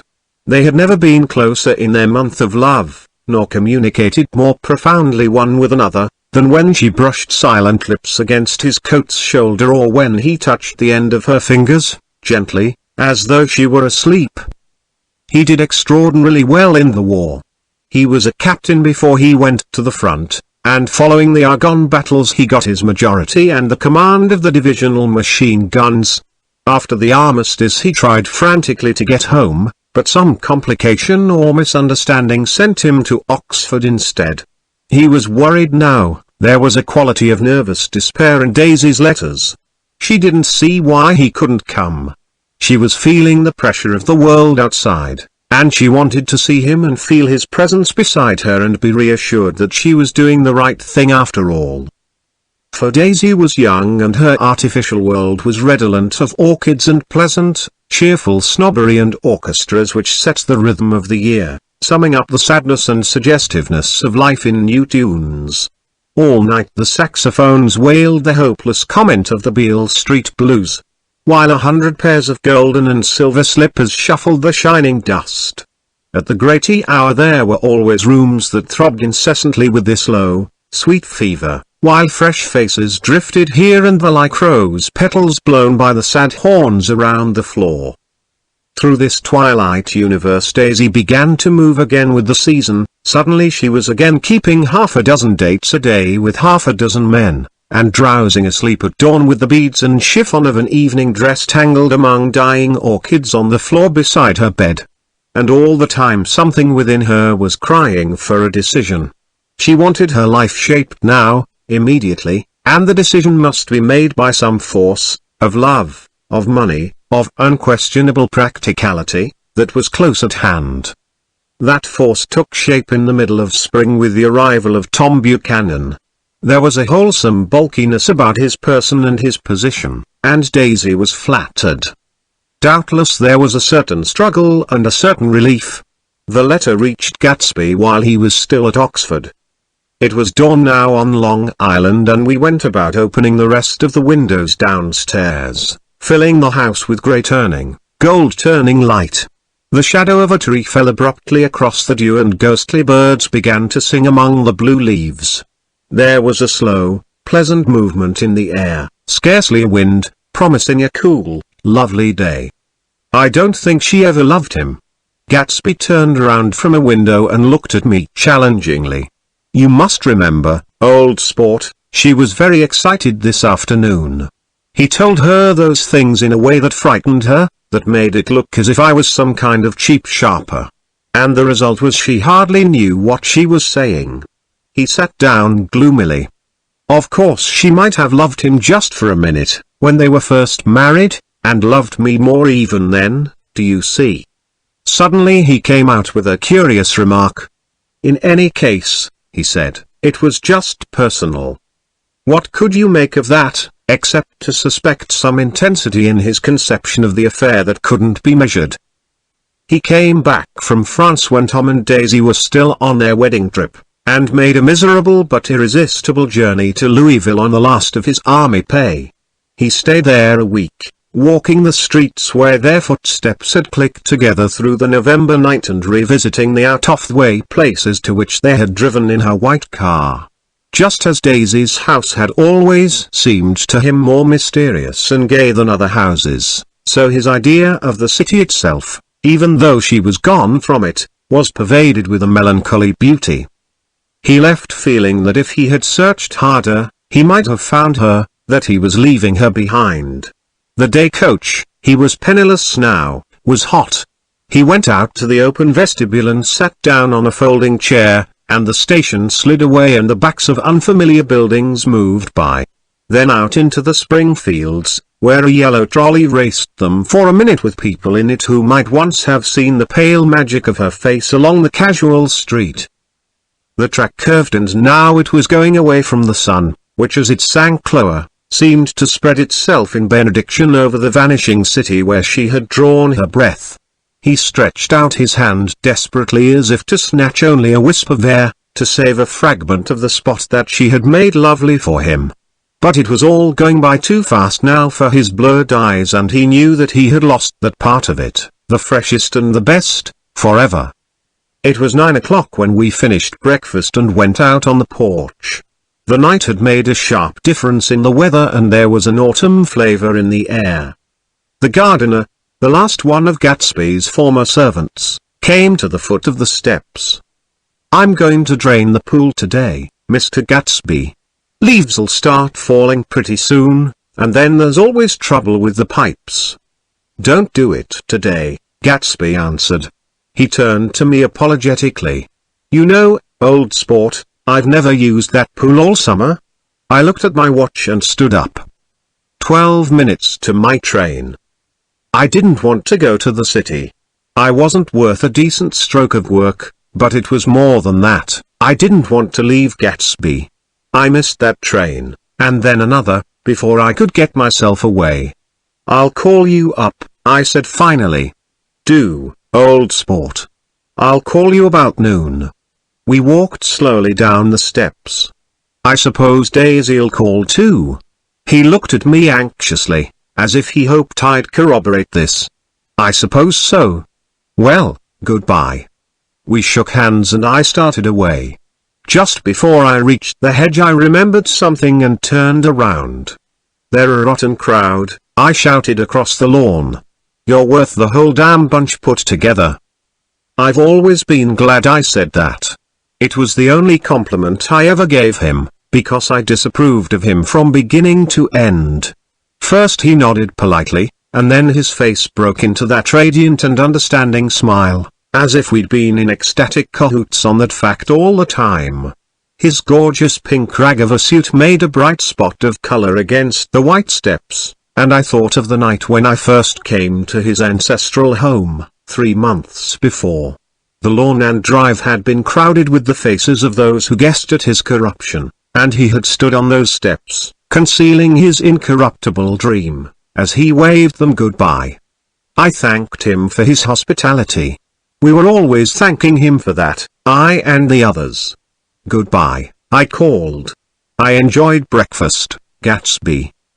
Up in the city, I tried for a while to list the quotations on an interminable amount of stock, then I fell asleep in my swivel chair. Just before noon the phone woke me, and I started up with sweat breaking out on my forehead. It was Jordan Baker. She often called me up at this hour because the uncertainty of her own movements between hotels and clubs and private houses made her hard to find in any other way.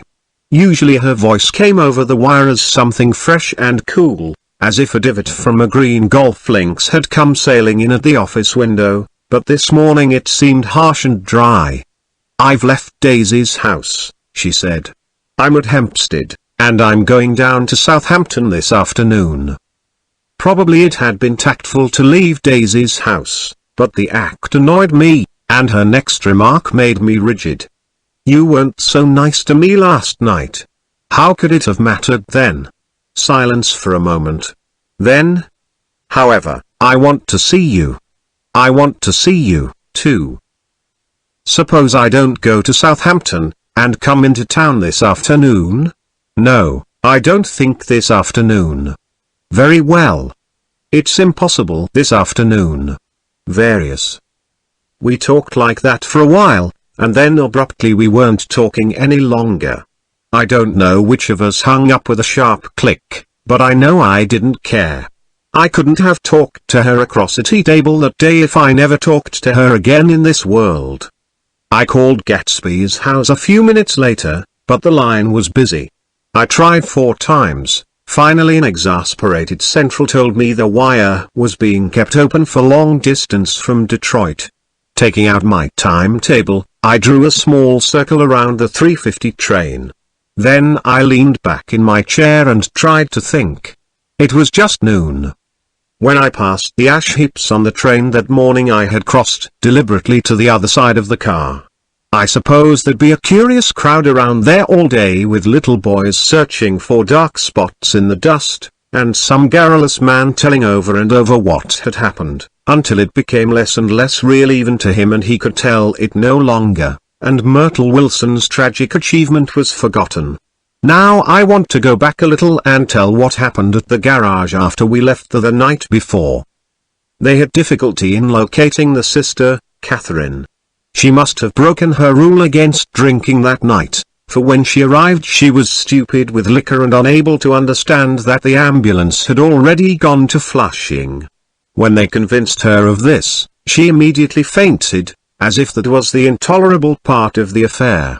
Someone, kind or curious, took her in his car and drove her in the wake of her sister's body.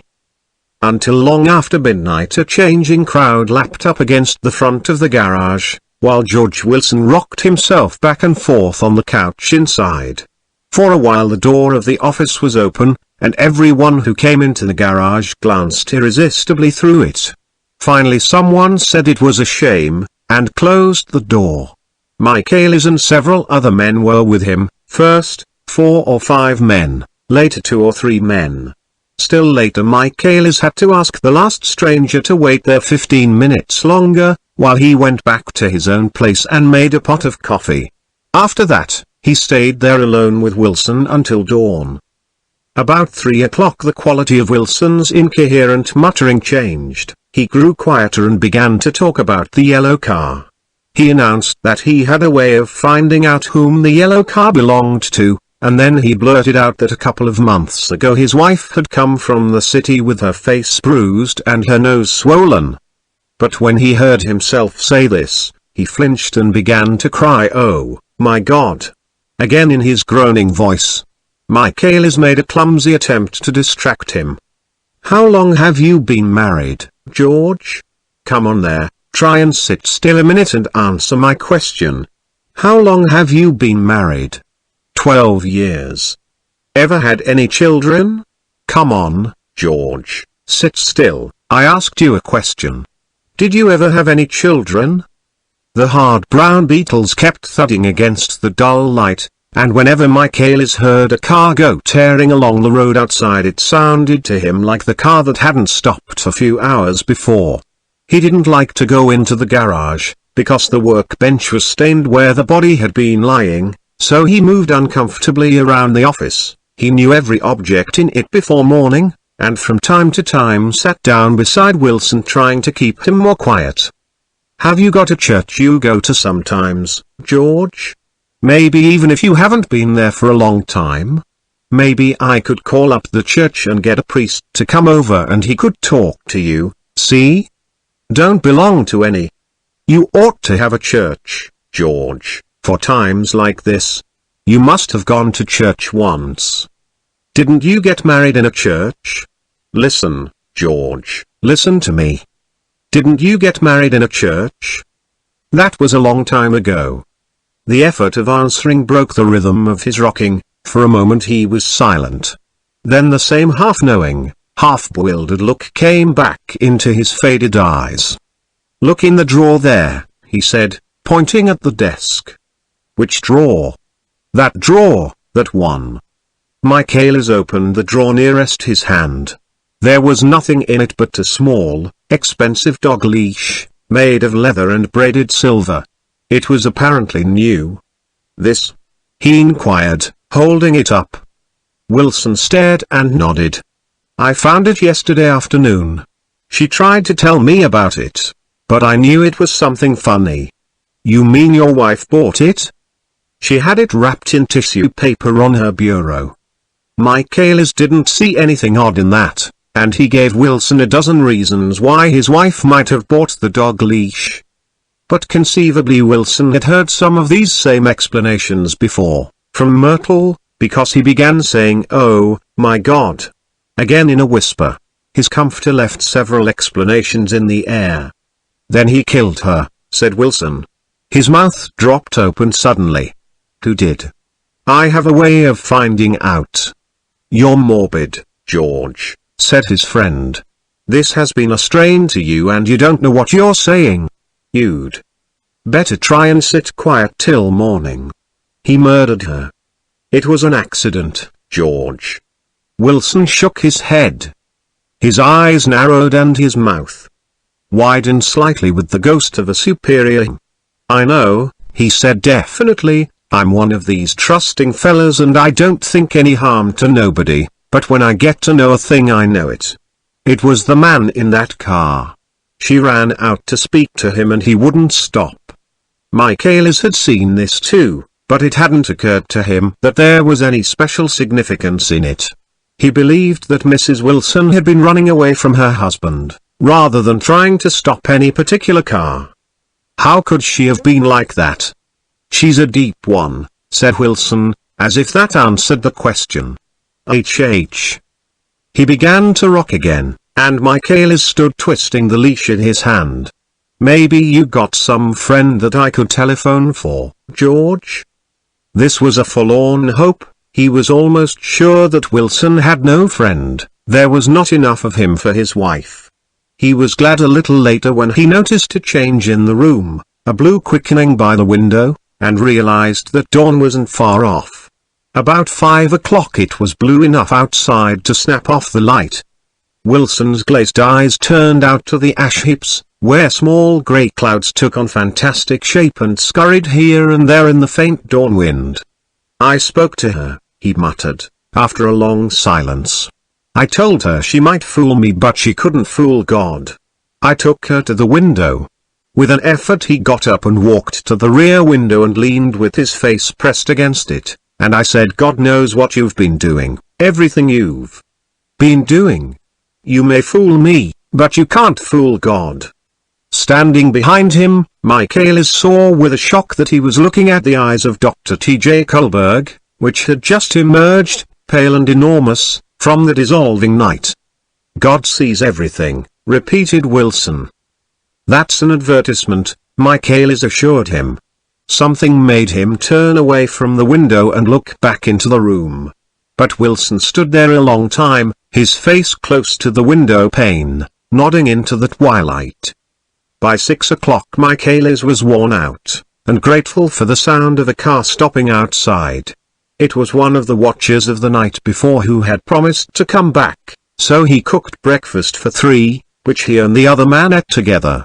Wilson was quieter now, and Michaelis went home to sleep. When he awoke 4 hours later and hurried back to the garage, Wilson was gone.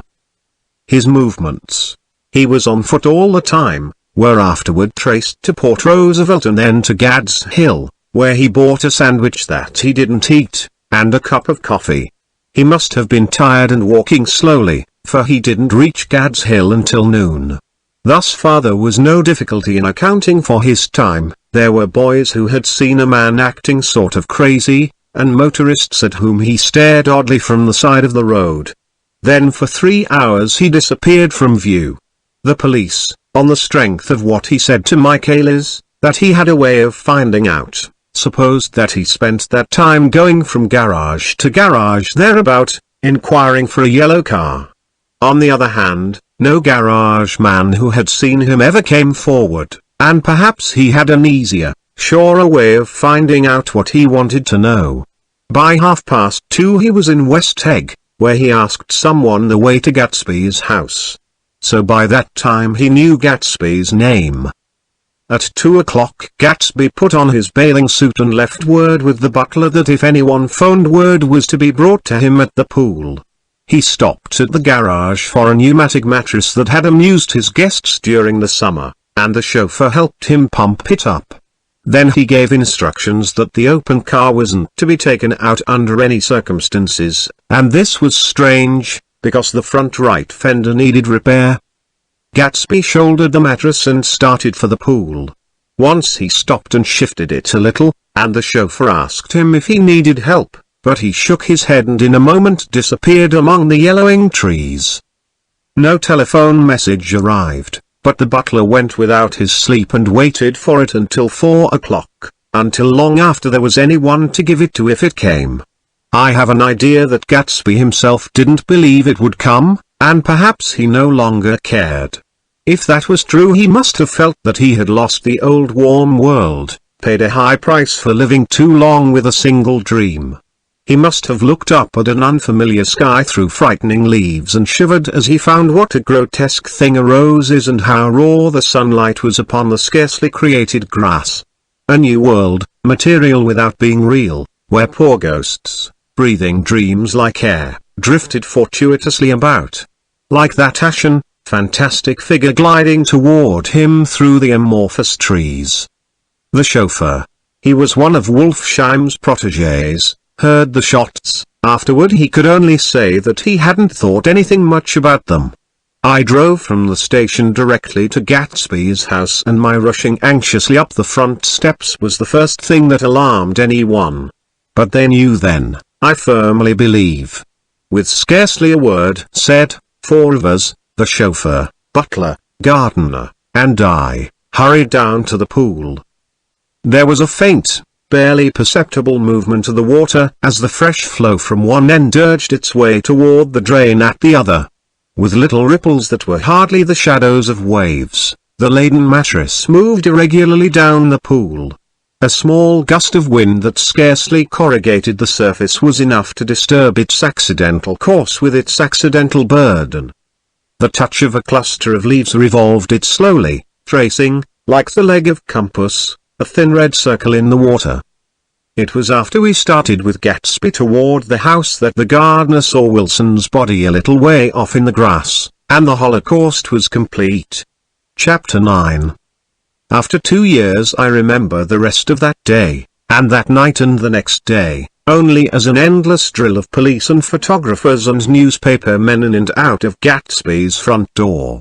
A rope stretched across the main gate and a policeman by it kept out the curious, but little boys soon discovered that they could enter through my yard, and there were always a few of them clustered open-mouthed about the pool. Someone with a positive manner, perhaps a detective, used the expression madman. As he bent over Wilson's body that afternoon, and the adventitious authority of his voice set the key for the newspaper reports next morning. Most of those reports were a nightmare, grotesque, circumstantial, eager, and untrue. When Michaelis's testimony at the inquest brought to light Wilson's suspicions of his wife, I thought the whole tale would shortly be served up in racy pasquinade, but Catherine, who might have said anything, didn't say a word. She showed a surprising amount of character about it too, looked at the coroner with determined eyes under that corrected brow of hers, and swore that her sister had never seen Gatsby, that her sister was completely happy with her husband, that her sister had been into no mischief whatever. She convinced herself of it, and cried into her handkerchief, as if the very suggestion was more than she could endure. So Wilson was reduced to a man deranged by grief, in order that the case might remain in its simplest form. And it rested there. But all this part of it seemed remote and unessential. I found myself on Gatsby's side, and alone. From the moment I telephoned news of the catastrophe to West Egg Village, every surmise about him, and every practical question, was referred to me. At first I was surprised and confused, then, as he lay in his house and didn't move or breathe or speak, hour upon hour, it grew upon me that I was responsible, because no one else was interested, I mean, with that intense personal interest to which everyone has some vague right at the end. I called up Daisy half an hour after we found him, called her instinctively and without hesitation. But she and Tom had gone away early that afternoon, and taken baggage with them. Left no address? No. Say when they'd be back? No. Any idea where they are? How I could reach them? I don't know. Can't say. I wanted to get somebody for him. I wanted to go into the room where he lay and reassure him, I'll get somebody for you, Gatsby. Don't worry. Just trust me and I'll get somebody for you. Meyer Wolfsheim's name wasn't in the phone book. The butler gave me his office address on Broadway, and I called information, but by the time I had the number it was long after 5, and no one answered the phone. Will you ring again? I've rung them 3 times. It's very important. Sorry. I'm afraid no one's there. I went back to the drawing room and thought for an instant that they were chance visitors, all these official people who suddenly filled it. But, as they drew back the sheet and looked at Gatsby with unmoved eyes, his protest continued in my brain. Look here, Old sport, you've got to get somebody for me. You've got to try hard. I can't go through this alone. Someone started to ask me questions, but I broke away and going upstairs looked hastily through the unlocked parts of his desk. He'd never told me definitely that his parents were dead. But there was nothing, only the picture of Dan Cody, a token of forgotten violence, staring down from the wall. Next morning I sent the butler to New York with the letter to Wolfsheim, which asked for information and urged him to come out on the next train. That request seemed superfluous when I wrote it. I was sure he'd start when he saw the newspapers, just as I was sure there'd be a wire from Daisy before noon, but neither a wire nor Mr. Wolfsheim arrived. No one arrived except more police and photographers and newspaper men. When the butler brought back Wolfsheim's answer, I began to have a feeling of defiance, of scornful solidarity between Gatsby and me against them all. Dear Mr. Carraway, this has been one of the most terrible shocks of my life to me. I hardly can believe it that it is true at all. Such a mad act as that man did should make us all think. I cannot come down now as I am tied up in some very important business and cannot get mixed up in this thing now. If there is anything I can do a little later, let me know in a letter by Edgar. I hardly know where I am when I hear about a thing like this and am completely knocked down and out. Yours truly, Maya Wolfsheim, and then hasty addenda beneath. Let me know about the funeral, etc. Do not know his family at all. When the phone rang that afternoon and long distance said Chicago was calling, I thought this would be Daisy at last. But the connection came through as a man's voice, very thin and far away. This is Slagle speaking. Yes? The name was unfamiliar. Hell of a note, isn't it? Get my wire? There haven't been any wires. Young Park's in trouble, he said rapidly. They picked him up when he handed the bonds over the counter. They got a circular from New York giving him the numbers just 5 minutes before. What do you know about that, hey? You never can tell in these hick towns. Hello? I interrupted breathlessly. Look here, this isn't Mr. Gatsby. Mr. Gatsby's dead. There was a long silence on the other end of the wire, followed by an exclamation. Then a quick squawk as the connection was broken. I think it was on the third day that a telegram signed Henry C. Gatz arrived from a town in Minnesota. It said only that the sender was leaving immediately and to postpone the funeral until he came. It was Gatsby's father, a solemn old man, very helpless and dismayed, bundled up in a long cheap ulster against the warm September day. His eyes leaked continuously with excitement, and when I took the bag and umbrella from his hands he began to pull so incessantly at his sparse grey beard that I had difficulty in getting off his coat. He was on the point of collapse, so I took him into the music room and made him sit down while I sent for something to eat. But he wouldn't eat, and the glass of milk spilled from his trembling hand. I saw it in the Chicago newspaper, he said. It was all in the Chicago newspaper. I started right away. I didn't know how to reach you. His eyes, seeing nothing, moved ceaselessly about the room. It was a madman, said. He must have been mad. Wouldn't you like some coffee? I urged him. I don't want anything. I'm all right now, Mr. Carraway. Well, I'm all right now. Where have they got Jimmy? I took him into the drawing room, where his son lay, and left him there. Some little boys had come up on the steps and were looking into the hall. When I told them who had arrived, they went reluctantly away. After a little while Mr. Gatz opened the door and came out, his mouth ajar, his face flushed slightly, his eyes leaking isolated and unpunctual tears. He had reached an age where death no longer has the quality of ghastly surprise, and when he looked around him now for the first time and saw the heightened splendor of the hall and the great rooms opening out from it into other rooms, his grief began to be mixed with an awed pride. I helped him to a bedroom upstairs. While he took off his coat and vest I told him that all arrangements had been deferred until he came. I didn't know what you'd want, Mr. Gatsby. Gatz is my name. Mr. Gats.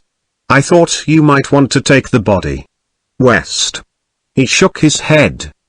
Jimmy always liked it better down east. He rose up to his position in the east. Were you a friend of my boys, mister? We were close friends. He had a big future before him, you know. He was only a young man, but he had a lot of brain power here. He touched his head impressively, and I nodded. If he'd have lived, he'd have been a great man. A man like James J. Hill. He'd have helped build up the country. That's true, I said, uncomfortably. He fumbled at the embroidered coverlet, trying to take it from the bed, and lay down stiffly, was instantly asleep. That night an obviously frightened person called up, and demanded to know who I was before he would give his name. This is Mr. Carraway, I said. Oh. He sounded relieved. This is Clipspringer. I was relieved too, for that seemed to promise another friend at Gatsby's grave. I didn't want it to be in the papers and draw a sightseeing crowd, so I'd been calling up a few people myself. They were hard to find. The funeral's tomorrow, I said. 3 o'clock, here at the house. I wish you'd tell anybody who'd be interested. Oh, I will, he broke out hastily. Of course I'm not likely to see anybody, but if I do. His tone made me suspicious. Of course you'll be there yourself. Well, I'll certainly try. What I called up about is... Wait a minute, I interrupted. How about saying you'll come?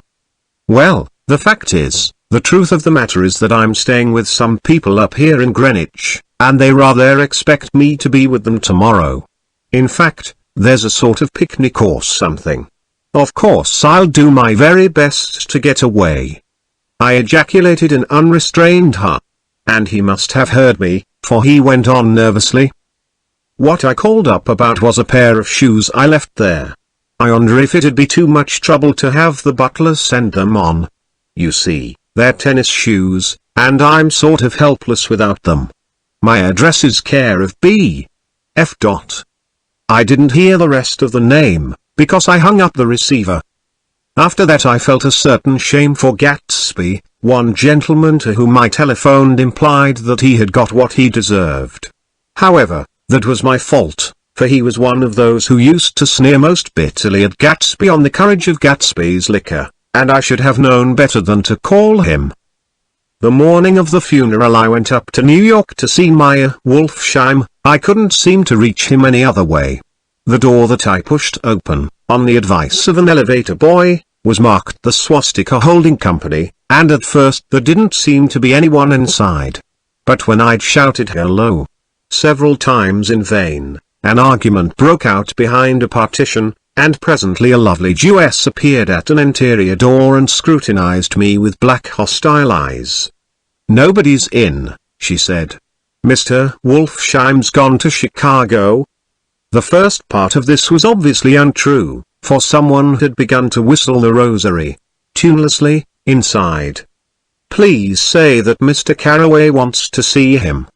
I can't get him back from Chicago, can I? At this moment a voice, unmistakably Wolfsheim's, called. Stella. From the other side of the door. Leave your name on the desk, she said quickly. I'll give it to him when he gets back. But I know he's there. She took a step toward me and began to slide her hands indignantly up and down her hips. You young men think you can force your way in here any time, she scolded. We're getting sick and tired of it. When I say, he's in Chicago, he's in Chicago, I mentioned Gatsby. Oh, H. She looked at me over again. Will you just dash? What was your name? She vanished. In a moment Meyer Wolfsheim stood solemnly in the doorway, holding out both hands. He drew me into his office, remarking in a reverent voice that it was a sad time for all of us, and offered me a cigar. My memory goes back to when I first met him, he said. A young major just out of the army and covered over with medals he got in the war. He was so hard up he had to keep on wearing his uniform because he couldn't buy some regular clothes. First time I saw him was when he come into Winebrenner's pool room at 43rd Street and asked for a job. He hadn't eat anything for a couple of days. "Come on, have some lunch with me," I said. He ate more than $4 worth of food in half an hour. "Did you start him in business?" I inquired. "Start him? I made him." "Oh." "I raised him up out of nothing, right out of the gutter.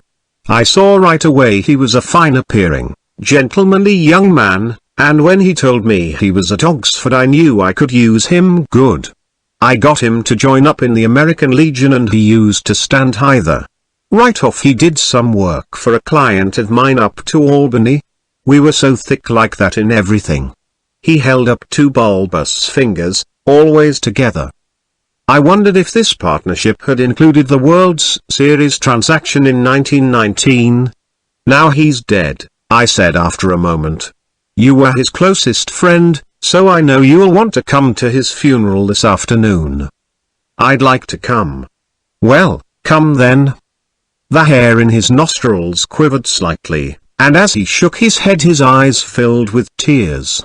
"I can't do it, I can't get mixed up in it," he said. "There's nothing to get mixed up in. It's all over now. When a man gets killed I never like to get mixed up in it in any way. I keep out. When I was a young man it was different. If a friend of mine died, no matter how, I stuck with them to the end. You may think that's sentimental, but I mean it, to the bitter end." I saw that for some reason of his own he was determined not to come, so I stood up. "Are you a college man?"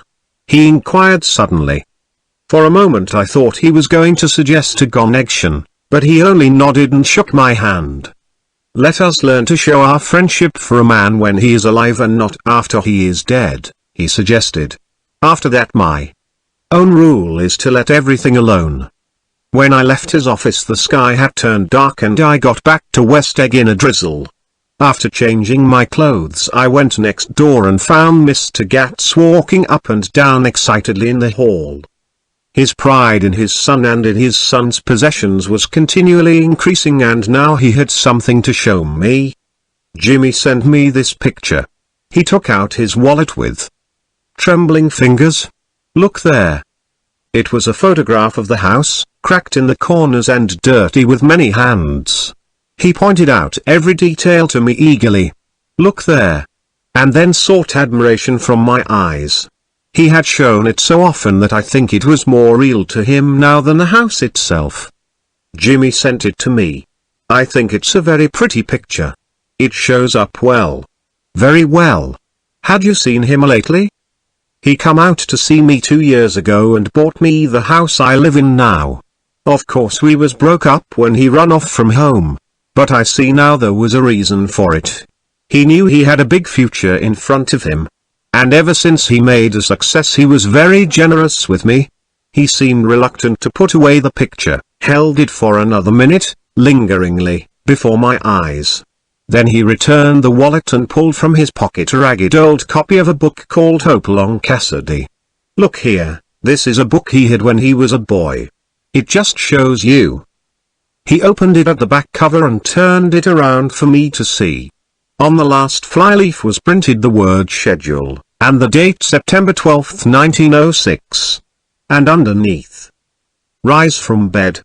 6.00 am dumbbell exercise and wall scaling.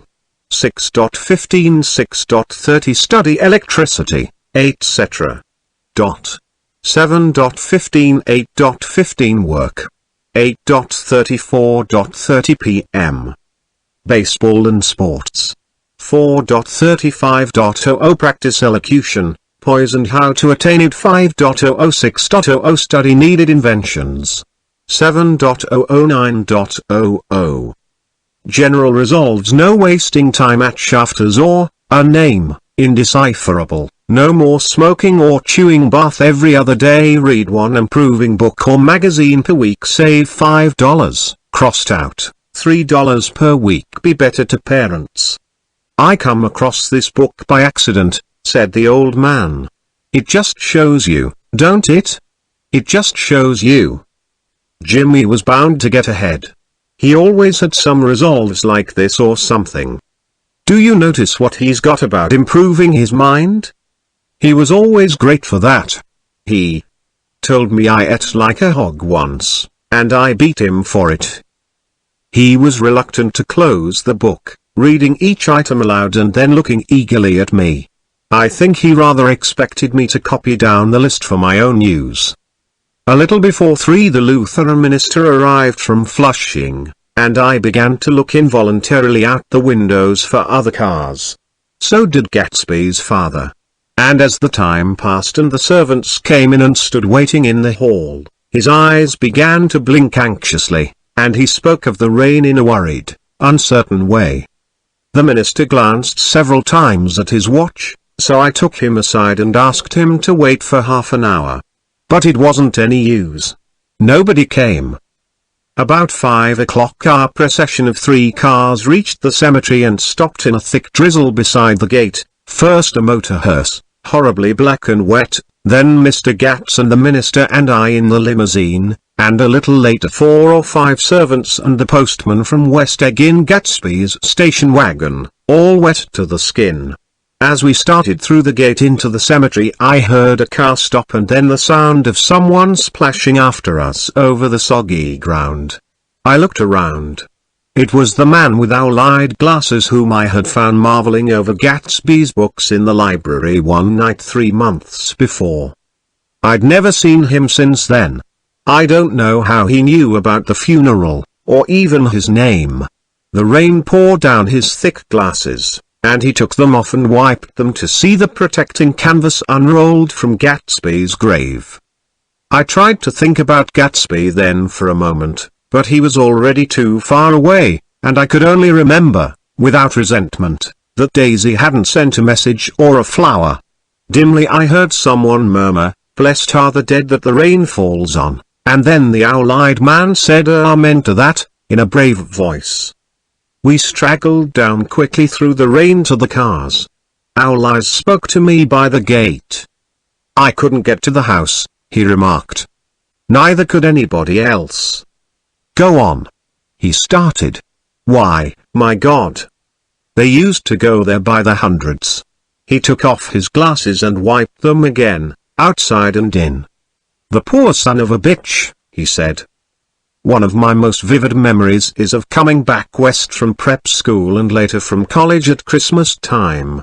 Those who went farther than Chicago would gather in the old dim Union Station at 6 o'clock of a December evening, with a few Chicago friends, already caught up into their own holiday gaieties, to bid them a hasty goodbye. I remember the fur coats of the girls returning from Miss This or That's and the chatter of frozen breath and the hands waving overhead as we caught sight of old acquaintances, and the matchings of invitations. "Are you going to the Ordways? The Herseys? The Schultzes?" And the long green tickets clasped tight in our gloved hands. And last the murky yellow cars of the Chicago, Milwaukee and St. Paul Railroad looking cheerful as Christmas itself on the tracks beside the gate. When we pulled out into the winter night and the real snow, our snow, began to stretch out beside us and twinkle against the windows, and the dim lights of small Wisconsin stations moved by, a sharp wild brace came suddenly into the air. We drew in deep breaths of it as we walked back from dinner through the cold vestibules, unutterably aware of our identity with this country for one strange hour, before we melted indistinguishably into it again. That's my Middle West, not the wheat or the prairies or the lost Swede towns, but the thrilling returning trains of my youth, and the street lamps and sleigh bells in the frosty dark and the shadows of holy wreaths thrown by lighted windows on the snow.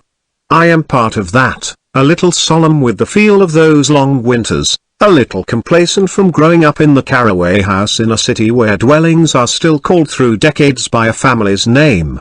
I see now that this has been a story of the West, after all. Tom and Gatsby, Daisy and Jordan and I, were all Westerners, and perhaps we possessed some deficiency in common which made us subtly unadaptable to Eastern life.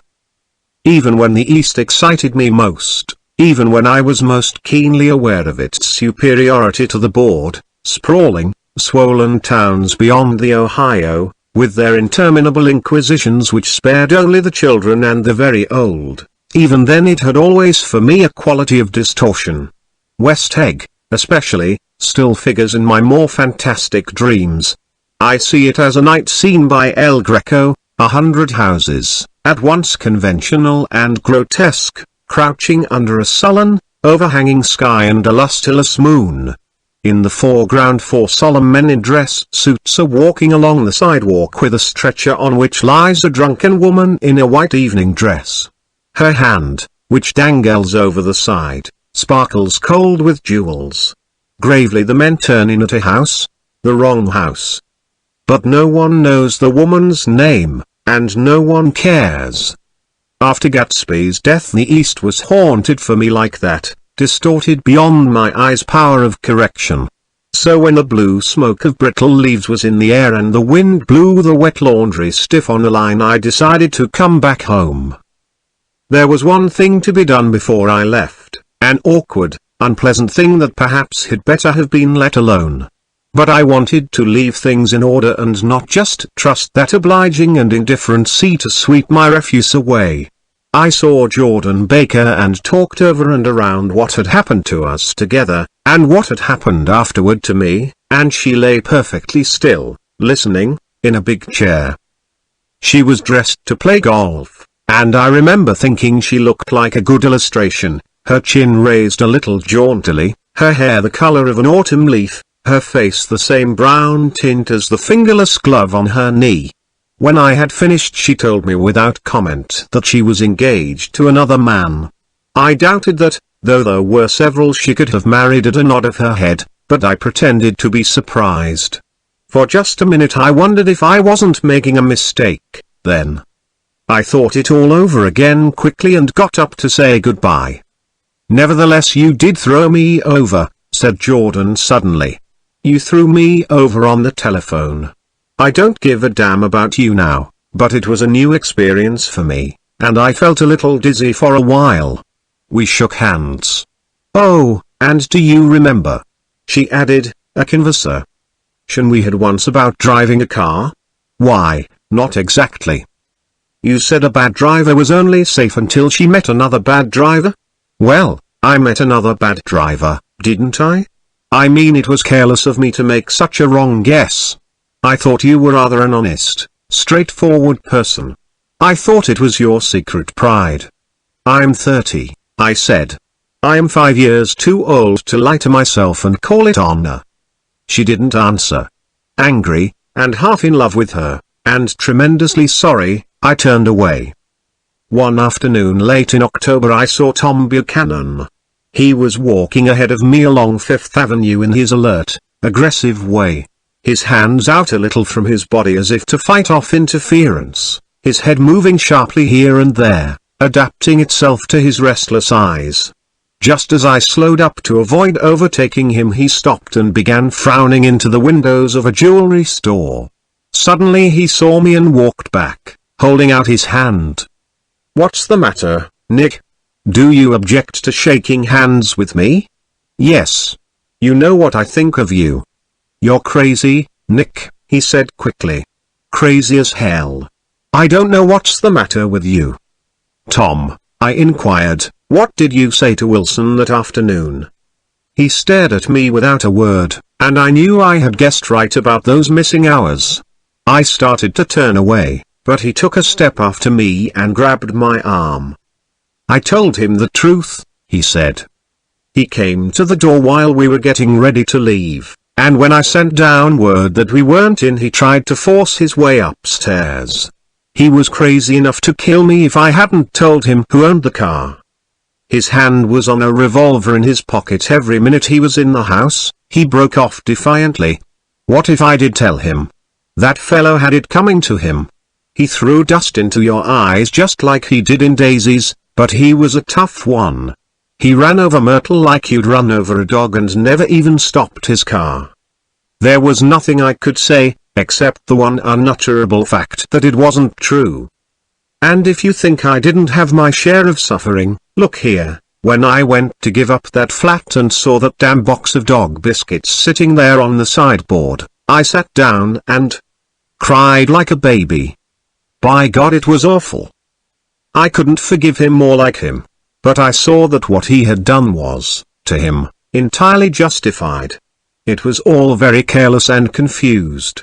They were careless people, Tom and Daisy. They smashed up things and creatures and then retreated back into their money or their vast carelessness, or whatever it was that kept them together, and let other people clean up the mess they had made. I shook hands with him. It seemed silly not to, for I felt suddenly as though I were talking to a child. Then he went into the jewelry store to buy a pearl necklace, or perhaps only a pair of cuff buttons, rid of my provincial squeamishness forever. Gatsby's house was still empty when I left. The grass on his lawn had grown as long as mine. One of the taxi drivers in the village never took a fare past the entrance gate without stopping for a minute and pointing inside. Perhaps it was he who drove Daisy and Gatsby over to East Egg the night of the accident, and perhaps he had made a story about it all his own. I didn't want to hear it and I avoided him when I got off the train. I spent my Saturday nights in New York because those gleaming, dazzling parties of his were with me so vividly that I could still hear the music and the laughter, faint and incessant, from his garden, and the cars going up and down his drive. One night I did hear a material car there, and saw its lights stop at his front steps. But I didn't investigate. Probably it was some final guest who had been away at the ends of the earth and didn't know that the party was over. On the last night, with my trunk packed and my car sold to the grocer, I went over and looked at that huge incoherent failure of a house once more. On the white steps an obscene word, scrawled by some boy with a piece of brick, stood out clearly in the moonlight, and I raised it, drawing my shoe raspingly along the stone. Then I wandered down to the beach and sprawled out on the sand. Most of the big shore places were closed now and there were hardly any lights except the shadowy, moving glow of a ferry boat across the sound. And as the moon rose higher the inessential houses began to melt away until gradually I became aware of the old island here that flowered once for Dutch sailors' eyes, a fresh, green breast of the new world.